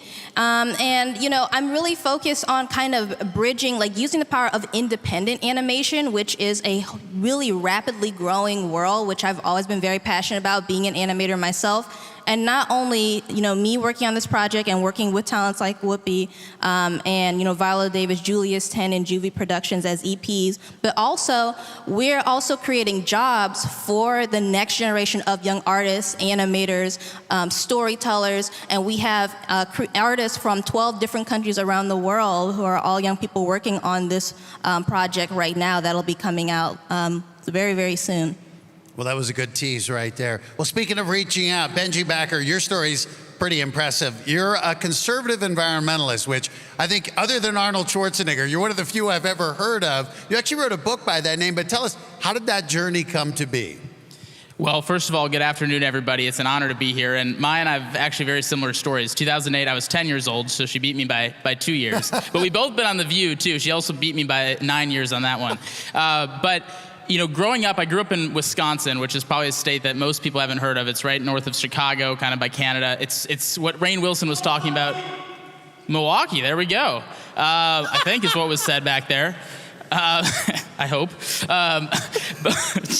But yeah, that's the middle America that Rainn Wilson was talking about. And that part of America has been completely left behind in the environmental conversation. I'm a conservative that believes climate change is real. I'm a conservative that believes that climate action is imperative. But I also am a conservative climate activist that believes that middle America and middle Americans need to be represented in the solutions. But that's not just true in the United States. It's true around the world. This polarization of climate change and the environment hasn't always been the case. There's a lot of young people in this room. In our lifetimes, we haven't seen it. But Arnold Schwarzenegger, you were talking about how he was a conservative, you know, climate activist. Republicans and Democrats used to work together in the United States on this issue. It might be hard to believe, but that was the norm. And it is my goal to make that the norm again, because it's not just in the United States, but around the world. If we cannot agree across unlikely boundaries and ideologies that climate change and the environment is important, we will never solve the problem. This affects all of us, regardless of who we vote for, regardless of what our border is. And until we get to that common ground and build those unlikely allyships that have been talked about today, we won't see the action. But I believe that we will make this issue nonpartisan. We will make it non-political. We'll terminate not just pollution, but we'll terminate the polarization of the issue, and we'll terminate the partisanship of the issue once and for all. Well, you did start a foundation called Nature is Nonpartisan. Certainly worthy of applause.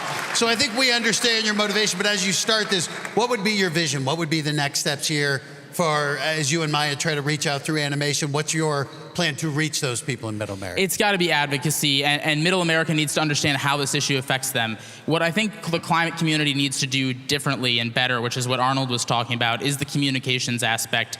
People's motives for talking about climate change and the environment are going to be inherently different than each other. I lived in Seattle, which is a very liberal US city for a very long time, very climate-heavy city. But growing up in Wisconsin, it was all about clean air, clean water, protecting forests, protecting lakes. It was a farming area, so it was about protecting people's livelihoods and their communities. That's a different message than what somebody in Seattle would be using, and we have to understand people's motives and why they'd be different, and then help them advocate to elected officials. Donald Trump needs to hear that it's not just liberals that care about this issue, which is what he thinks. It's also conservatives. And that needs to be, every conservative and liberal needs to know that this is not just a liberal or conservative issue. This is an American issue, this is a global issue, and most of all, it is a human issue. And until we communicate that to politicians, they won't go the course that we need. Well, I love that. I think that is the theme: unite in action, terminate pollution. And Maya, as you hear that, what does that message mean to you? How do you interpret that message, unite in action, terminate pollution? For me, I think unite in action, terminate pollution, which I just think is an awesome, awesome theme for this year. I think it really, really showcases, especially the unite in action part. You know, we're here from all around the world, from various disciplines across this topic, across sustainability, environment, climate, nature conservation, whatever it is that you want to call it, whatever it is your discipline is, we're all coming together with a shared passion for protecting our planet. And I and the biggest myth is that environmental issues are a niche, when in actuality, they're the multiplier for everything that we care about, every cause, every issue, every industry. Nothing can succeed on a planet that is not surviving, that humans are not able to thrive and live in a healthy way in. So that's really what it resonates for me, and that's something that I really try to communicate through my work. You know, over the course of 17 years, I've spoke at schools and conferences and summits and organizations around the world, from Clayton County, Georgia to Narok County, Kenya. And what I really find, especially with young people, is that, you know, my generation, Generation Z, we're one of the most aware of what is happening to our planet. And yes, we're out, you know, in the streets where we're making change and all of this, but there's a big section of people of my generation who are just frozen, who are stuck, who have given up, who don't see change happening from their world leaders, and have basically just are frozen in fear or disappointment and don't know what to do or don't know where to start. And so it's really important to me to utilize mediums such as animation, such as fashion, sustainable fashion, every medium imaginable to call more people in a really powerful way. And Benji, you talk about with this message trying to reach people, as you look, for a lot of people, perhaps conservatives, as you said, may feel a little bit left out. So as you look at the challenge, particularly for young people, with this Unite in Action, what do you see the effective messaging being, or, you know, as you, for some of the fellow young people out here, to reach those people who maybe politically don't feel quite as aligned? Well, first of all, I think that your point, Maya, is exactly spot on, which is that Gen Z feels paralyzed. And I get it. There's some serious big challenges out there. And every time we open up social media, we see it again and again and again and again, and it can feel really draining. But Maya and I are perfect examples, and everyone in this room that's young is a perfect example that you are never too young to make it in terms of a huge impact and a huge difference. She started at 8, I started at 10. We're listened to partially because of our age. So don't shy away from your leadership role because of your age. Lean into it because of your age. But I also think you have to lean into it in a very productive way. I'll be honest, I think that blocking traffic and throwing soup at paintings is not an effective way to change hearts and minds. I think the way to change hearts and minds is to sit down with leaders, tell them on behalf of the people that you want a difference to be made on this issue, and bring a diverse group of stakeholders, not just the preaching to the choir group, but you need all of the community to be involved in these conversations with elected officials. Otherwise, they're just going to see it as a one-sided issue. So we have to bring our voice, but we have to bring it with unlikely allies. And that's sometimes uncomfortable because there's a lot of people who don't want to affiliate with me because I'm conservative. There's also a lot of conservatives that don't want to affiliate with me because I'm an environmentalist and a climate activist. And until we get out of that polarizing mindset and we're actually willing as young people to maybe break that mold, to say, you know what, we're going to leave those stereotypes behind. We just have one end goal in common, and that's to have a better, healthier planet for future generations. And I'm going to go with somebody who looks different than me, who speaks different than me, who acts different than me, who might be a different age than me, and we're going to go to an elected official and tell them what they need to do in a respectful, productive way. That is how we can make a difference. Young people are the future of this, but it's also not just the future, it's the now. We have so much of an opportunity to make a difference here. I absolutely love that. Well said. So listen, Unite in Action. We want people, let's build some allies here. How can people get in touch with you, Maya? So, well, first of all, Asali, Power of the Pollinators, is releasing July of this year, and it's being released completely independently. We're collaborating also, not only sharing this across the internet, but also collaborating with organizations like the United Nations Food and Agriculture Organization, and a number of other organizations and companies to make this a global movement, to use the power of art, of creativity, of fandom, culture, to really drive tangible change and grassroots action, which we need now more than ever around the world. So you can find more about me. I'm everywhere at Maya Pen. Maya's Ideas is my username everywhere. And please follow Asali at Asali Movie. So that's ASALI, Asali Movie, or go to asali.movie for the official website. So. Very smooth. That was well done. You've done this before. Benji, what about you? How do people get in touch with you, bud? Well, it's pretty easy. At Benji Backer on social media, but also, most importantly, follow my organization, Nature's Nonpartisan. We're trying to build a movement around the world and in the United States first, because we can't do everything at once, but around the world to make the environment a non-political issue again. But that starts with everybody in this room. So don't just follow us, live it in your day-to-day lives. The person who you think doesn't care about this issue does, in just a different way than you might think. We need to reach them. We need to get to them, have those tough conversations. You can follow me on social media, but the real work becomes on to us in our own individual communities, and we're all going to do this together. Thanks so much. I feel like the future of climate activism is very bright with you two involved. One more time, Maya Penn and Benji Backer. Great job, guys. And Barbara, I will cede it back to you. Thank you very much, Matt, and I am very happy to introduce you to our last three speakers of today, Felix, Hannah, and Valerie.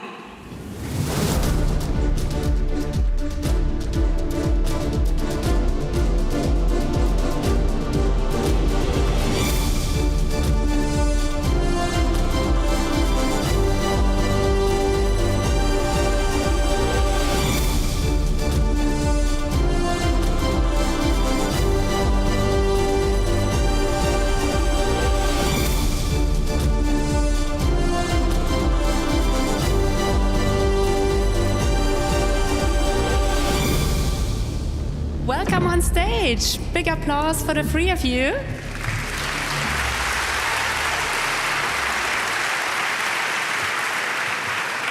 Felix, you are the founder of Planet Matters. What is Planet Matters and why did you start it? Yeah, first of all, thanks for having me. I'm so excited to be here.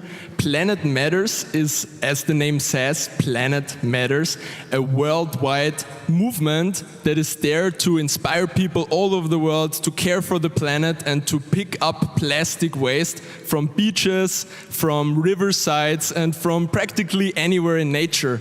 And we grew to be a community of over 3 million followers on TikTok and have people from the heights of the Himalayas to the lows of the ocean picking up plastic waste. And this is where we are right now. We also built an app that rewards people for each piece of plastic they pick up from nature with coins that they can redeem for discount and vouchers at partner companies. And yeah, this is where we are right now. I grew up in Austria, actually in the south of Austria.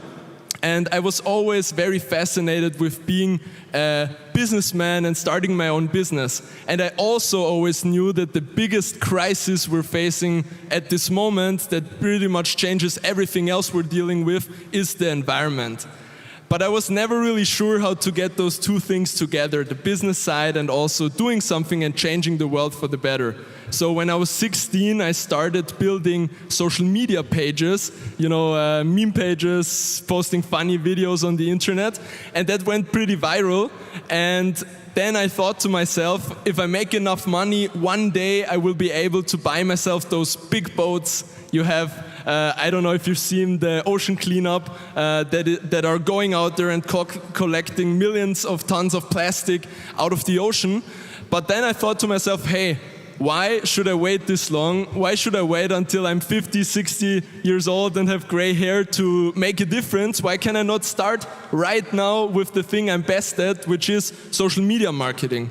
So I was actually on a train ride between Vienna and the south of Austria to come up with the idea for Planet Matters, which is basically a social media movement that spotlights people in different places in nature cleaning up. And we film videos, especially for TikTok, that come across as very entertaining. For example, one of our videos was one of our community members in Hawaii who picked up plastic underwater, and that got like 100 million views. And we're really trying to use this momentum to get people going and tell people you have it in your own hands to make a difference.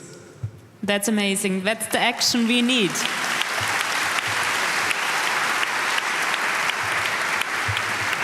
Hannah, you founded the Eco Smart Club. Can you tell us what that is? All right, thank you so much. So the Eco Smart Club is a school-based environmental club, and we also lead community projects for young people in Nigeria. By the way, my name is Hannah Omokaye. I am one of the 25 eco-champions of Eco-Champion is a program by SOS Children's Village that helps empower young people in Africa to lead gender-responsive climate action.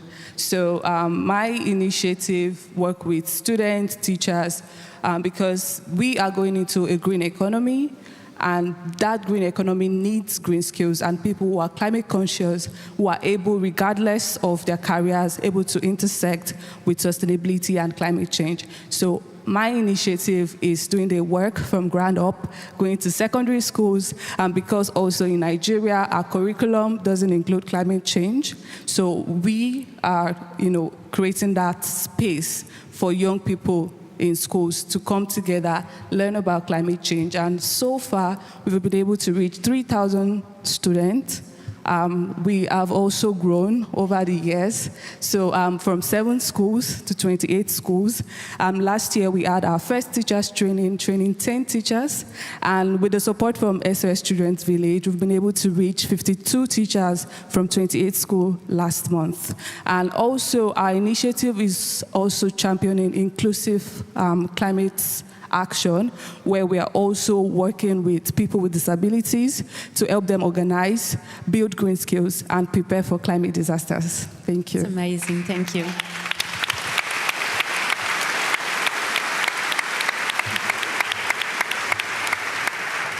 Valerie, I think most of the people in the audience know you from television and cinema. You starred in Klammer, Chasing the Line, or on the Netflix show Kids. We know each other because we are both ambassadors of UNICEF Austria, but even if it's a very, very important topic, we are today not here to talk about children's rights, but we are talking about climate action because you became a very vocal climate action activist. When did you decide to become more involved in all the climate topics? Well, thank you for being here. It's a great honor. Yes, I love acting and I love my role as UNICEF ambassador with you. It's amazing. But I think it's not enough nowadays. We face so many crises and it is our responsibility of every single one, but of course also of the politics on a global level to get into action right now. And I grew up in Africa, in Uganda and Ivory Coast, and later in the US, and I was confronted and I saw social injustice quite early in my life. And I think the climate issue cannot be disconnected from a social issue because it's basically the same.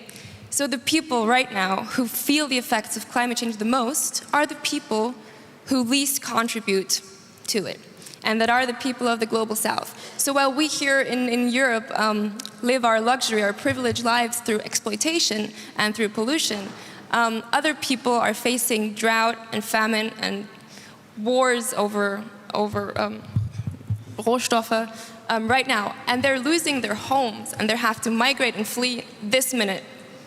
So this is a whole bigger topic than, it's not only about innovation, it's about a whole system change, to be honest. We need to rethink so many things in our society and we need to think of others. We need to go back to solidarity and empathy, and not only look out for our own future, but for the whole global future, a good future for all. Thank you, Valerie.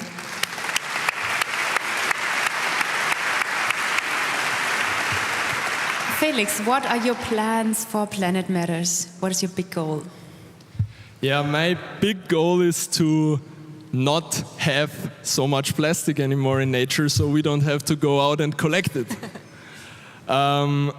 But that aside, we're right now launching our app in different countries that really gets people out to nature and experience how good it actually feels to go to your local nature and take a walk and take some trash with you and actually make a small, but if everyone does it, a very significant difference doing that. And of course, cleanups itself is not the solution to all the problems we're facing.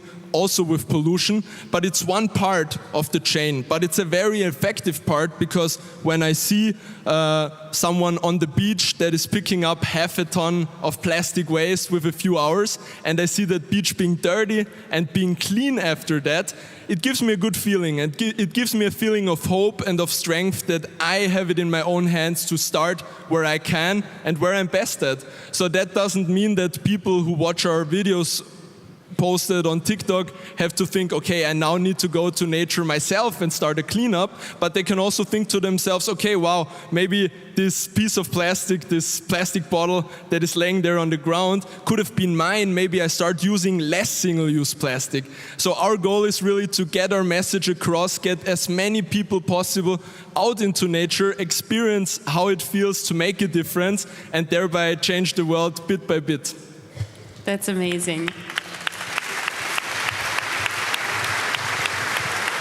Hannah, I see you have something in your hand. Do you want to show us what you brought for us? Thank you. All right, so when we started reaching out to people with disabilities, different kind of disabilities, we started having conversations with them. What does it look like to be in their shoes, especially when climate disasters like flood or heat waves, what's their experience? And we found out that it was very unique. And, in a climate disaster, they are more at risk of, death, and they lack the capacity to adapt. But one of the solutions when we're speaking with people, deaf individuals, they spoke about their challenges, the potential challenges that they may face when there's a disaster and they need to communicate with other people, or they need to hear, what other people are saying. So flashcards are common in the deaf community. So they are like sign language in cards that help people master the cards. But this time we're creating a first of its kind tool. So first of its kind tailored to climate disaster. So it contains 35 emergency words that a deaf person can use to communicate with other people in the public. They're color coded. Hold it a little silent for the camera to catch it. Maybe we can show it to everyone. Yeah, perfect. Okay, please continue to explain. Yeah, so they are in different languages, in English and indigenous languages. And they also have descriptions and contacts of emergency numbers that they can call, and even mental health professionals that can help them during a climate disaster. Thank you. That's amazing. Very good idea.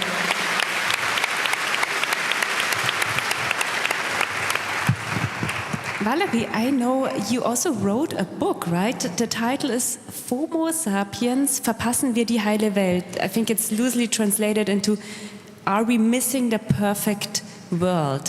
What made you want to write that book?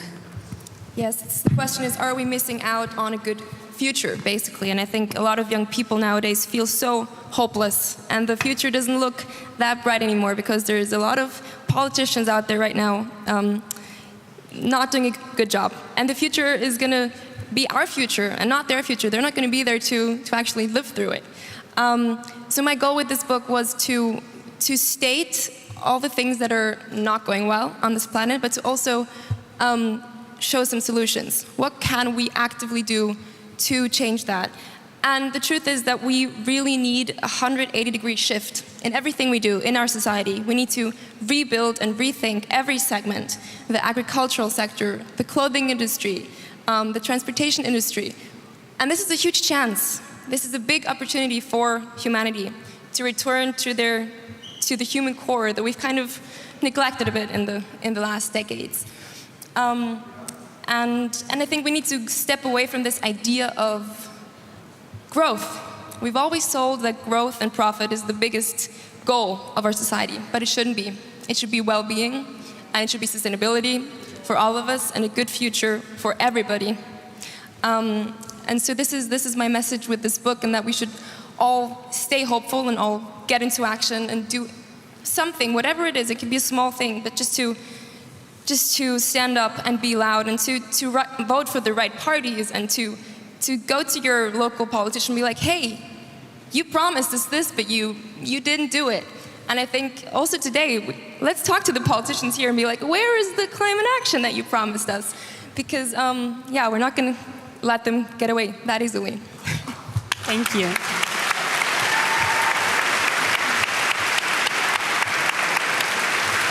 So, before we come to an end, maybe the three of you can tell us what advice would you give our audience? What are your learnings? Any thoughts you want to share? Yeah, I just saw Arnold coming back to this room, and actually I know Arnold because of Yoshi Kreiner, and Yoshi Kreiner, he was the governor of Styria, and his father, also the governor of Styria, he always had a little note in his briefcase. There was the Serenity Prayer.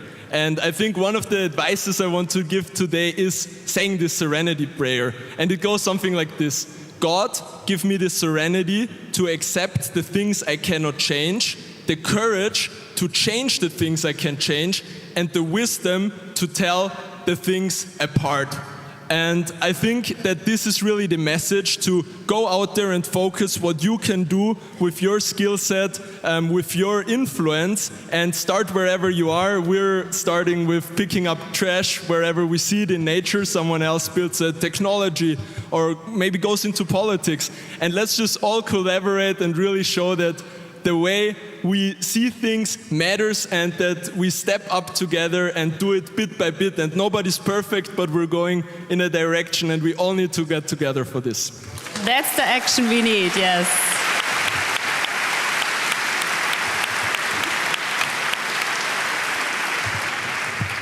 Hannah, what about you?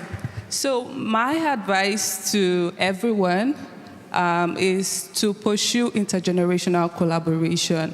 I mean, in the spirit of uniting for environmental action. As much as I'm pro-youth, let's have young people. I do believe that older people have the wisdom. You've been on earth, you've worked so much, you have so much money, resources, and you have so much wisdom. So we need more spaces, I mean, such as this, but more young people though, where, you know, the two generations can really come together. As an elder, how are you empowering young people in your area, in your spheres of influence, you know, to be able to lead change? And as a young person, we need to create that open heart to learn, to receive, and to engage. So that's my message, and also especially for young people in the global south. I share the same thoughts about young people losing hope. We are going through eco-anxiety, different multiple crises, unemployment, all happening at the same time. And in this moment, I'll say we need rest. We need to also take action. So no matter how little, no matter how small, do something. And I'm inspired by Arnold's speech today. So stop whining and take action. Thank you. Valerie, brief, small words. I totally agree with this. I think when people are scared, they either fall into fright, flight, or fight mode. And it's time for all of us to fall into fight mode.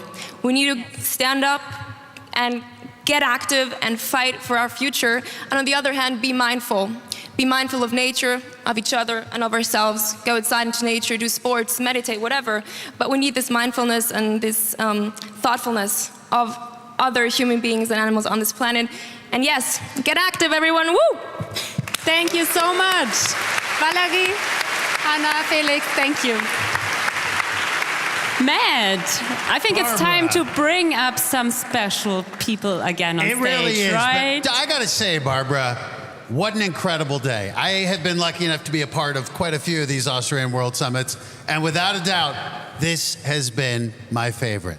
So with that in mind, it's a pleasure to bring up the woman who, with her team, organized all of this. She is the director of the Schwarzenegger Climate Initiative. Let's hear it from Monica Langthaler. And we bring up on stage our real-life climate action hero, Arnold Schwarzenegger.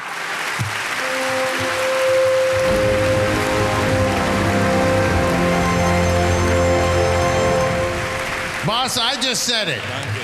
I just said it, boss. I think this is the best one yet, but I want to know what's your opinion of today's conference?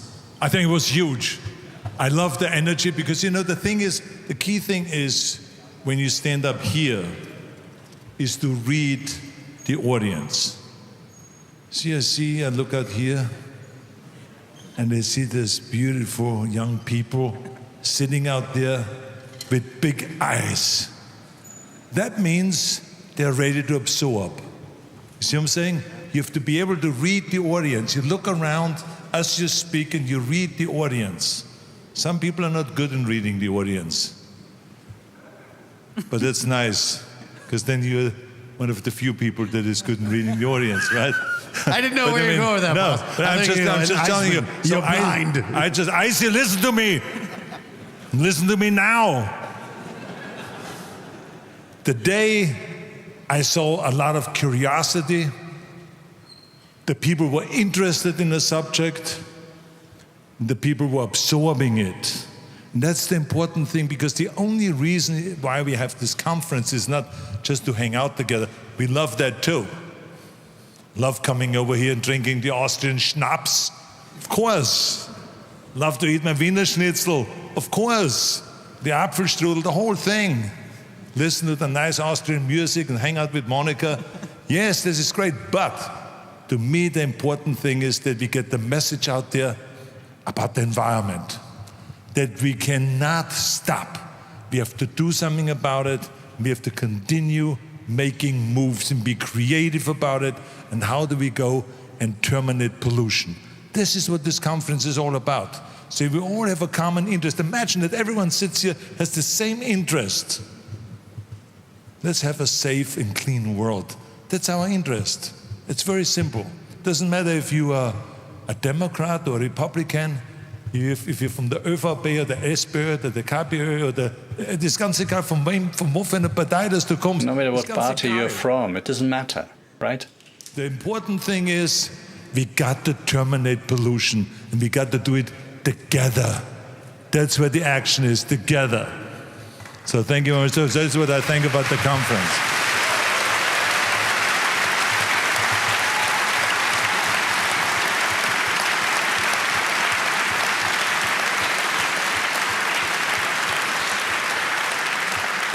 So thank you very much, Arnold. Monica, I met you several times in the last months, and I know how much time and effort and passion you put into today's summit.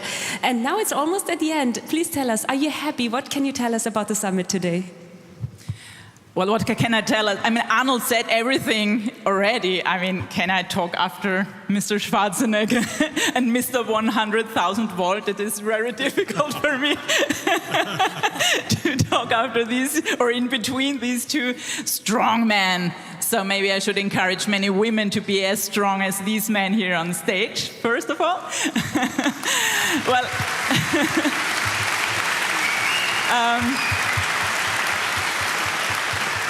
now, just let me thank, first of all, to my team.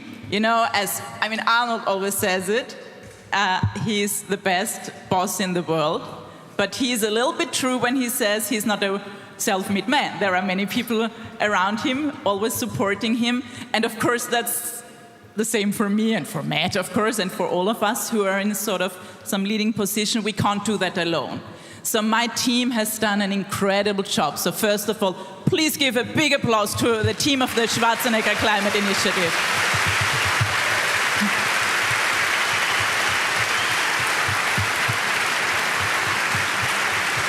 So thank you so much. And what I also appreciate, and that is really, and it's really from my heart, I'm always so happy that, of course, Arnold is with us here, but also my colleagues from Los Angeles who have been also supporting us for these last weeks and months. So also a big, big, big applause for all my colleagues from Los Angeles, including I see, Catchy, Conyers, Heather. No, but I really want to give you also this spirit after this day that, I mean, we have, as a boss, one of the most famous and popular person of the world. But he's also, we admire you, you know that, and we are still learning so much, but we also have so much fun with you. And that's what we also want to show you. We can work on difficult issues. Like, yes, there are enough problems outside, and there is a lot to do for us. But first of it, do it, and second, enjoy it. Enjoy what you do, and then you can solve almost everything. And that's the spirit I want to give to you for the next month to come, because what I'm doing tomorrow is start to plan for the 10th Austrian World Summit next year. And now, big surprise, I tell you the date. So next year we meet again on June 16, 2026. This will be our 10th Austrian World Summit. So write it in your calendar. You have it already in your calendar, I can tell you. I know you have it in your calendar. The president has it already in the calendar. We will see if we have the same chancellor, if he has it in the calendar next year. But we try, we do our best, So now, thank you to all of you. Thank you for coming. Thank you that you listened to so many great people today, to so many solutions. And I'm super excited that you will all, after this day, stream every day 100 times. I'll be back. Well, to that end, what a successful conference. We want to remind you, speakers are going to be outside. They'll be at the networking island. I think we can put it up here so you'll see. It's just outside there, and I believe in that part of the Hofburg Palace. There it is. You can go talk to some of these speakers. Let's network. Let's unite. We're also going to have a band coming up here in just a minute. They'll be signing things. So I just want to say, Governor Schwarzenegger, Monica Longteller, I know on behalf of Barbara and Alexandra, who was here this morning, we all appreciate the opportunity to be on this stage. It's a very special place. And you can count on... the pleasure is ours. You're the best. And thank you for keeping up the energy in this room. You know it, Very, boss. very important. Thank you very much. You're the man. Let's give a big hand to ISC. Come on! Yes, ISC. What's the matter with you? Pushing too many pencils lately? What's the matter with you? So with that, Barbara, it's time for the Boss Hoss!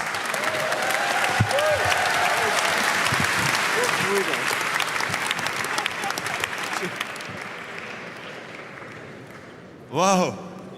What a speech. What speeches. Thank you so very much. What a nice summit. What an excellent summit it is. Thank you so much for the opportunity to play a couple of songs today.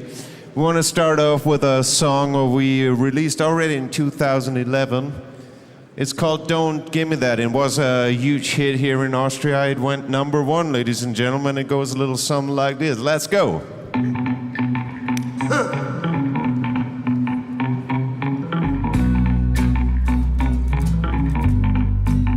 Don't give me that. Don't give me that. Don't give me that. Don't give me that. Don't give me that. Take my body, take my soul, but don't take my rock and roll. Don't you dare, I'll see rage. Hold your tongue, don't give me that. Take my money, take my car, don't you take my guitar. It won't play with you, no chico, screw you. Don't give me that. Oh baby, you can take everything. It don't mean a thing, anything to me. But don't control my rock and roll. No, no, shut your head, hey baby, don't give me that.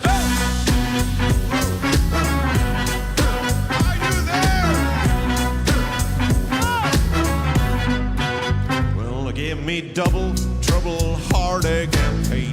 I'll take the blame. Don't give me that. Lock me up, put me in chains. Ain't too bad. Don't give me that. Do whatever you want to do to me. You can't steer my spray. You're barking up the wrong tree. Here we go. Come on. Don't give me that.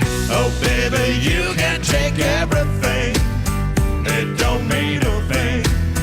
Anything to me. But don't control my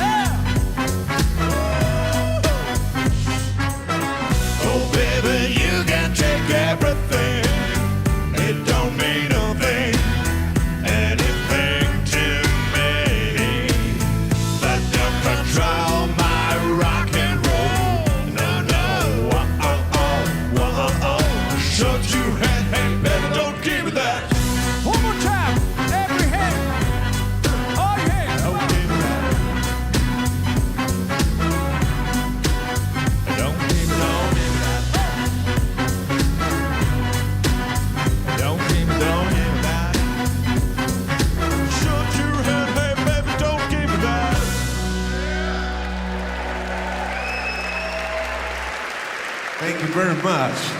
Thank you. Thank you so much, ladies and gentlemen. Wow. And here one more time, the hit of the year, the big, huge summer hit. Yeah. And I want to say it one more time. You know, every single cent which comes out of the streaming goes into Arnold's Climate Initiative. Yeah. So don't So stop, you have never to- stop streaming this song. Yeah. This Tell year. your neighbors also. Yeah. Tell everybody. All right. Stream. All right, let's go. Come on.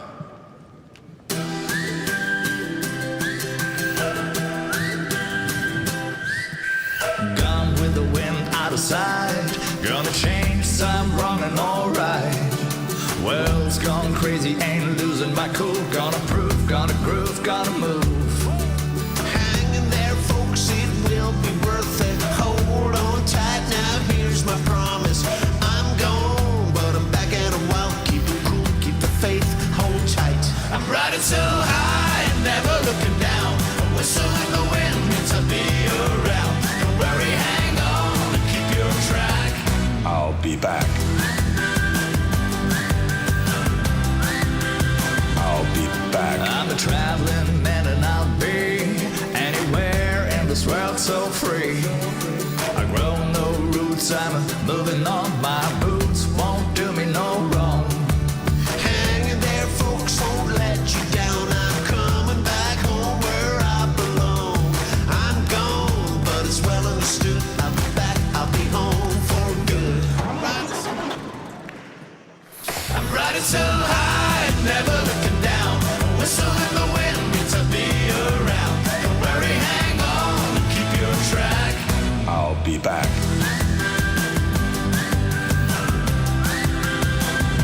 I'm shaking the ground, put my big foot down. My whistle in the wind tells I'm close to town. So baby, hang on, I'm right on track. I'll be back.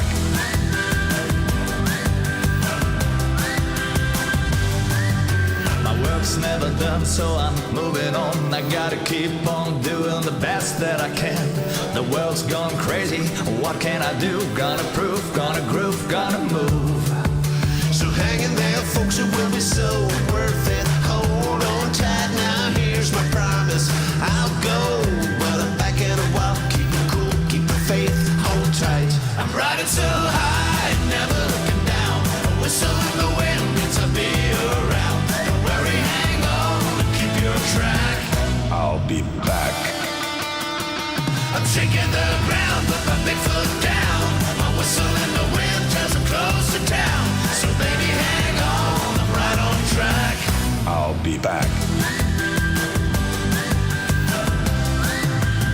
I'll be back. Thank you very much. Thank you. This is Arnold Schwarzenegger. I'll be back. Thank you very much, ladies and gentlemen. Have a beautiful day. See you outside. Yeah, we're gonna sign some autographs if you want to. Yeah. And don't stop streaming. I'll be back. Thank you.